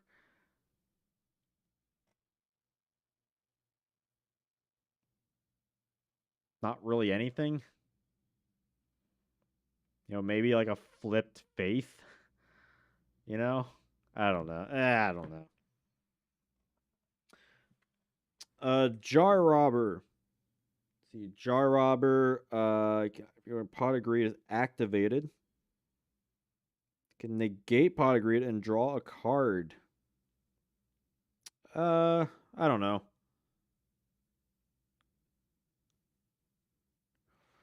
Like Sovereign pot of greed is kind of fun, and you can draw a card.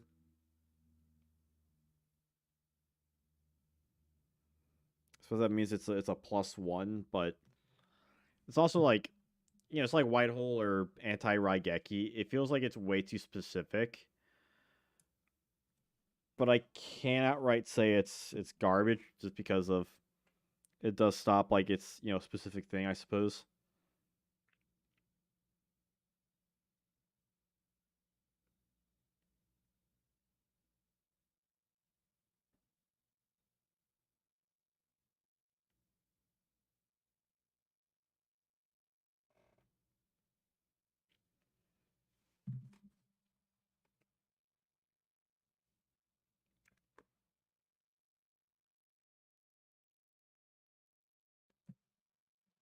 Especially you just sit on that card and just flip it during your opponents when they activate. They're like, "Ha, motherfucker, Jar Robber! Now I get a card." Pigeonholing Book of Spells, which would be renamed, I believe. So your top three top cards of the opponent's deck, range them in any order. I mean, that's not too bad, honestly. Right? Like rearranging, like you can really change your opponent's like game plan. I kind of dig that.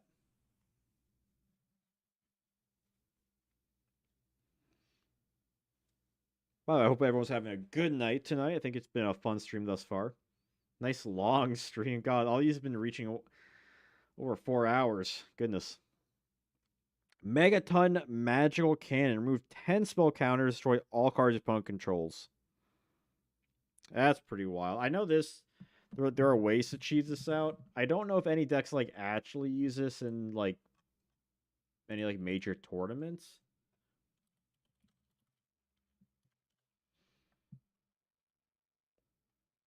Magician's Force had a lot to unpack. I feel like the last few sets we've definitely had to like break down these cards. I feel like I've been pacing it pretty well, honestly. Like at least this stream.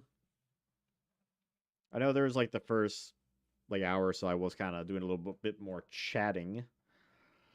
There's always a fear of doing this for too long, but then I always feel like it goes for longer than I was intending. This is also why I did the stream around 6 also because I figured it'd be a long one. Though I think by the time we get to post Ancient Sanctuary, there'll be less cards to discuss though. And it might be the same case if we get to if we do GX stuff, it's given I feel like card pools are generally smaller once we get past the first kind of era per se, the secret rare era, pre ultimate rare era. Magic Ton of Hammer. I feel like it is like super super gimmicky, so I'll give it a D. Oh, yeah, 6 cards. Yeah, that'd be way easier. Although some of those I'll probably have to do way more looking at the card compared to sets like these, where I can look at maybe like half the set and roughly remember what the card does. Some cards like Megaton, I'm like, I kind of know, but I still have to read it. Yeah, I feel like D. Do you think it should be D or C? The Megaton Magical Cannon. It feels like one of those like the silly cards.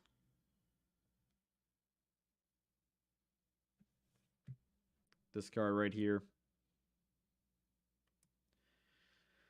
It's really silly, isn't it?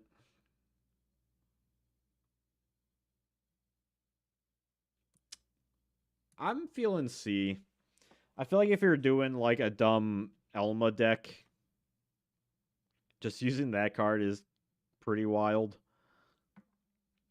Because like technically speaking, it's very powerful if you just get like the right stuff, and there's probably ways, there are ways to cheese things out. Mainly with Elma. Like that's like the big thing. Our Elma decks. It's like where is it? A magical marionette type of deal. I think marionette's the far superior version.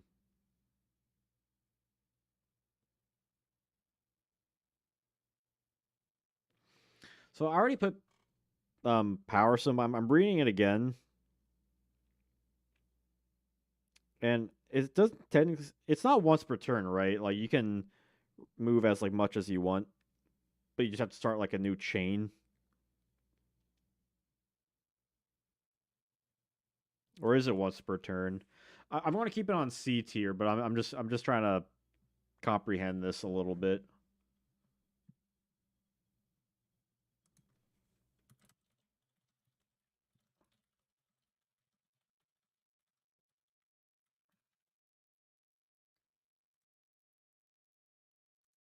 I do believe it's once per turn. Okay.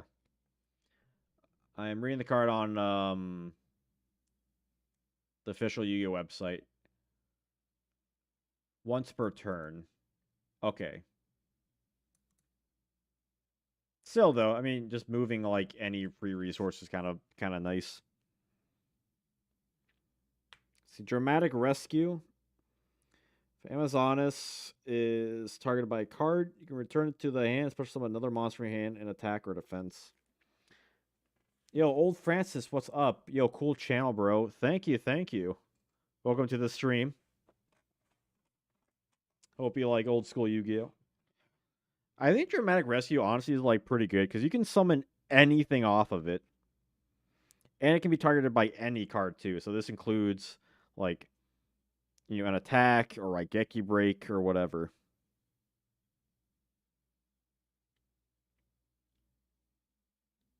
Like you can take back an Amazon's Paladin and get out like a Jinzo. It's like its own kind of reasoning thing. I really dig this card.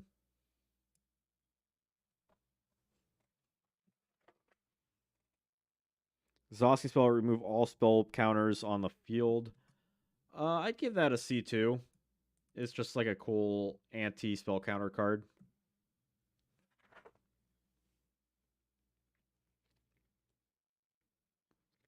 Marionette is not once per turn, but is supposed to be to one effect. That's kind of cool. Yeah, Marionette's really good. Like if you're playing the like break or like vampire format with like the Elma like marionette stuff, you can get this guy to be really beefy. And you can also do stuff with Pixie Knight too with marionette. Marionette's like pretty solid. Definitely like high C tier.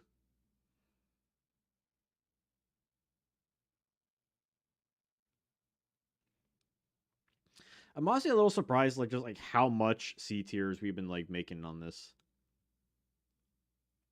Now, obviously, this is all my opinion, but it's my educated opinion.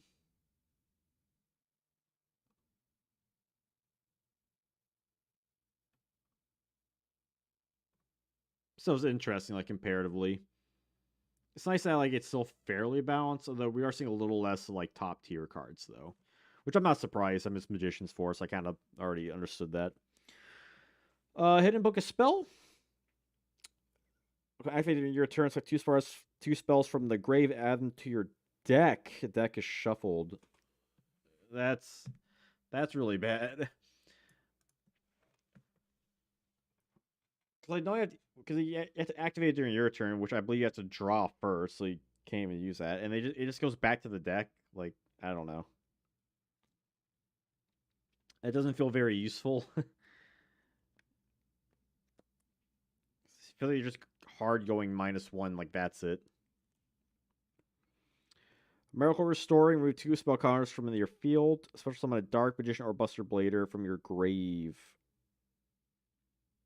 Um, that feels like a D. It's oddly specific, especially for a revival thing. But if you're running that kind of deck, you might be able to do so. And it says whatever revival. Remove brainwashing. All monsters must be alongside their original owners. Yeah, that's pretty good. I think that's like another like anti-meta card. Give that a C tier. Disarm and destroy all equipped spells on the field. Yeah, remove brainwashing. I mean, it technically doesn't, but certain cards like Snatch, Steal, or Relinquished, that kind of stuff. Anything that steals monsters.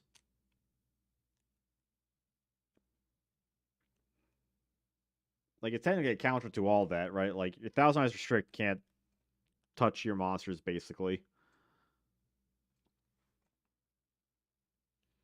So it has a layering use. Disarm and destroy all spells, equipped spells on the field. It's very basic card. Can't complain. Anti-spell. Remove two.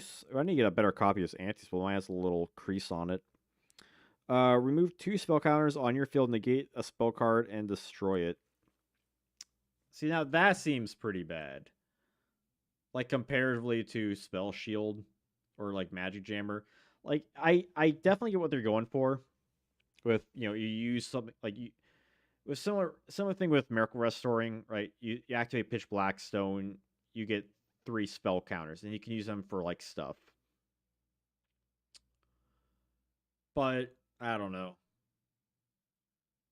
I feel like you're just better off running other forms, any other form of negation at that point.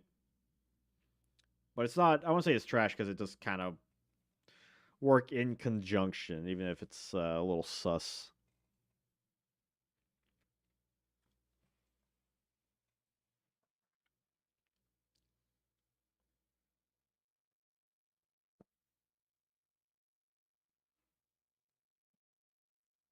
That would be interesting to see like some spell counter deck in like this old school kind of stuff, like really going all in on it. But spell negating is such already kind of like a finicky thing compared to other stuff that you kind of want to stop. You know, I feel like you'd rather use those spell counters to pump up your magical marionette or breaker, the magical warrior, or add them to a skilled dark magician.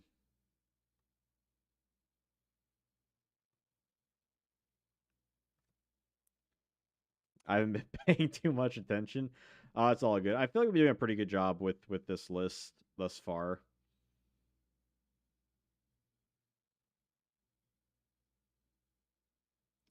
That's right, but I like to argue about bumping armor X to D. Yeah, armor.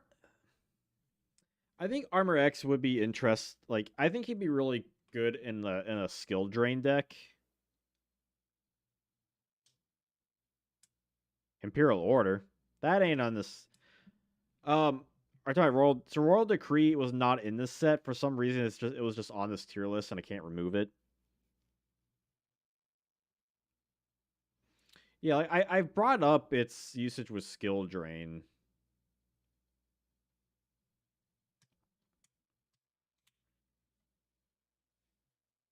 which would be like its only use. Which I suppose in that regard, that's the kind of thing with this guy too. All right, I will bump him up with that logic.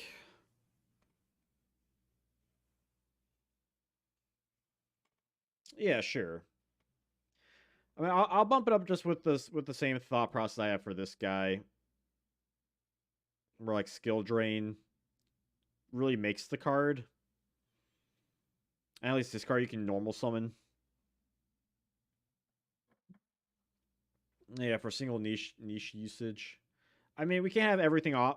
Like we can't add everything for like the most niche usage because you can argue like any card. But I do think skill drain does kind of change the way stats are by making like certain stat monsters just better. And you're not really hitting this level of attack, so I can reason with I can reason with that. But yeah, I thought it would be fun to have like a full spell counter deck and stuff, but yeah, I don't know. It just feels like negating spells isn't quite as useful, especially if you need like counters on the field anyway. The spell absorbing life. Flip all face out monsters on the field face up. No effects are activated. Increase your life point by 400 for each effect monster on the field. That's not too terrible. It's like a reverse ceasefire. Kind of, except ceasefire is much better because, burn and attack gain doesn't really do too terribly much.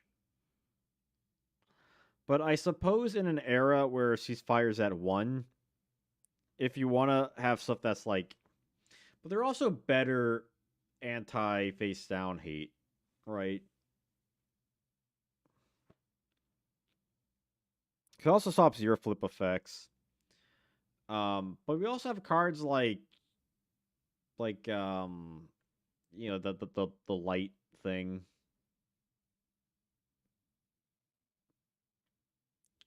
and stuff like Goblin Fan, I suppose. I feel like we just like have enough already.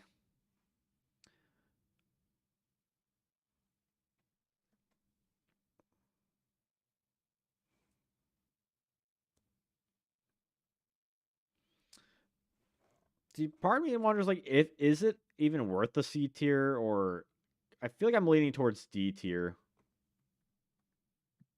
with this card.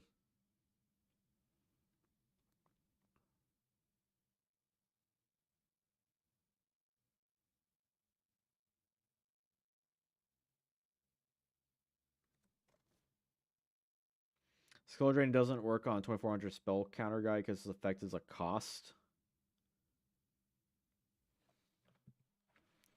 What's this freaking... Where's this Armor X guy? His summoning is a cost? Oh, no. His, standby phase thing.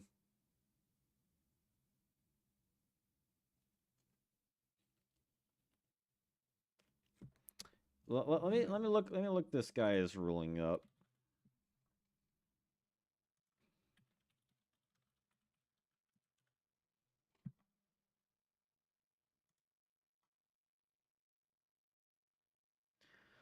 Previously official rulings. So these were issued by Upper Deck.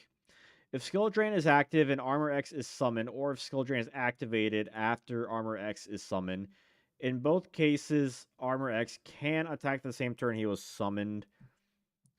Removing a spell counter from Armor X is a cost. Now that's an old ruling.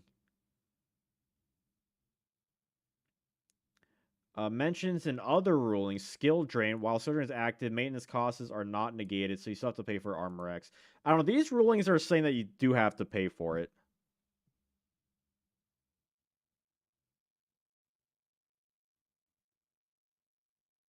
In both regards to Skill Drain and Armor X.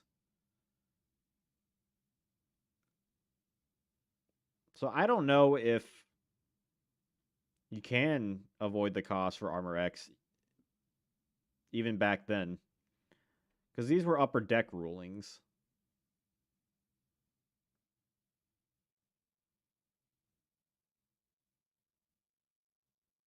Also, it says pronounce Exe? Armor Exe? What? Armor Exe? More like scrambled.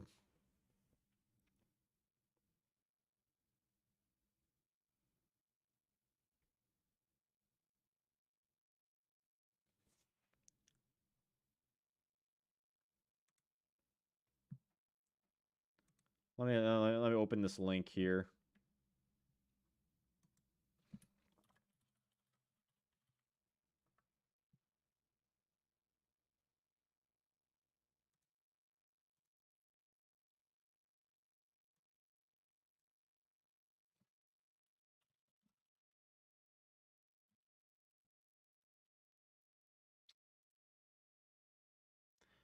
Let's see.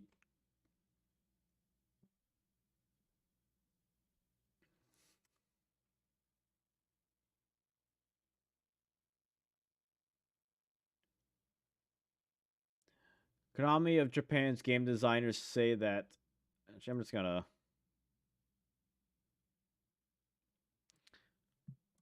So it's this paragraph right here. 2000 December 2003.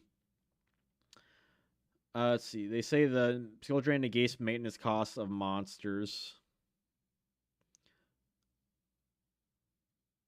So the effect will still activate for the cost, but it'll be negated.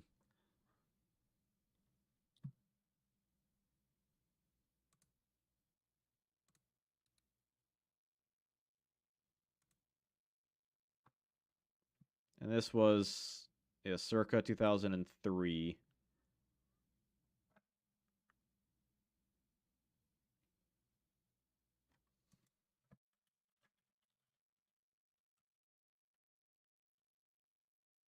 Yeah, and then the next upper deck ruling. So the one that is on Wikipedia is circa 2009.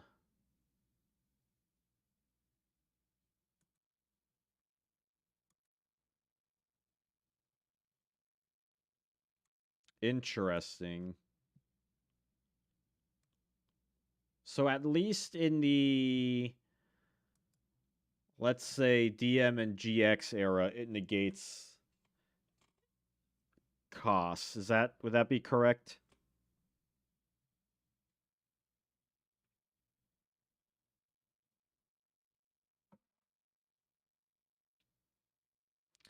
We're just considering like the generalisms of the card. You know, like this card at one point, I guess like could be playable under skill drain.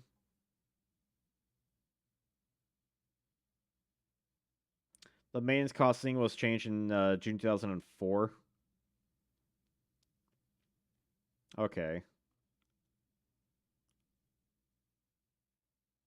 So you could play this guy in like so by Go format, this guy wouldn't work then.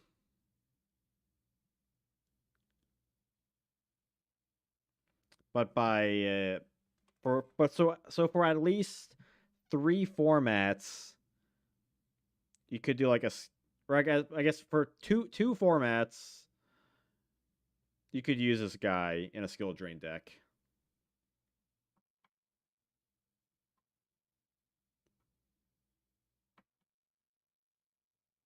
Because you would have the Vampire Dark Crisis format, and then you would have the IOC Chaos format, which would only be like halfway through, really.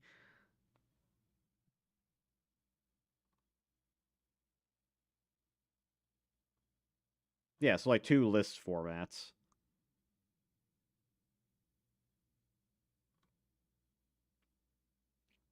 Do you have a source for that 2004 rule change?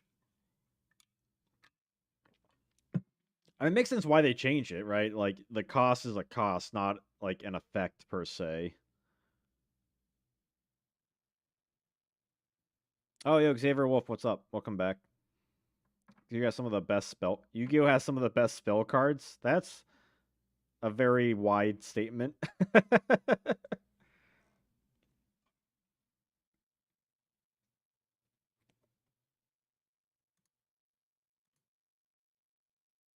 Gee, I'm gonna bookmark this page.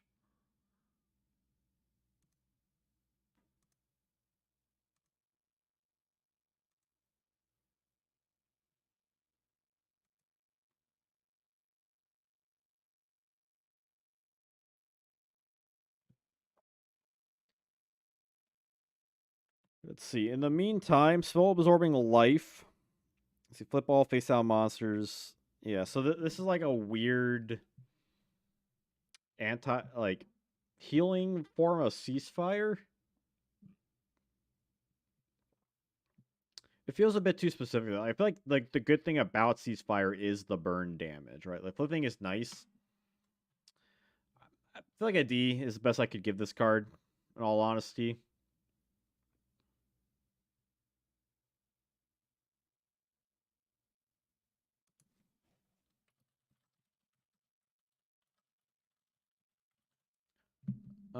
do.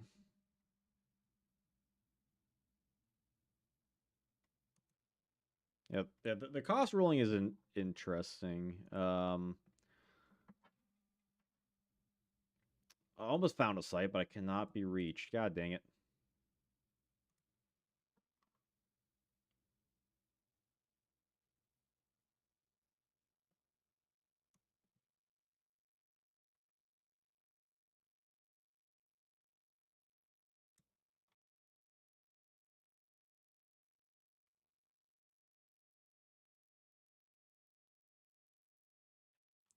Yeah, so it looks like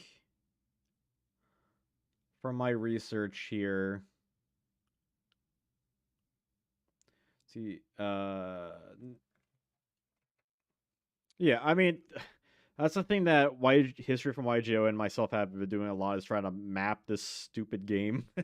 Because especially like the DM era stuff is just like Wild West. They Konami has kept like no records of it really. Under the section titled "Negating Continuous Card Costs" added June 2004, read the following. Example number 2, Jinza will negate the effects of Imperial Order, but will not negate the maintenance cost of 700 life points during your standby phase. If you're not paid the 700 life points, then Pure Order is destroyed. Okay, I can't access like the actual page, but I found a forum post uh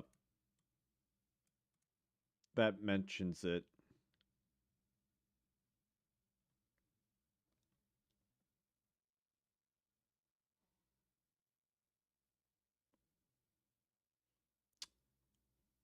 Yeah. Yeah. UD had stuff, but they had their own legal issues. So I think it may have been from like a netrep file, possibly, but it's technically not official. But yeah, people are saying that it was like the month. Like people are saying like in June that it was made in beginning of June. So yeah, I will take that. I should do a video on that possibly.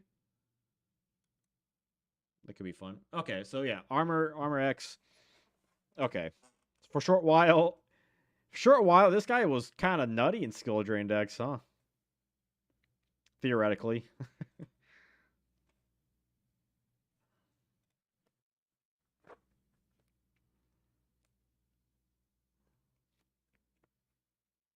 I mean, the more you know, right? It also was important too. Eventually, whenever I get around to writing that DM era book of Yu-Gi-Oh history, I feel like I should start that soon. That's like kind of one of like my goals, right?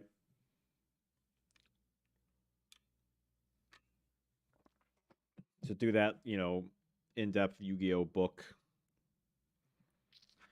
Let's see. Double spell, discard a spell, and then add a spell from your opponent's graveyard and activate it. That's interesting. Oh, we got 15 likes. Let's go. Yeah, yeah.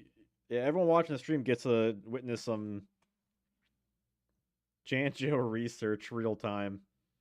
This is where the magic happens. Double spell's kind of neat. I think it's a D tier card because you have to discard a certain type of card to get a certain type of card that has to be in your opponent's graveyard. That it has to be a card that your opponent used in their graveyard, right? But that said, you can essentially, and it is a neg 1 theoretically. I guess you could, but you can use it to turn any spell card into like a pot of greed, graceful charity, pre-goat format. You could do like Raigeki, Harpy's Feather Duster. So like unless you're taking a pot of greed or charity or like a something like that, um, or like a Mirage of Nightmare, you're going neg 1, but could possibly help you out depending on the game state. So I'm not gonna say it's a trash card. It's one of those. Like it's one thing if you're like a niche card, right? A lot of C2 cards, but the D is like some of these are just really hyper specific. Diffusion Wave Motion. For whatever reason, this was a secret rare, probably because of the manga and anime. Pay 1,000 life points, select a level 7 or higher spellcaster, and then it can attack all monsters on opponent's side of the field. The effects of effect monsters destroyed by a selected monster in battle cannot be activated. So that's kind of cool. So it kills um things like Sangan, Mystic Tomato, Sinister Serpent, that kind of stuff. So that's kind of cool.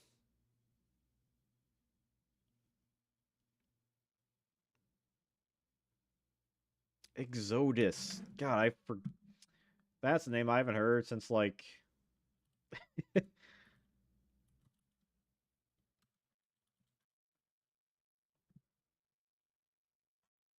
not Exodius.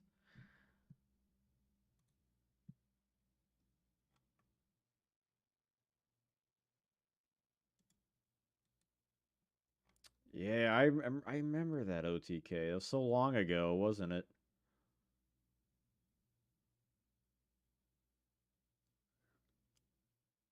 I don't remember the DMOC or the Magician of Black Chaos. Magician of Black Chaos. So I don't remember that one. Say you summon Jinzo and your opponent has skill drain face down. They cannot activate it because Jinzo would be summoned.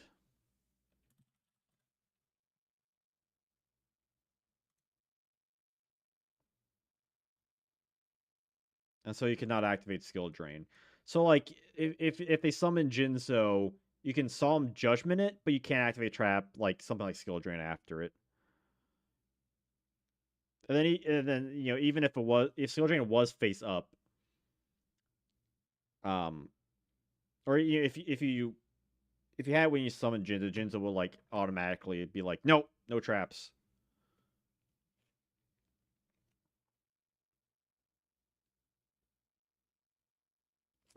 But then it depends on like the order of things. Like if skill drain is up beforehand, that's a different story because that will gain like kind of it's chaining basically. So like skill drain will basically say like, hey Jinzo, you can't do that, and Jinzo will be like, oh fuck, I can't. But if it's face down, then they can't activate skill drain. It's kind of weird, but yeah. What is that Magician of Black? I don't remember the Magician of Black Chaos FTK or OTK.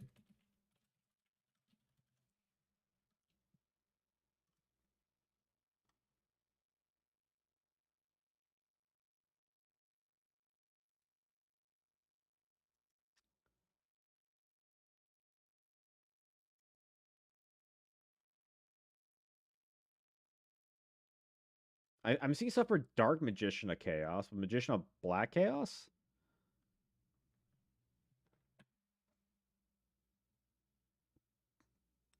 Yeah, I mean technically for a little bit,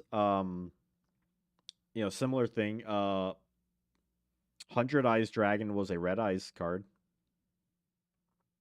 Fun fact for its first printing.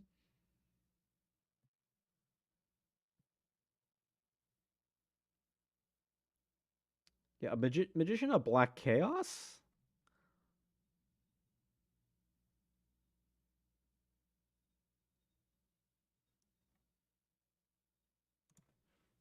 Like I'm trying to find this.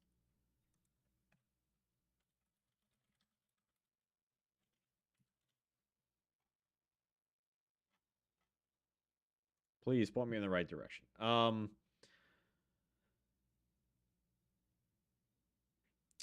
Hmm.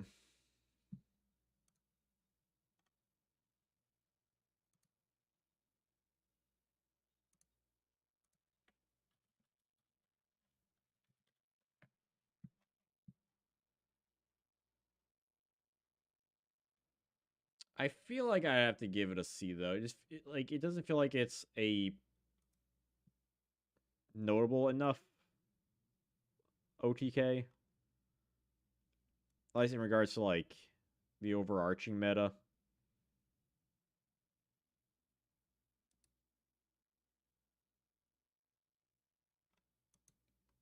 Unless I'm mistaken here. Which please let me know if I'm mistaken here.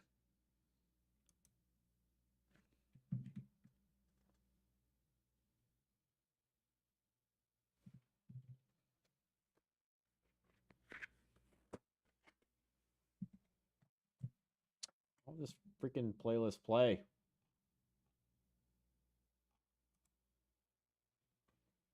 Dang YouTube.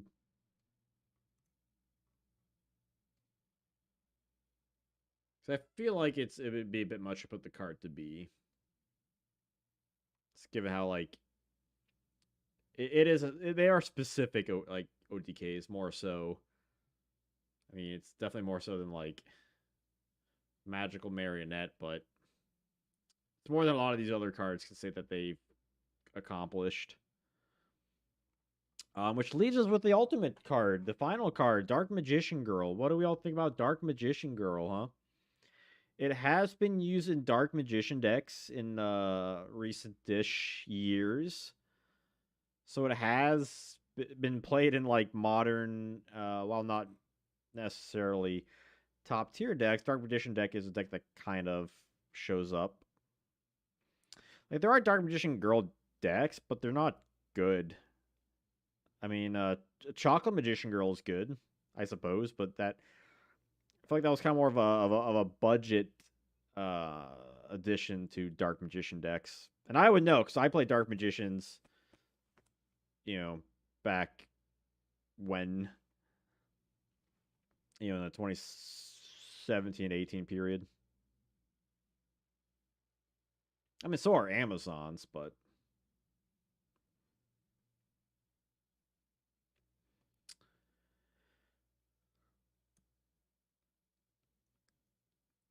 I'm feeling B. I think even though she wasn't good like on release, it feels like her her being able to be played in Dark Magician decks, I feel like goes a lot more than a lot of the other cards can do. Especially as like the game continues on. Like she's only going to get more support and more cards that help her out. In which in turn will help out Dark Magician, and it all reverves back at each other and kind of helps out the whole thing. But yeah, Yugioh, you still need to send me that Magician of Black Chaos deck though. D.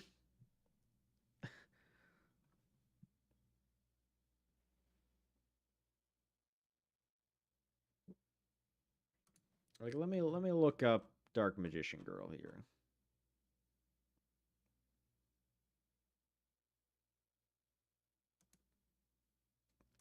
She is a waifu card.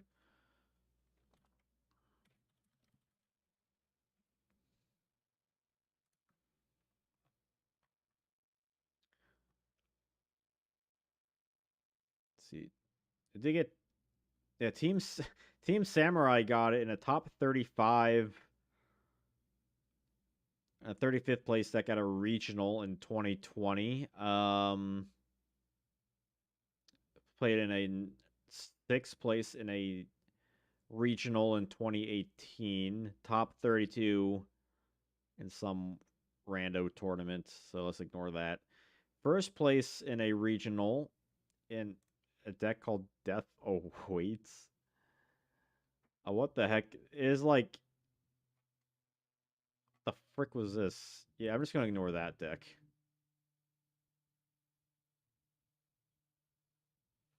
Yeah, like she wasn't good for the longest time. Um, I don't know. Is C more fitting for her though? Honestly, because you know why.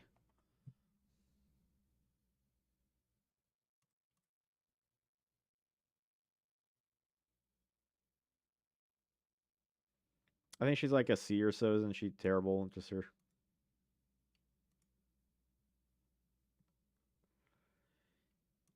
Yeah, if I'm being honest, yeah, I'm feeling C. Like you can use her in Dark Magician deck, but even so, it's just like one copy, and it's just kind of like because other cards can get her out.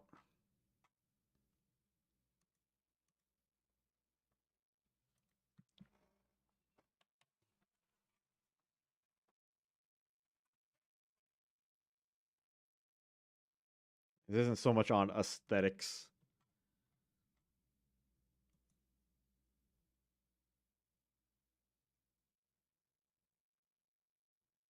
I mean, she does like with was it Dark Burning Magic and some other things, but it's not like you need that to make the Dark Magician deck work. Dark Magician Girl, the dragon, that like is good. Um,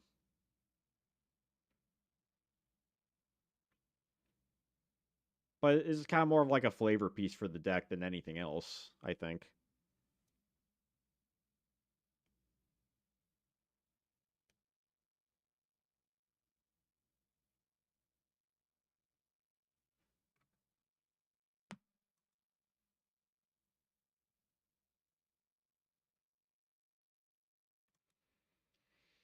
But honestly, like this doesn't feel like I said that we had to like kind of break down the cards a little bit more, but doesn't it feel like the ranking of them was too bad, like too bad to do.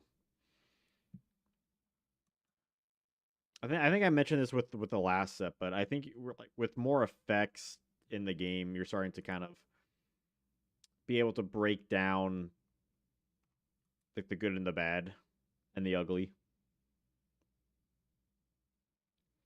But there's definitely like a hard set too, because like all these cards, I'm like, they could go up or down depending.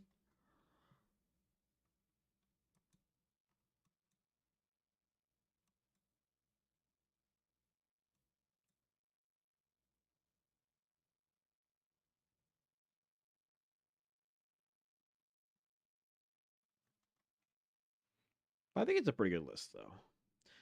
Also, just a reminder though, this will be the last stream for a couple weeks. I have a work trip, so the next stream won't be until probably the 21st, so like kind of late March.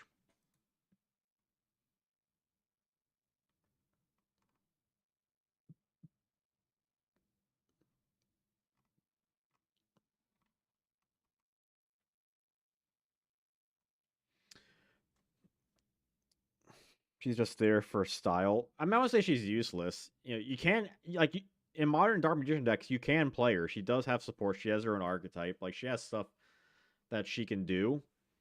Um, but I just don't think that she's like necessarily does enough like on her own. Right. I think like stuff like Dark Burning Magic is more of a benefit of that card than her as a card. You know what I mean?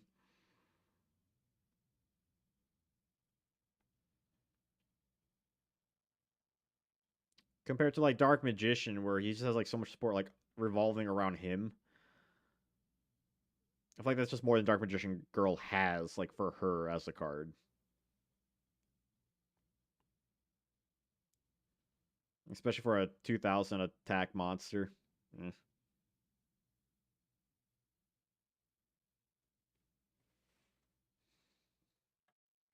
But just also another reminder, I have a pinned comment up on top. And I'll probably make a video soon about this. I'm hosting my first Yu-Gi-Oh tournament. It's called Yada Lives. It's a Yada format tournament, and it's free to enter. It's online. It takes place in about a month.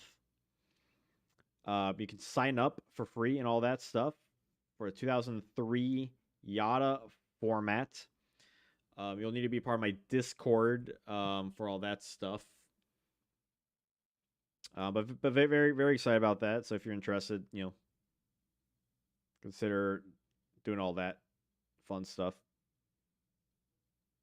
The good DM girl, the bad dark magic, and the ugly magician of black chaos. If only we got magician black chaos. We got dark magician of chaos. But we haven't got black chaos quite yet in the TCG. Also, if anyone wants to support me, make sure you check out my Patreon. Early bird access to videos, exclusive updates, all that fun stuff, and just supports me in general, which is more than like if these videos got thousands of views. So throwing that out there too. And if anyone wants to buy cards, I have a TCG affiliate link down below in the description. It doesn't cost you anything extra, but helps me get a little kickback for stuff too. Very exciting video for next week. Yu-Gi-Oh history on Dino Rabbit format. You can watch that right now on Patreon early. So keep an eye out for that. But otherwise, I think I'll call it a stream here. So thank you all for joining me. It's been real. It's been fun, and it's maybe been a little bit real fun, maybe a little bit too fun. But yeah, I'll see you all next time. Until I see you then, have a wonderful day.